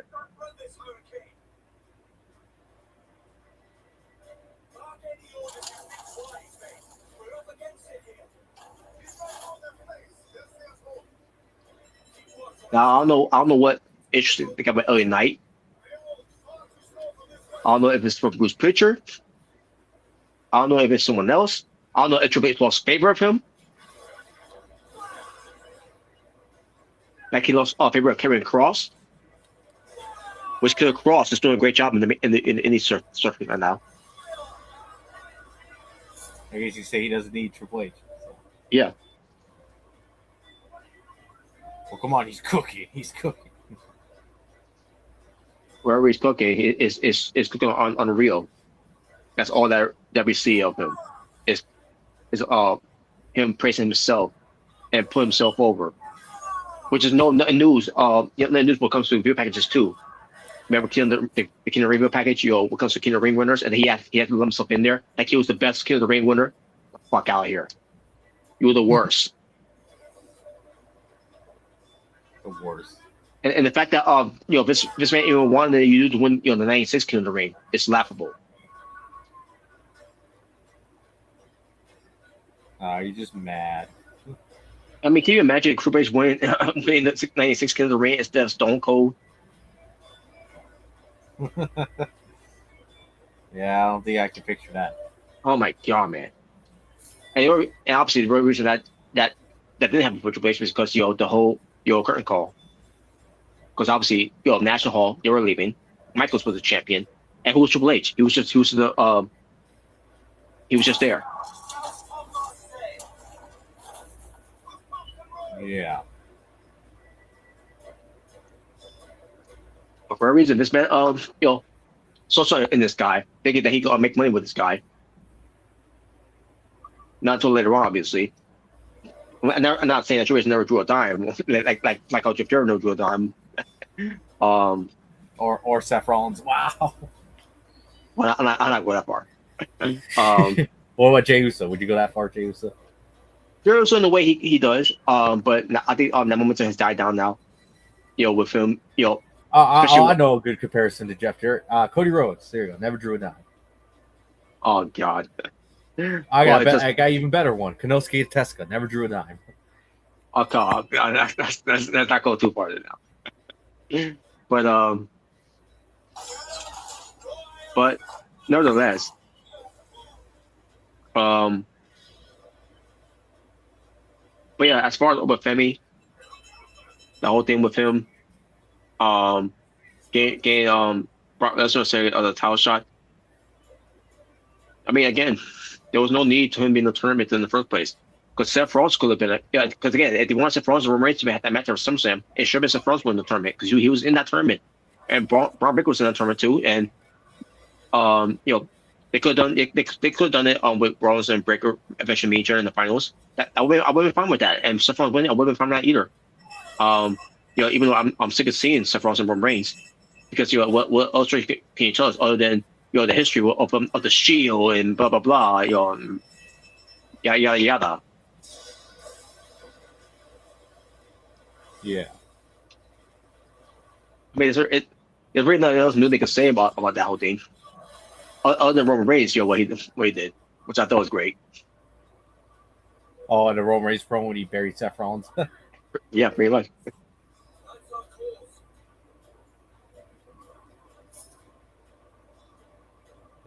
Go on, you don't think that was a great promo? Wow. Roman Reigns was great. Seth Rollins, I was like, okay, what's you gonna bore me this time? How are you gonna bore me this time? Yeah, I was wondering what's gonna bore me this time. He didn't really bore me that much, but at the same time, he said nothing important. Talk for 20 minutes. It said absolutely nothing. Pretty much. And then in the end, he's like, is that all you got? Is that all you got? And they talk about something that was okay, whatever. And then he ruined it by saying, I'm a visionary, I'm revolutionary, I'm Seth freaking Rollins. Wow.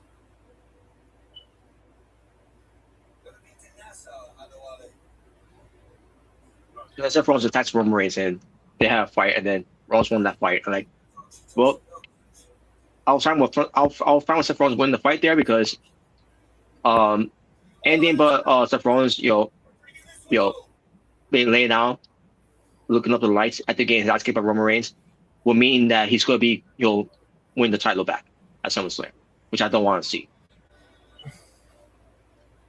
Obviously, you don't, because you're like, I hate you, Seth. I hate you. Not only that, but it's like Roman Reigns said, once you win the title, what you could carry for what, a couple months and then get hurt. Self-sabotage there, that kind of, in the way he said it. because he can't carry he's not gonna he can't carry the pressure of being the champion, which is true. I mean, look at the histories of it. When he first won the WWE Championship, he got hurt. It was at the house show that he did. And then we came to win the World Championship, and obviously he had a banged up knee going into WrestleMania. The same WrestleMania, where Kurt was trying to finish the story. And let's not forget, Bruce Ray got hurt in that match because he wrestled Jinder Mahal on Raw. A match that they feel like they had to do because a former world champion Jinder Mahal versus Seth Rollins, which by the way they both wrestled each other on NXT in the finals to crown the first ever inaugural NXT champion. It was so important to do that match where Seth Rollins got hurt. Yeah. And obviously, Seth Rollins had to drop the belt to Drew McIntyre, because he had to go away. Not before he had to help get up Shield gear and help Claire Rose, and then that was it. He was gone for a couple of months, and then he came back, and he ended up being back in the world title picture, which ends up being from last year, with the whole thing. When Ray said this, you're going to be world champion if you cash in Money in the Bank, and you have to fake an injury to win the title, only for you to get hurt and lose that title. Again, Roman Reigns was on fire with this promo.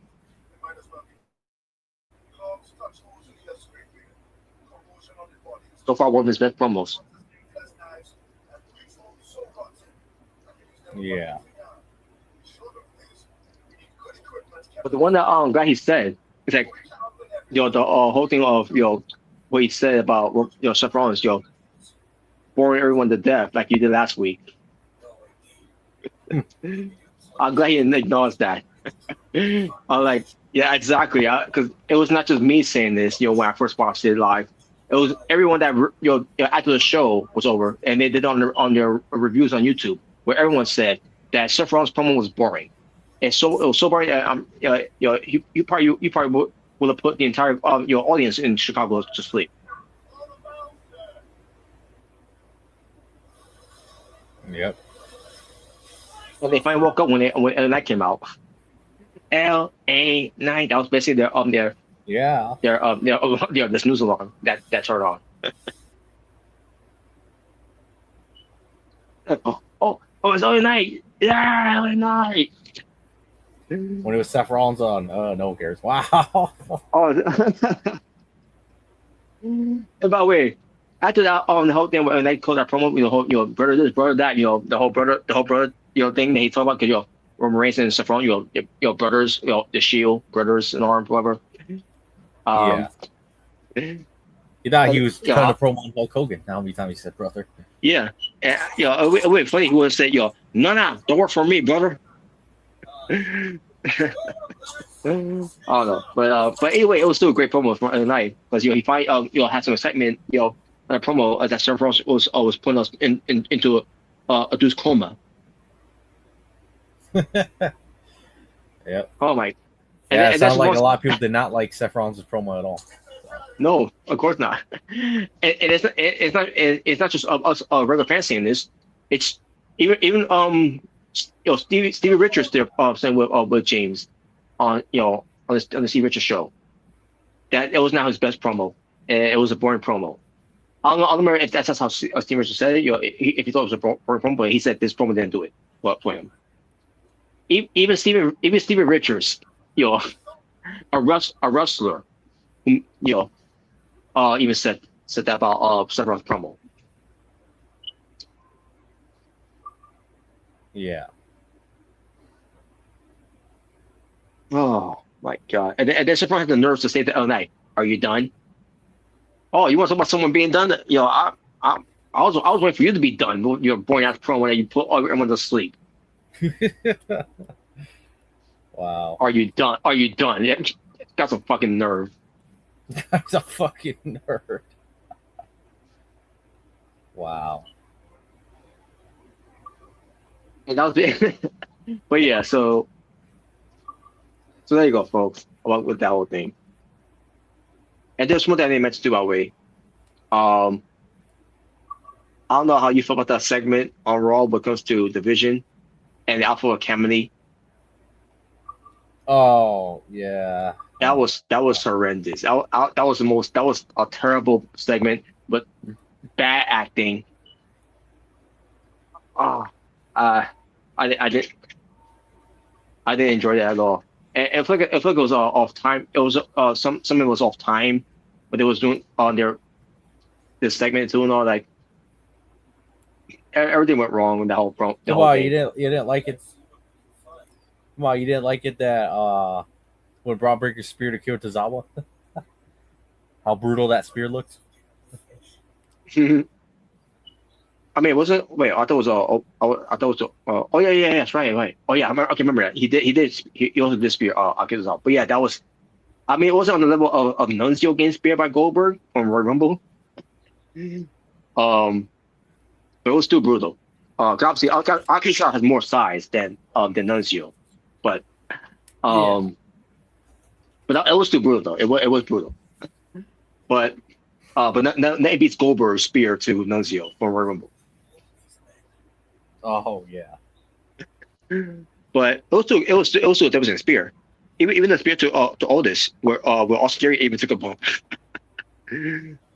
Oh man. But at the same time, I'm watching this whole segment with this whole thing with Maxine Dupree, her acting. I mean, if you want to call it that. And then Akira Tozawa crying. I mean, if you want to call it crying. I'm like, this is not good. This is bad acting. Yeah, I mean, You think Division really needed Paul Heyman? They did need him. At least Paul Heyman knows how to act.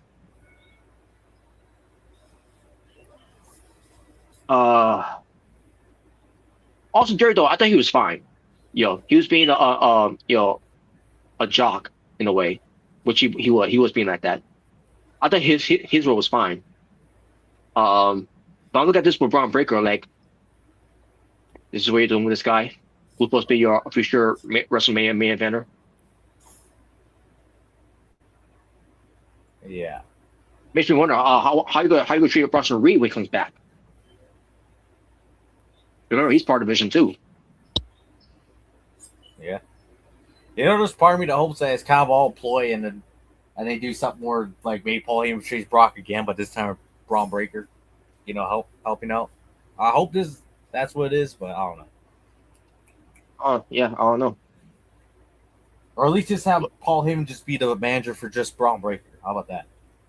I mean, that was the story I heard, but people talking about that point, what point leaving the Division and Braun Breaker, that they was going to be linked together, and then you could do whatever you want with Logan Paul, Austin Theory, and now Maxine Dupree, not being part of this whole thing, and Bronson Reed. Again, I will not include Bronson Reed in that either. By the way, if Paul Heyman ends up leaving the Division, which he is gone now from the Division, but he left Braun Breaker high and dry with them. Like, what? Why are you doing this to Braun Breaker? Exactly. I don't. Then again, I'll share the same thing about what you're doing, Jacob Part 2. Falling in line, for the OTC. And then you have Michael say he's been domesticated. Yeah, he's been neutered. I'll never forget that.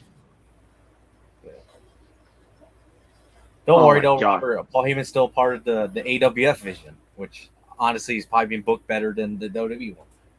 There you go. At least half the group ain't injured, so. Exactly, yeah. and they got someone who's like on Seth Rollins level and CJ the Lone Wolf. He was on Seth Rollins level of CJ. Wow. Because obviously, he wants to be like a CM Punk, but in reality, that's CN Punk. Is more likely is a CM Punk of that whole thing. Oh man. By the way, CJ is not the leader of the group. By the way, actually, there's technically no leader other than just Paul. Obviously, other point him leading the charge. Yeah. Basically, that's how our vision's booked. They do whatever the wise man tells them to do. That's basically how it is. So. That's right. Think of it like that. Well, I think they're setting up. Yeah, this is something that Jaybird too, by the way. Jaybird mentioned this when it comes to Akira Tozawa and Otis. The moment that Maxine Dupree decided to align herself with Division, from last week, that this could eventually be a the SummerSlam match. Based on what they did on Raw, that's what it looks like it's going to be. It's going to be Otis, and Akira Tozawa facing Division, Austin Theory and Braun Breaker for the tag team titles. Why? Because Minneapolis is also where Otis is from too. Oh yeah. So it makes you wonder, so Braun Breaker is going to lose, not him losing the match, because I think it's Austin Theory taking the loss, because it's, at the end of the day, it's all about Otis getting his win back, and he also in a way getting payback, I should say, back from Austin Theory, and the way to do it is by beating him to for him to all be tag team champions. So I think that's what's going to happen. They could win the tag team titles. Which is why the Street Profits are not tag team champions too, and the only reason why is because also, I'm hearing something about Montez Ford, is taking time off because Bianca Belair is going to be due pretty soon. Oh wow. So that's one reason why. But it makes you wonder too, but why'd you hang win the belt in the first place? Because you wanted to make sure that Braun Breaker and Austin Theory are the real tag team champions, because you already saw Braun Breaker had the belt in the first place because Paul got hurt. So we make it right for them.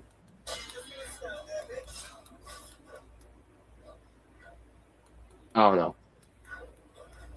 But again, it's the same thing with with Sami Zayn. Why haven't we win the belt? Why for them to lose it 9 days later? And then instead of doing what they should do, what that I suggested they should do, Cody Rhodes versus Gunther, where the winner gets to face either CM Punk or Sami Zayn. For Sami Zayn's main event, where Sami Zayn and CM Punk will face each other again as Sami's main event for the title, and where one of their prospective matches will go to SummerSlam. Instead, they decided to do a tag team match because can they coexist?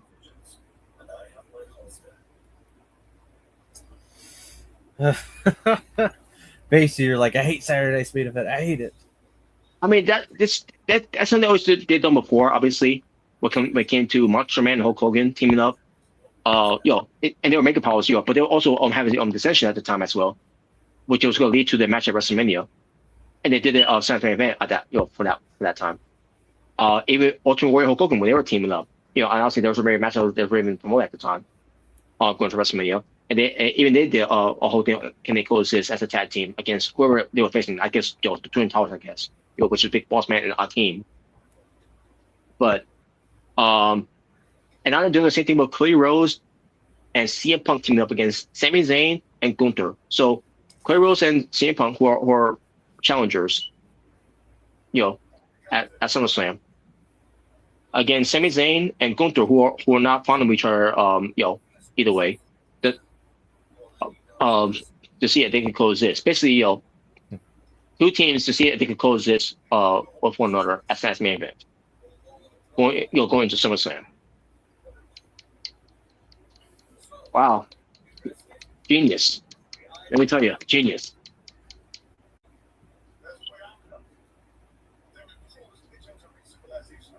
I hate the creator teams. And the one in charge of it is Triple H. So makes me hate him a lot more. Wow. But in the process of that, Gunther attacks Nick Aldis so many times on SmackDown for that ending of the show.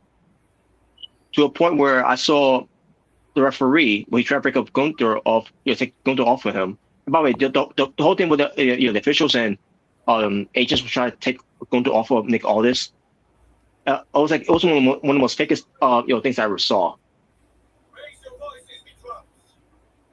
They were not even trying to pull him off, and especially got this one referee who at one point was trying to get Gunther off, but he's like, "Hey, cameraman, are you seeing me? Are you seeing me?" He looked at the camera, and then he went back to trying to break up Gunther. Like,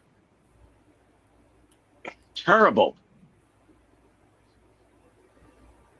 And then Cody Rhodes came out, and there was no sense of urgency for Cody Rhodes. He just walks out. Well, that's someone who's always terrible, no matter what. So. Yeah, he walks out, right? No sense of urgency to run in the ring like he always does. He's just on doing a fast walking order, right? And then the show went off the air. So I guess the creative teams forgot that they're back to being 2 hours now for SmackDown. Fucking idiots.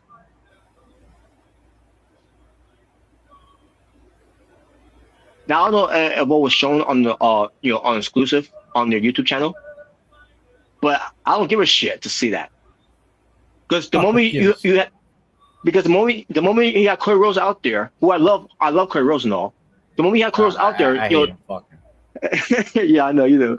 But the moment you have Cody Rhodes out there, he showed no sense of urgency to get in the ring, to run in there, to hurry up, to go out to Gunther for protecting his good friend Nick Aldis.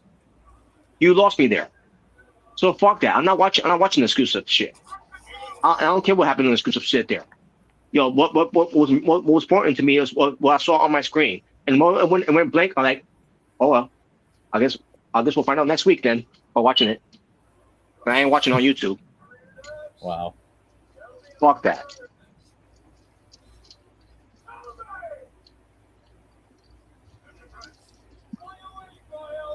Wow. Yeah, yeah, exactly. Wow. Oh, that's the story of creating slides. Wow.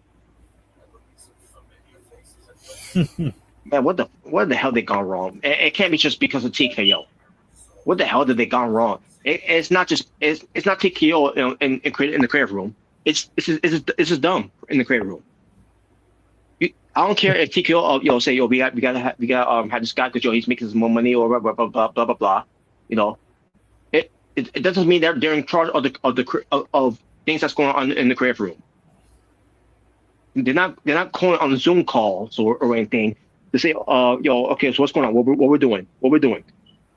And they're not suggesting anything either. All it comes to it, it's just all Triple H and his group of stooges.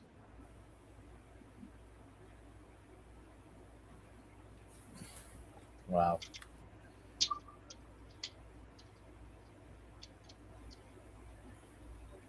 Well, no, I shouldn't be taking this seriously. I should be having fun watching this. I should stop being a critic. I should just shut the fuck up and be a fan. Get that right. Wow.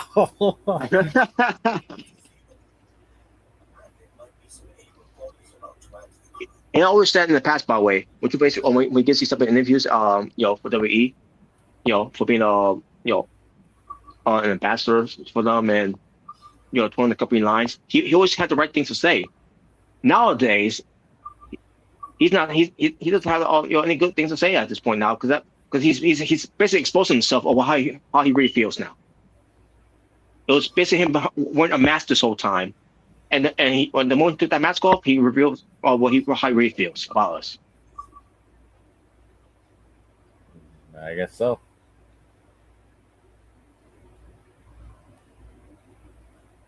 Guess he did. So yeah,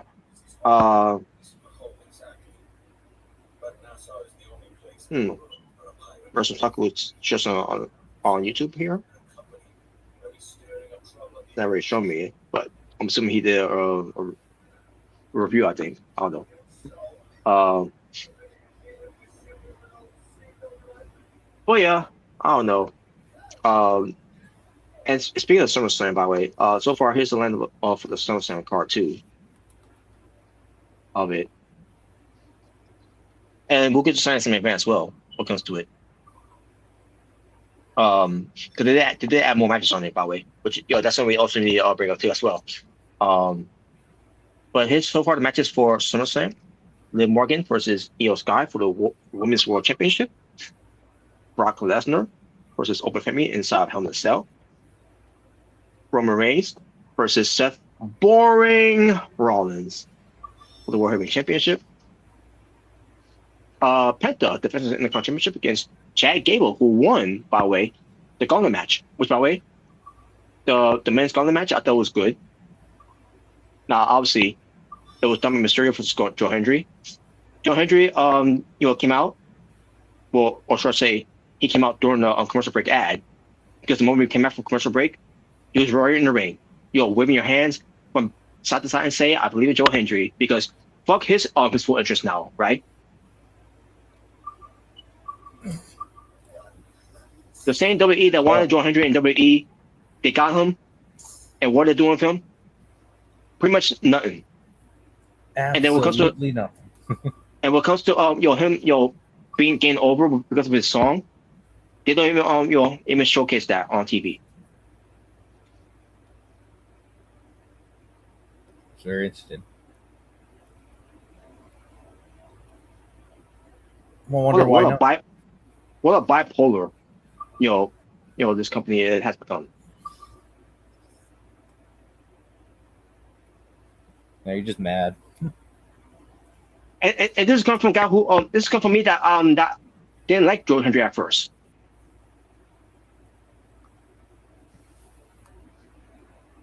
Even my folks, I didn't like Joe Hendry when I first saw him. I thought the whole thing what he was doing was stupid. The moment he and I was I can't remember what year it was when he first appeared in TNA, but it wasn't like he was some TNA at first. It was like a brief moment. He was making some brief appearances from here and there, and then he went somewhere else, and then he went to Ring of Honor, and he decided they did a different character with him. I think he may have been heel at one point in Ring of Honor at the time, during the Sinclair's era, and then obviously the pandemic happened. I'm happy, like I think I have somewhere, from either before or after the pandemic in a way somewhere there, but and then Joe Hendry also come back to TNA, where he ends up being fully signed with TNA, and I was not a fan of that, obviously. Yeah. But then he and then his feud with AJ Francis happened, where I still didn't think anything of him, just because also how we feel about AJ Francis too, but the moment he did that song on AJ Francis, where he it was a parody song he did from Creed Higher, was the song was basically where AJ Francis, can you please get fired? When he's saying that, I recognize the rhythm. I recognize the rhythm of it. I recognize it, like, wait a minute, that's Creed's Higher, and he's turned it into a parody here for AJ Francis. And then I was like, from there, I was like, all right, okay, all right, Joe, you want me over there. That was good. From little by little, he started winning me over from there. Because he did other parody songs that I remember, most of it as well. Even the one he did with Moose, the whole thing with Moose was funny. And then I forget the whole thing with Edge's little bitch, something like that. Yep. I like, so yeah, Joe Hendry was me over from there, and then where a point where I wanted him to win the world title, from two different locations, one for his anniversary, which I can understand why they didn't do that from there, because he got screwed by Josh Alexander, because he at that night he turned heel. But okay, Bound for Glory, they were there, and he didn't win.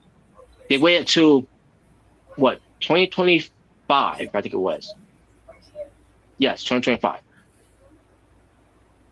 and he won the title, but it was not the right time to do it at that time, because I feel like the right time they should have done was Bound for Glory.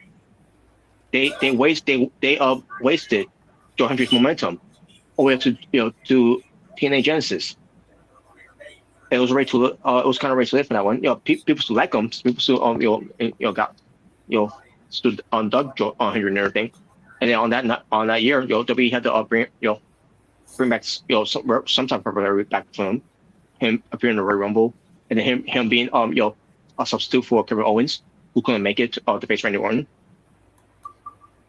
So Joe Henry was lying the war fight, and people were reacting to him. He was getting on that type of reaction that WWE would love to have. He used to be on NXT. He did great things on NXT there. He became an NXT champion, and then that was it for Joe Henry from the NXT days, because he has been on the main roster, and what the main roster do? They fall so hard to get Joe Henry in WWE, only to do nothing with him, and they don't even do his entrance anymore. The full entrance, I should say. But the one thing you should have done is change his music. Do like a remix of it, like the Eat the Faces music, by the way. Which is terrible. It's it's all about kill with a smile. It's not about ego. Like, that was the best thing of his theme, and you took it away from him.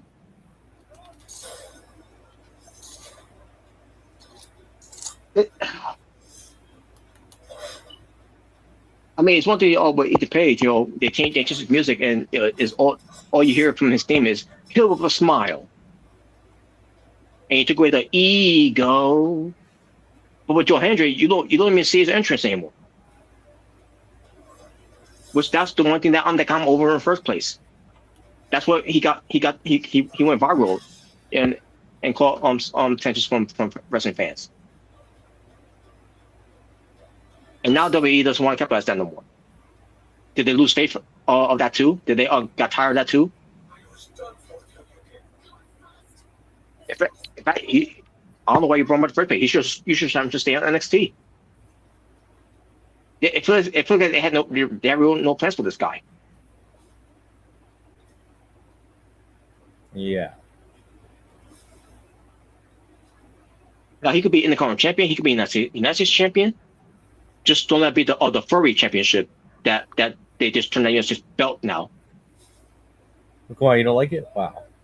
It was. I saw that like, what the fuck did they done with that belt? And now, if you want it, you got pay $500 for it. What comes to getting a replica of it on wshop.com. So Yep. I guess they must kill 100 polar bears to get those type of furs on the strap. Wow. The 100 polar bears. They turn the United States Championship belt into a polar bear, in a way, or more so into a Furby. Furby.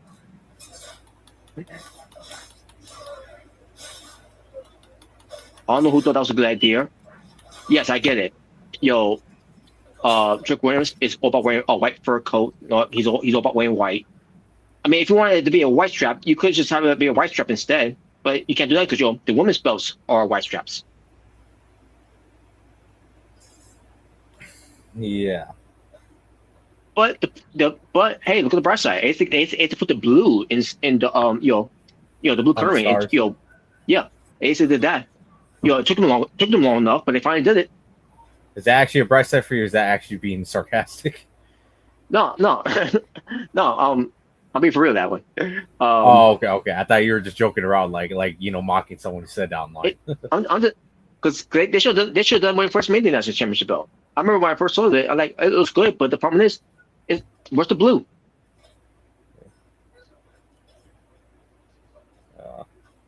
Yeah, that's true.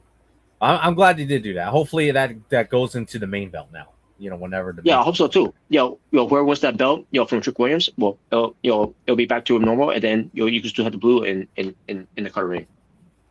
So yeah. But back to the Colin match. Like I said, it was Joe Hendry and Dominic Mysterio, and Joe Hendry lost. That means it was Javon Evans' turn, only for Danhausen to come out to try to curse Dominic Mysterio. Except it was wrong. It was the wrong post that was had the pyro going off. And but John Evans took advantage of that distraction, and won over on Dominic Mysterio. So in a way, Dominic Down's curse to work in a way because Dominic Mysterio lost. And then Dragon Lee had a match with him, and that was a crazy match they had. Those two, their basically was, do whatever they can. Look at the to make it a match where it's gonna be worth spend for the fans to watch. For those that watch that, in the building. And boy, did they do that. Only for Rusev to be the one to be a spoiler, and Javon Evans was have a superstar performance of a lifetime there. I was into it, but Javon Evans, finding and overcoming or Rusev of his power, well, for him to come up short later on. And now see that's how you capitalize something like that with Javon Evans, but when it comes to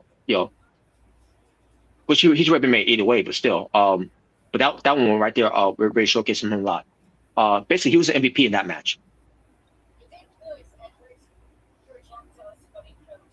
And then it was Gable's turn, and then Gable took care of Rusev by rolling him up, Bret Hart, well, I should say Bret Hart would do it to Bam Bam Bigelow from the King of the Ring tournament, which was the finals at the time. And Rusev takes out Gable, only for ego. Oh, I'm sorry, it's not that no more. It's Kill with a Smile. Ethan Page. Because he's got that awful remix music of his now. Yeah. A Death Rebel Ethan Page.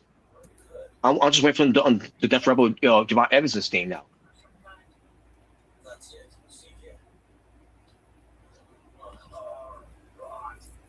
Nah, anyways, you're just mad.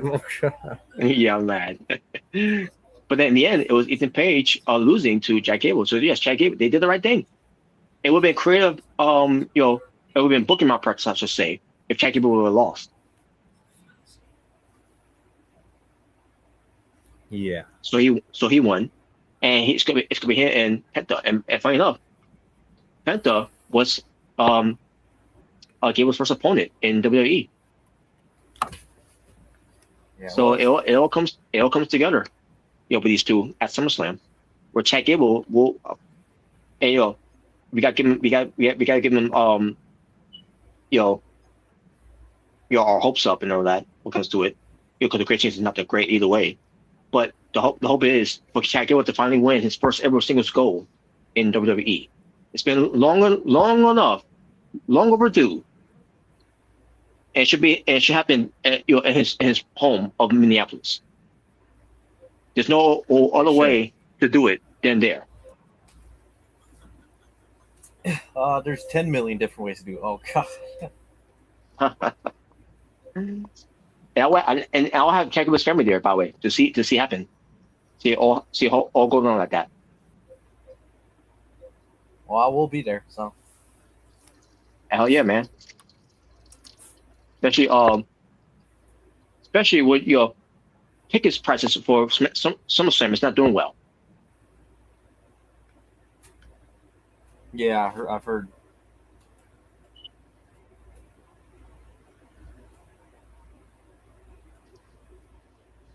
So hopefully they do right when it comes to this. Because you got Otis who could win tag team titles with Akira Tozawa in Minneapolis. Jack Gable could finally win his first singles goal in Minneapolis. You got and Minneapolis boy Brock Lesnar returning there to be in Hell in a Cell and Obafemi. That should be enough for for fans to buy tickets too, right? Yeah. You got EO there that fans gravitates to, especially when she does the fingers to herself, yeah, which is great. Unless you're in Saudi, then the people there don't think it's great.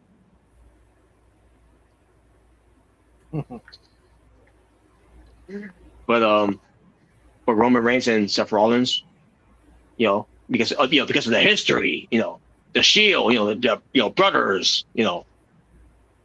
fuck off.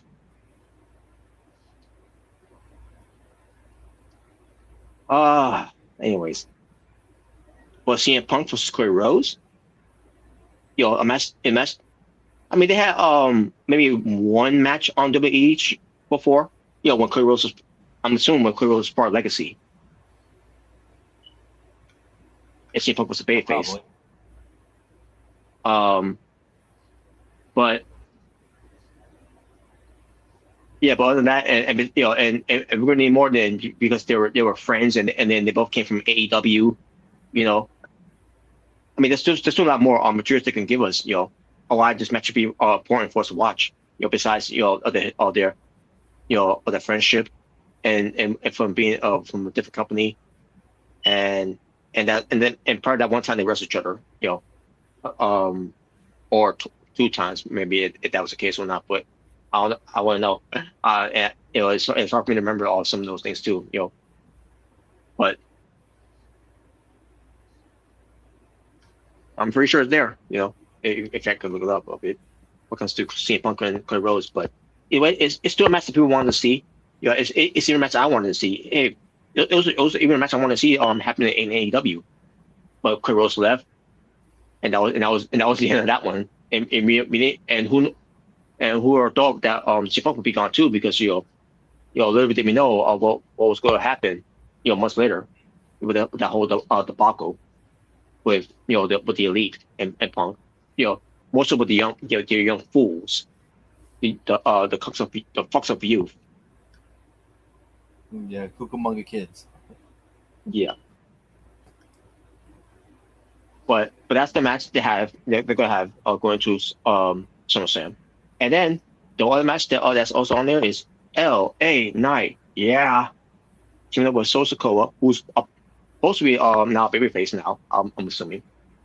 Royce Keys against the Bloodline. What comes to the unfortunate event? Big Jim and the neutered werewolf. The neutered.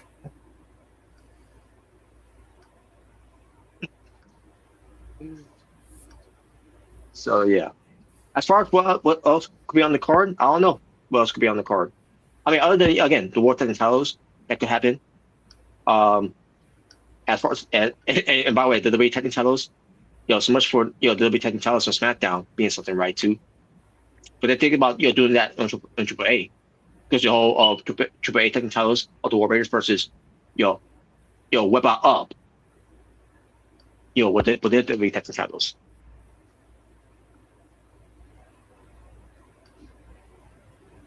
But yeah, other than that, I don't know what else they could do on that show. What Sami Zayn's gonna do. Now I know what match that that we could see for the first time. Which I'm pretty sure you'll be interested. Is finally seeing Nick Aldis back back in the ring. Because Nick Aldis versus Gunther is on the tables. That on SummerSlam.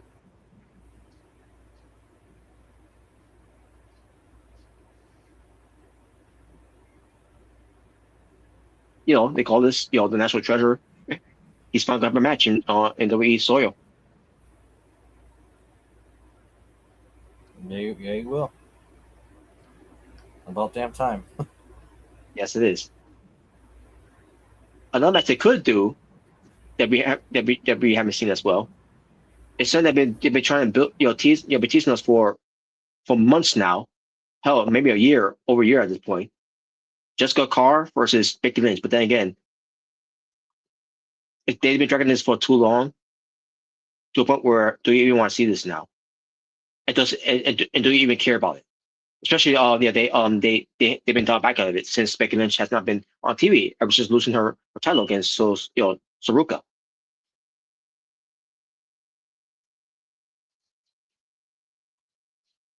But anyways, that's your SummerSlam's card for there. Now, before we get to SummerSlam, though, there's also Sunday's main event that's going to be in New York City, New York, Madison Square Garden. Join the Uncursed. It's this Saturday, by the way. Unfortunately, I will not be attending to the show. Not just because, the ticket prices, but be honest with you, I already had no interest, going to that show. You're just mad. And And especially was on. I mean, because again, the card here is still, the one match. Even though I was crapping on it, can it coexist? It's still a big match though. CM Punk and Cody Rhodes versus Gunther and Sami Zayn. Just see how that plays out. Bailey and Lara Valkyria facing each other, which I thought to myself, okay, I thought I was going to save this for SummerSlam, because it'll be a great build-up going into SummerSlam. But I guess they want to see how the matches ends up being first before they do it again at SummerSlam, which they could potentially do that at SummerSlam again. I just hope it'll be it'll not be a no rules match like last year was, which was a fail between Lara Valkyria and Becky Lynch. Oh yeah. Oh, did you see Lara Valkyria's new heel? Did you see her look? How she looked on Raw? Yeah, I have. Not just from this week's Raw. But she had to look also when she did her video promo of why she did with the Bailey, and when I saw her, like she looks almost like a Nikki Cross in a way. With her Maybe facial. That's what they're doing. They're trying to copy Nikki Cross now again. Yeah, she had no makeup on. She was looking crazed. And then we, don't you think she looks better without the makeup? Wow. I mean, she does. Yeah. She's naturally beautiful without the makeup too, though. But then but that was 2 weeks ago, and then 2 weeks later, when we got to the segment with Bailey calling out Lara Valkyria, she comes out there, she's wearing this get up like she's homeless, and it reminds me of the bird lady from Home Alone 2. Oh wow. And I wasn't the only one who said that too, by the way. Some YouTube reviewers said that as well. About Lara Valkyria, like that. I was thinking the exact same thing. The only difference is that she's smaller, and the lady, the bird lady, is actually taller, and more, But anyways, but Lara Valkyria, as far as her character there that's been developed, that she's lost her mind. She's not gone, she's gone cuckoo bird, I like it. And then she give her, obviously they start fighting because and then she gives Bailey the belly to belly, to her, right? Only difference is when she gave her the belly to belly slam. Basically, she she picked her up and just and then she slams her down. Usually when Bailey does her belly to belly, she grabs you and then she slams you down and she goes down with you. But Lara Valkyria, she just gets her on the belly to belly and then just slams her down. Like when she turned on Bailey after the tag team match for the tag titles from 3 or 4 weeks ago, I think it was, where when Lara Valkyria did her Nightwing, instead of falling down with her, she slams her down like she was giving her the FU, the John Cena FU, back in 2002. When John Cena first started doing this whole Doug Thomas thing. So that's gonna be Lara Valkyria's thing now. She's gonna rough you up in the ring by just slamming you. And I'm liking this. So yes, I think this heel run's gonna work out for her now. Because they've been trying with her for longest time. And then on top of that, now with her being a heel, now they got to change her music. Now that's one thing I'm worried about. What's her music gonna sound like? Because Def Rebel is not that great with music. What if she just came out with no music? I think that would be better.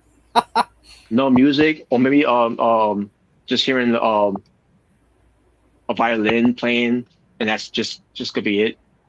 Because now Lara Valkyria went from bird girl to bird lady, who's deranged, and psychotic. I don't know. That's kind of like how with Mankind's theme. When he first came in, it was you hear some different music instruments playing, but the one that caught my ear most likely was the violin that was playing in the background.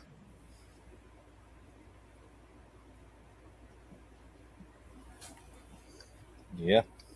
But we'll see what happens. As main event, what comes to that. What comes to that Valkyria versus Bailey. That's the one match I look forward to. Seeing. Now again, I won't be attending there because obviously I got work, and I won't be watching. So, but I will watch later on. When I get a chance to. Another match though.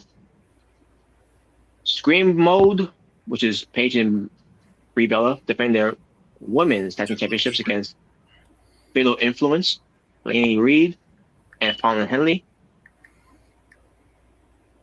To say the tag team titles will change hands is an understatement, but I don't think it's going to. If you ask me, I think it will end by no DQ, just for them to run back again at SummerSlam, and then they could get the crowning moment because fuck changing the titles at Sunday's main event. Because I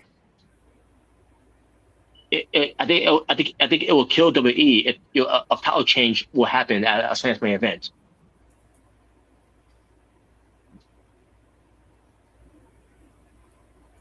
Yeah. But either way, I gotta say this though with Brie Bella. Brie Bella, what I heard, she was upset that her match with Lainey Reed from SmackDown didn't last as long that they wanted to be. And I thought to myself, well, Brie Bella, I'm sorry to say it, but you're not the best worker in the ring. No. And yes, the match wasn't bad, by the way. And have it went longer, it probably would have been bad because again, you're not the best worker in the ring. Lainey Reed is actually a better worker than you in the ring. And believe me, I seen her matches on NXT. Yeah, they're 10 times better than you in the ring. And thank God the right woman won on that night too on SmackDown. Because lately they have made influence losing matches, which I don't understand why they having to lose matches. I feel like I'm on Frat again for NXT. You know why I think saying all this, Robert, about Fatal Influence? Because you're in love with them. That's why. I am in love with them. I want them to succeed. The problem is, wow. The problem is they I see how they booked them on NXT. Even when Justin Nix was part of it. I see how they booked them. They're not great. They're not going to date you, Robert. Wow. Well, I'm pretty sure they're taken anyway still. But either way, the point is I seen how they bring booked on NXT. It was not great. So I thought the main roster will be different for them, but that has not been the case at all either. I mean half in half ways that it has and has not. But hopefully things will turn around. Hope they win the tag titles. I really hope they win the Sunday's main event because I not want them to do either a count finish or DQ or no contest finish just for them to run back again at SummerSlam.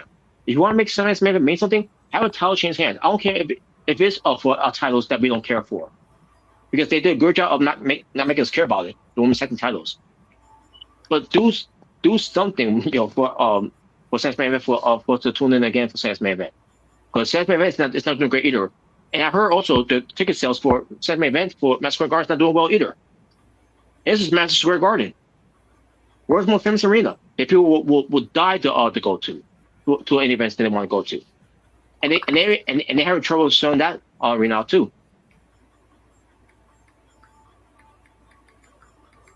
So yeah, you're gonna do more than having a women's tag team title match happening on that show, for people to buy tickets. Like Danhausen versus JT McDonough. So instead of Dominic Mysterio, because remember the whole story where Dominic Mysterio stole Danhausen's jersey. Yeah. And that was the whole thing, and they failed to capitalize on Danhausen trying to get his jersey back because I guess they forgot. I guess they thought themselves maybe we shouldn't do that now because originally they was going to have someone from the Knicks, who won for the Knicks, the championship to be part of it. I forgot his name, but he's dealing with a wrist injury. That he's not that come up with something else now because Dan House is just not about he's gonna have a backup with him against Judgment Day of of JJ McDonough and Dominic Mysterio being there, and I think Lamar might be there too. I don't know. Maybe the rest of Judgment Day will be there. Because Dan House owes them money.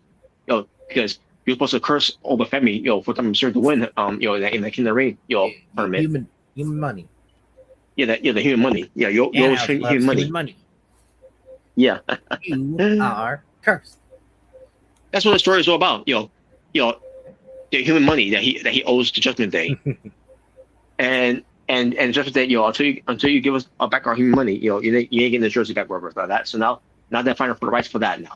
I don't know. Come on, you don't love it? Wow. But again, the whole thing will the Knicks was supposed to be there, but he can't be there because he's hurt. Come on, don't you feel? You hope he feels better? Wow. I mean, yeah. It sucks like he got hurt too. He won the championship for you guys. I mean, yeah, good. Yeah, he did. But so what? I hope it gets amputated. Okay. No, I ain't going there. Yeah, he won for the championship for us, but so what? I'm still not a Knicks fan. I mean, I'm happy that Knicks won for New York and all, but I'm still not a Knicks fan. By the way, if people thought I was gonna be a Knicks fan after they won, no, I'm not still not a Knicks fan. They still because they're losers at the end of the day. They're still losers. Well, they won though. They finally had to come back and they won. They should have won years ago.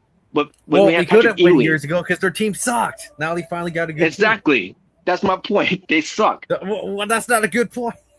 That's not a good point. And plus, I've always been I've been more Where's Scrumble fan. for the Giants? The Giants haven't won anything in years either. Oh, come on.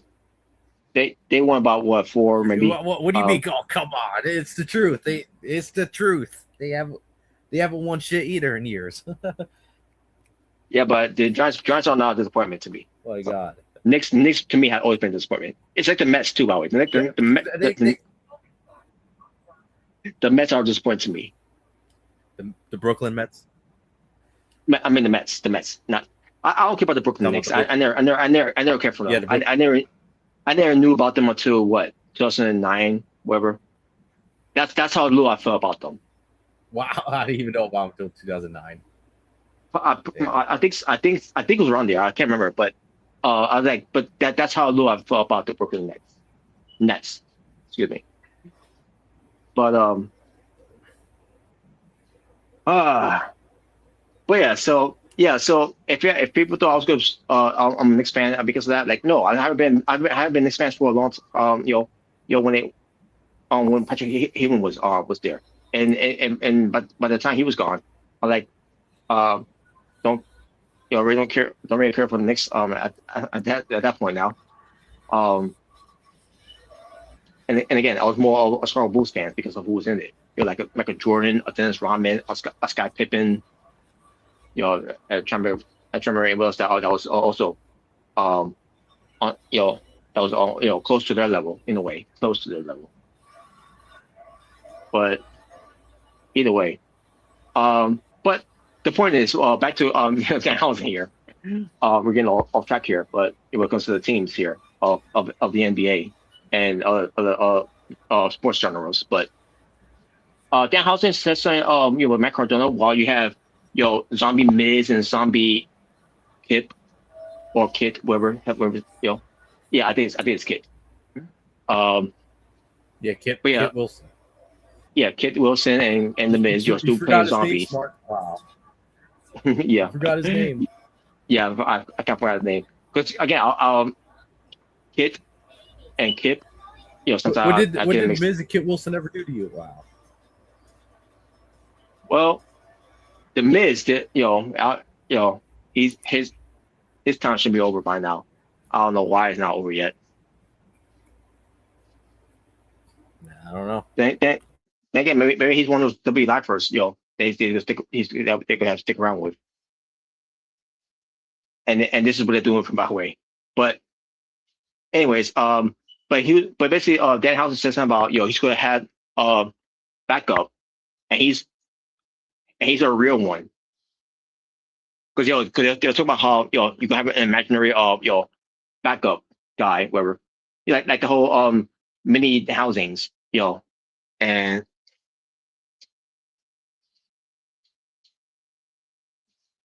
but yeah, so basically the real one that people are thinking that it's going to be. Some people are saying this. It could be Enzo Mori because he's someone that someone in New York City will recognize when it comes to the WWE fans, that will attend. So especially they did a video package on Raw, making his return to WWE on August 3rd on Monday Night Raw, which are going to be in Idaho. It's gonna be the return of Big Cass, the same Big Cass who was Big Bill from AEW.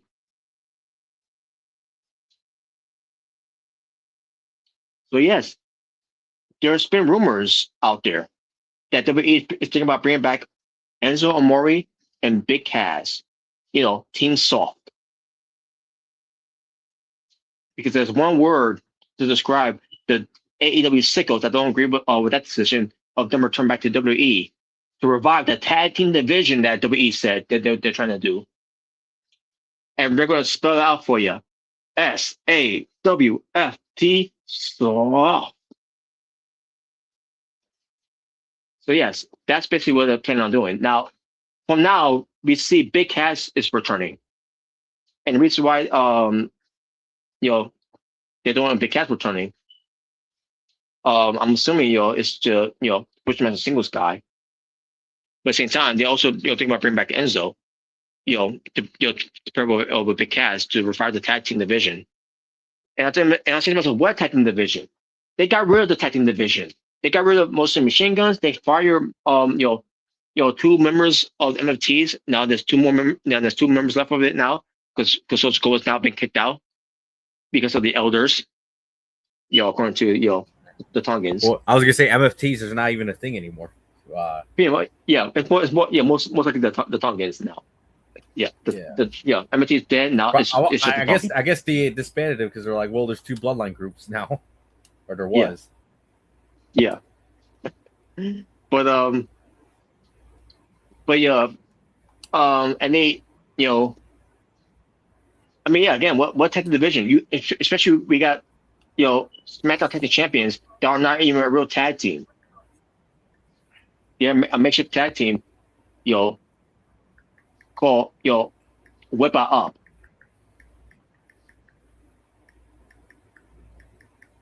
You got also the War Raiders at one point on Raw. They were taken out by Obafemi just to just show the dominance of Obafemi. Making his debut. Make his his Raw appearance, something like that. And then the same Obafemi, you have him taking care of Los Garzas, who are now in the group of Pedro's Del Mar. Yeah. Which I'm liking what they're doing with them on AAA, by the way. Yeah, they're kicking it. They're kicking ass on there.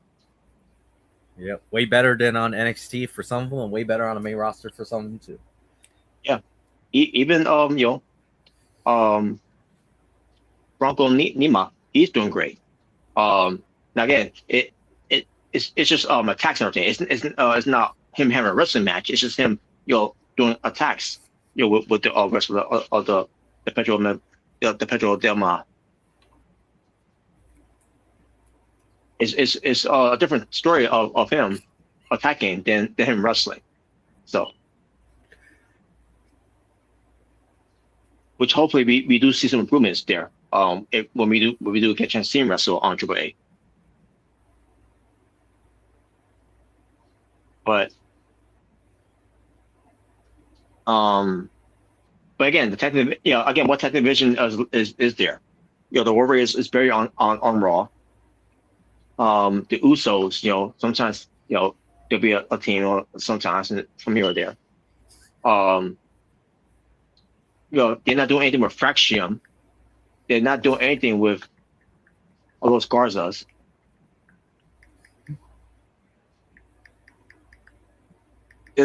What tech division is there? There's no more DIY because Ciampa's in the AEW and you got Gargano, laying on the crate, in a almost let's say a state wherever.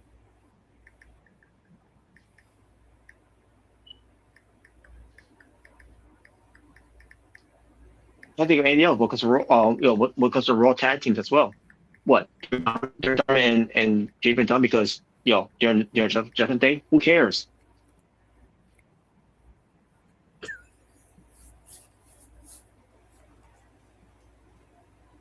Seriously, they got a big problem with the tag team division in WWE. You can say what you want about AEW's tag team, but AEW's got a tag team. It's not Line of War on Fire, but it's got a tag team on AEW.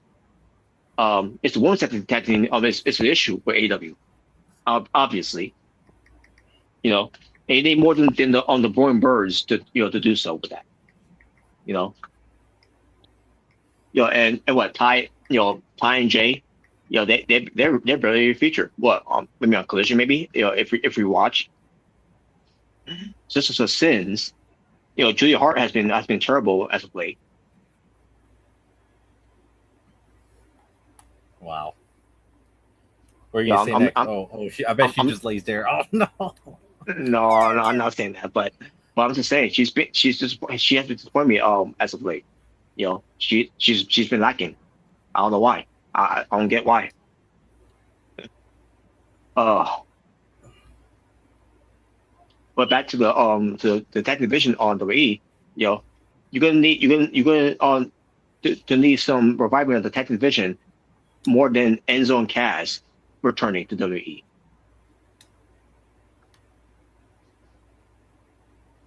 Even when you had Cass and Enzo there as the tag team, they couldn't even become tag champions on NXT or on the main roster. And you're telling me, in this late their late age of the game, you're gonna have them become tag champions, or finally after all this time, where you could have done it a long time ago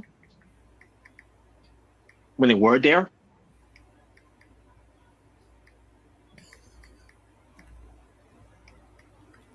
Don't get me started with Baron Corbin, where you fail with him of his final run in WWE, where you have him go to NXT after years of abuse of this man of doing gimmicks with him. This might work, this might not work, whatever, blah blah blah. The only thing that did work was the bum ass Corbin stuff, which it got attention. Only for him to kill it. Because he got rich, when he went to Las Vegas, and then he became Happy Corbin. Only for him to do this whole one of the worst things they did with him. And after the King Corbin stuff was worse, but the thing with him being wrestling god with JBL.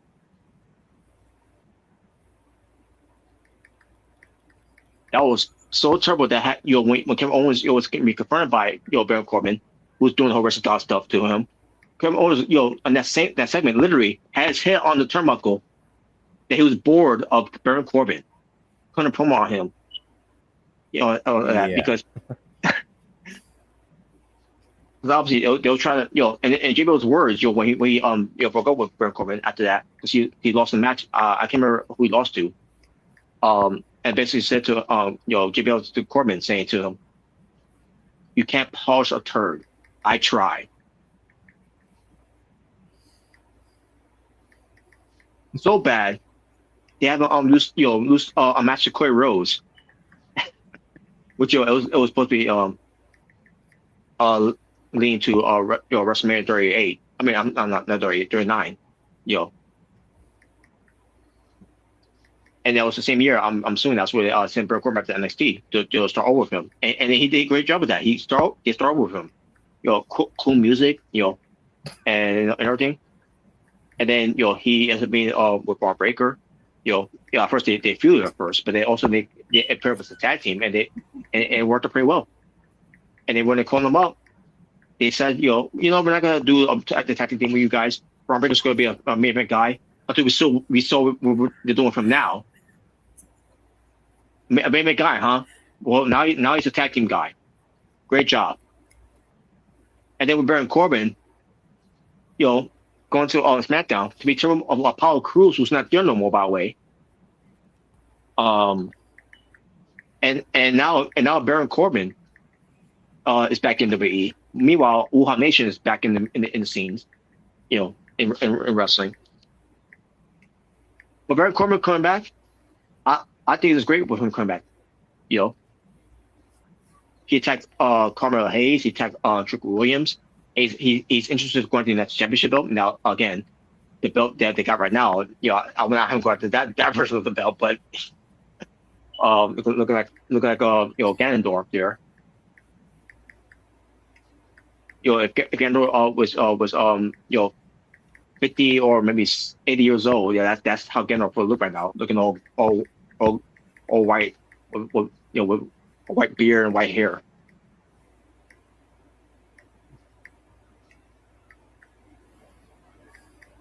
So Baron Corbin is back in WWE, which is good for him that he's back. Now the rumor was he was supposed to come back, to being under the sheet for Danhausen, basically a Danhausen clone.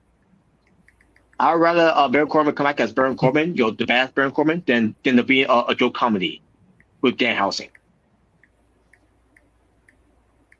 Now, if you want someone to be in that role, there's a name out there I suggested at the time, PCO. He's basically he's basically the pro wrestling version of Frankenstein, anyways.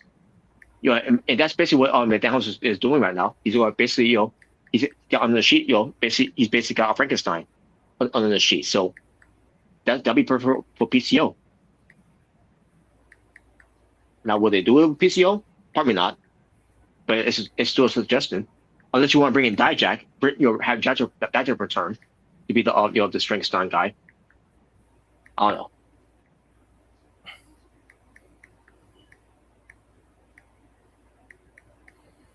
Yeah, I don't know. But the point is, Baron Corbin, he's on SmackDown. Like basically he's back where he was back where he was before he got fired. SmackDown. So ironic he comes back to SmackDown for that. So let's see what happens with the second term in the league right now, to see if things will work out for him now, because they did him dirty by bringing up all the Wolf Dogs, which was the hot act on NXT, and it could have been the hot act too on the main roster, and then eventually you could have broke him up, and then have Braun Breaker do his thing, and then Baron Corbin do whatever you want him to do, unless there was still having plans of having Baron Corbin be let go too at that time as well. Once they're done with that whole Wolf Dog stuff, on the main roster. Instead, it was just him and Apollo Crews being a team. Hopefully that not to work as well as they thought it would be. I hope Corbin to be let go. And that was a fail. Yeah, and obviously Apollo Crews was supposed to be on that cut list too, but they didn't want to fire him, because he got hurt. He got hurt too on that year. Same thing Carl Anderson, but the difference is they let Carl Anderson go. But I guess it was okay to let go of Carl Anderson because he they didn't really did much with them either, because they were on NXT as well.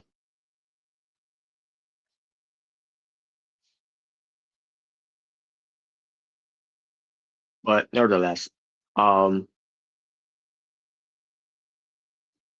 Baron Corbin is indeed back, folks, and we see what goes from there.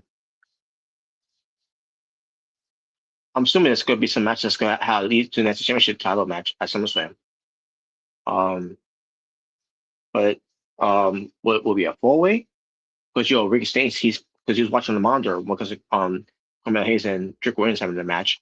And that's when Baron Corbin makes a return to take on both guys, and he's interested in the championship. So it makes me wonder, is it going to be a 4-way match maybe for the belt? And if Trick Williams loses the belt, does that mean after introducing a new belt, with the furries, the white furry stuff on it, does that mean it's gonna be gone in weeks later after that? Makes you wonder what was the point of making the belt in the first place, anyways. And is anyone really going to buy that belt, by the way? Just to be honest, it'd be like buying the replica Crown Jewel Championship belt that WWE is selling right now.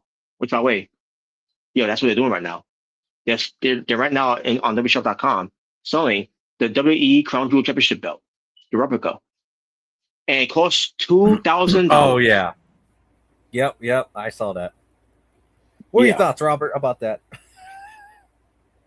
First off, the belt is great, by the way. It is. I mean, we said it before. It's great. The problem is with that, it's too big. Who the fuck's gonna wear a belt like that that's too big? Unless you're a Big Show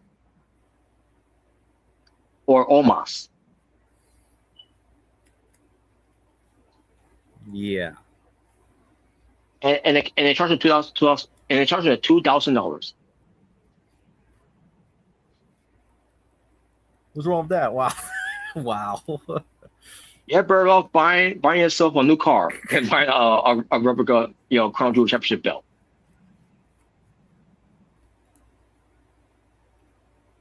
See why I know? You know what? Why I know what it is, Robert? You know why I think it is. You just hate fun. I just hate fun. Yeah. Just like I didn't have fun watching that Lego movie. You hate people. You hate other people for liking wrestling. Wow. What the hell? Wow. Well, just like I didn't have fun watching that Lego movie. I think we should do a live reaction to the Lego movie too, because I've actually never watched it before. Yeah, I never watched it either. Yeah, I haven't watched it either.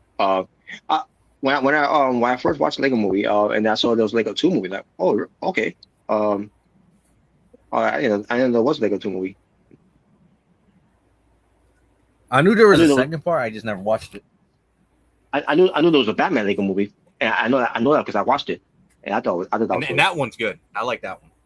Yeah, I thought that was good. I just didn't like the Lego movie itself. But everything is awesome.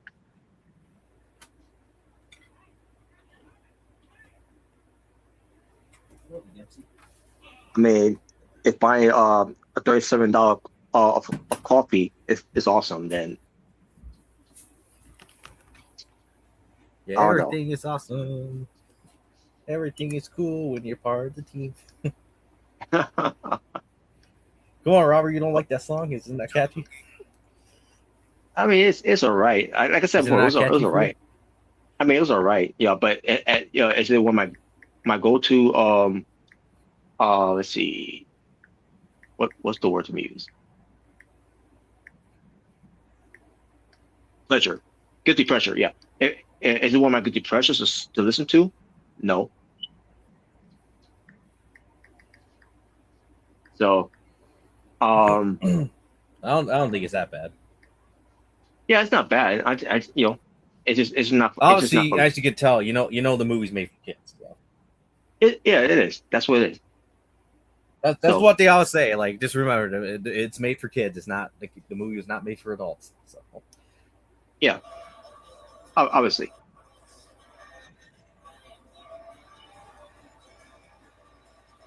But yeah, when it comes to the Lego movie too, I think we should do a live reaction to it. Yeah, because man, would have been a missed opportunity to see you do a live reaction to the first Lego movie. Oh my god!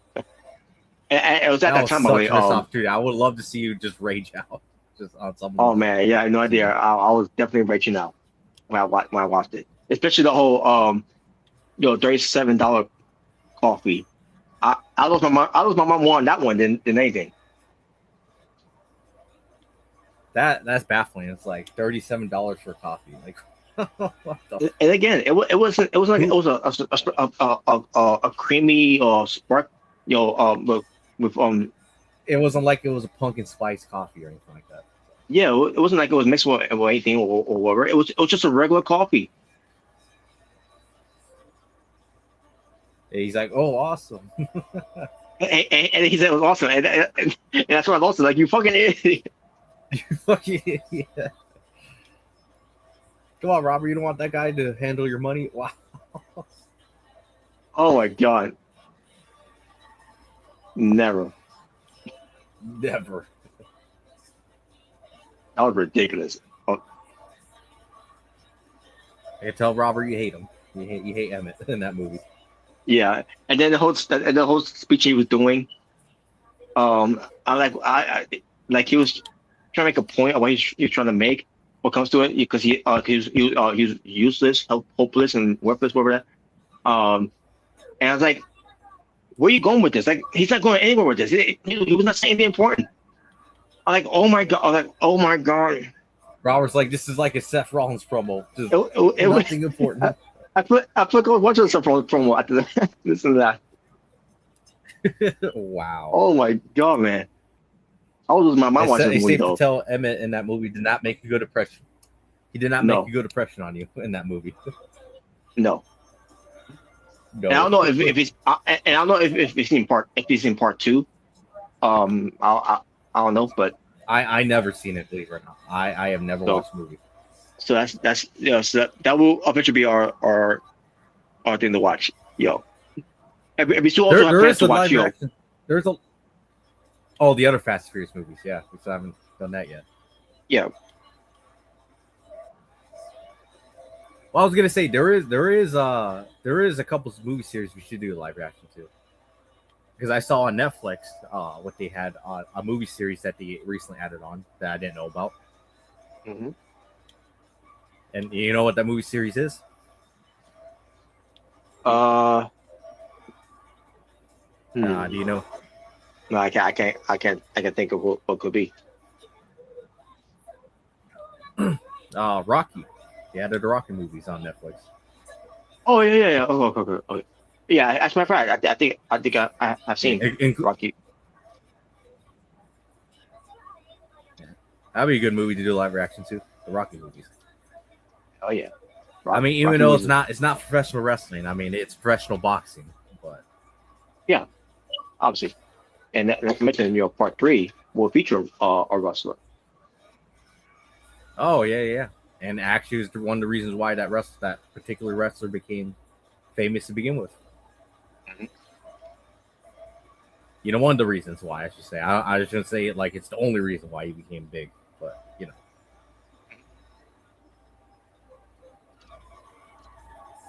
But for those who know, you know. You know, not to quote Andrade, but how you know. Yes, how you know.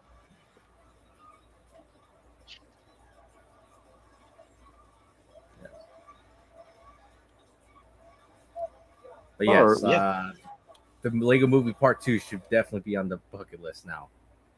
Oh yes, definitely. Because my God, if you rage at the first one, I don't even want to picture how much you're going to rage in the second one. I can imagine how the second one's going to be if they made a sequel of it. Now I don't know if that was in theaters. I think it only has one sequel, if I remember correctly. You know, the Lego Movie. You know. Yeah. I think it only has one sequel. Oh, okay. And they didn't make a video game with the Lego Movie. You know, obviously a Lego video game. And because of the Lego movie, Lego movies, Lego games, I meant to say, I enjoy playing Lego video games more so than watching the Lego movie.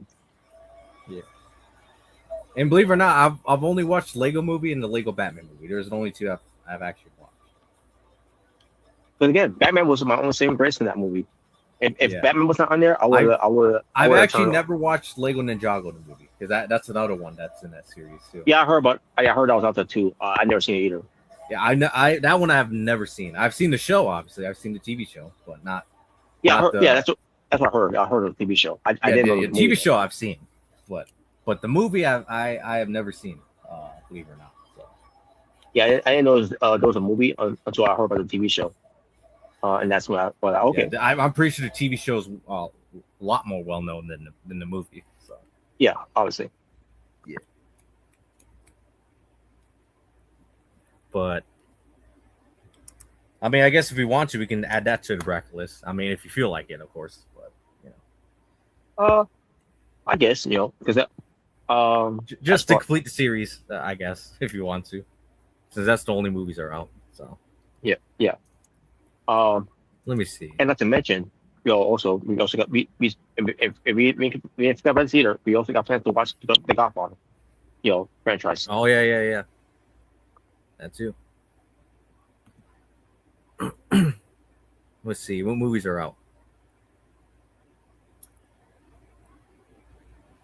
So yeah, it's basically just 4 movies so far.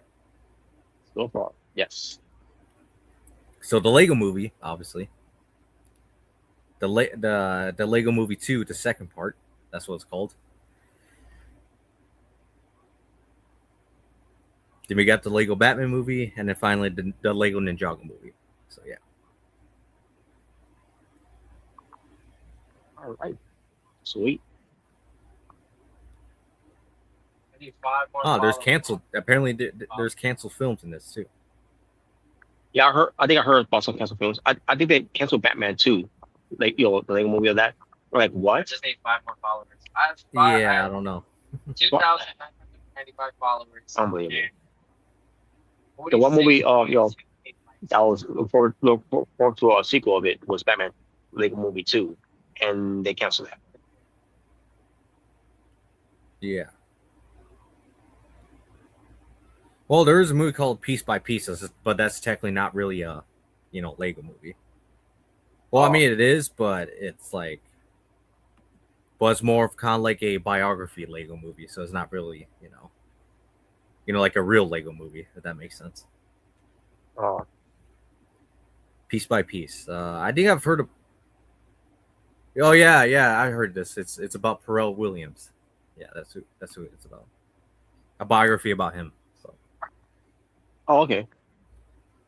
So that, I mean, I guess if you want to be interested in watching that, go ahead. But it's not really like a real Lego movie. It's like a biography Lego movie or something. Like I don't know why they did it like Lego, but it is what it is, I guess. So yeah, I guess. Apparently, Universal lost the rights to the Lego movie. That's why they haven't made any movies. Yeah, that was the reason. Yeah, I was trying to remember what was the reason why. But yeah, that was the reason. So Robert, so before you're worried, you don't have to worry about Lego Movie Part 3 ever coming out anytime soon. So in the future. Mm-hmm. Oh yeah. If that does worry you, I mean, I'm not saying it does. Yeah. But who knows?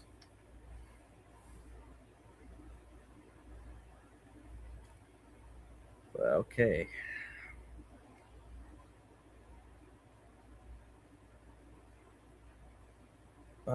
Well, anything else to be discussed, I guess? I guess that's pretty much it. Yeah. All right. But yeah, there you go. Now tonight's Dynamite, folks, was to me if last week was a 9 out of 10 for me, this week toned it down a little bit, but I'll give it a 7 out of 10 though. I thought the tonight's show was still decent. It wasn't bad, wasn't terrible, wasn't great, but I thought it was decent. So yeah.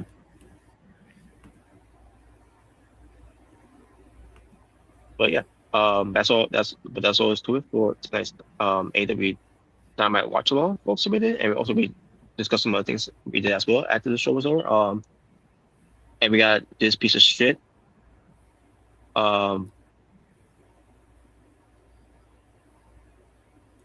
That's going to be blocked now because I don't know who that is. Oh God. Of course. Yeah. So there you go. All right. So there you go. So that being said, folks, just right when we're gonna end. Yeah, we're gonna end. Yeah, and we're still gonna end this because fuck that piece of shit. Yeah. And Khalil try to go to Omega Red to his location at SummerSlam that weekend to say what you gotta say say I'm here, you didn't show up, coward. Man up. Yeah, man up. Never showed up. So there you go, folks. With that being said, we're gonna wrap up from here. So thank you for watching. Shout out to the Mega Red for being part of this watch along alongside yours truly for this AEW Dynamite from July 15th, 2026. And oh, who's about to die right now? May switch. There we go. So as I was saying, so shout out to everyone that watched. Shout out to Jogo Gamer 85 for the comments they left, and also to Jordan Williams. And basically shout out to Jogo Gamer 85 and to Rockstar Tokyo. Not Rockstar Tokyo was not in the live chat, but still want to give a shout out to Jogo Gamer 85 and to Rockstar Tokyo for being moderators for this channel.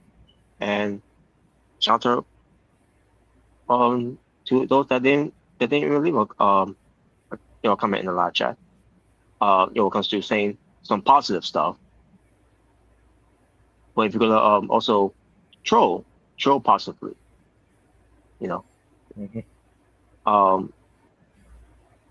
So that being said, and also, are we getting close to doing PWTF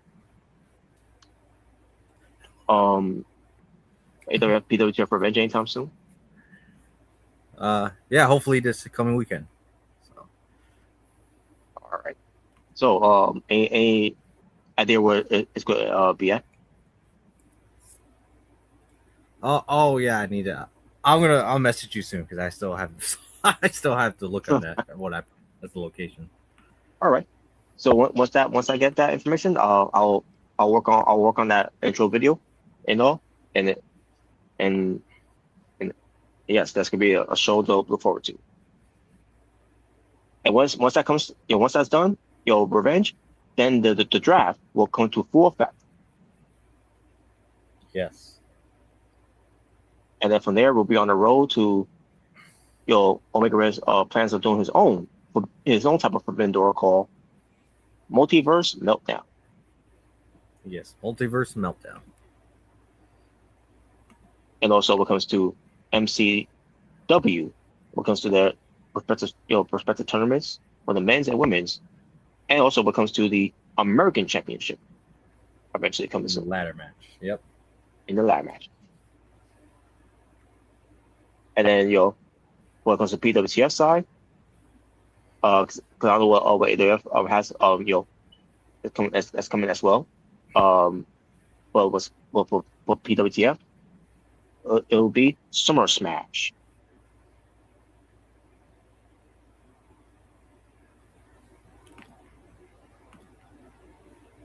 Basically, it's almost like the WWE's version of SummerSlam. Yep. But there you go. So, folks, that being said, with the Omega Red, it's Natural Born Brother saying peace on the streets. Be well, stay safe, take care of yourself, everything that's going on in the world. Well, we are out here. Ta-ta for now. As we bid you all and Abdu. In the words of Finger Twirl McFinger Bang, goodbye and good night, bang. So, that being said, folks, as far as what we do next time we do BTA, don't know when that will be, but next time we do another episode of BTA, that'll be episode 308.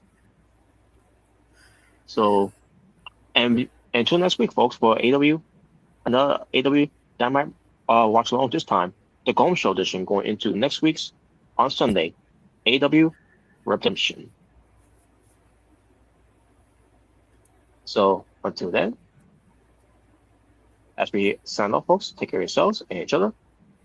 God bless, peace, and take care. Well, this was your AEW Dynamite Watch Along from July 15th, 2026.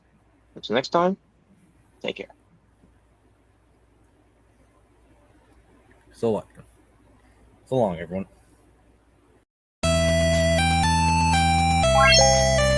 Bye.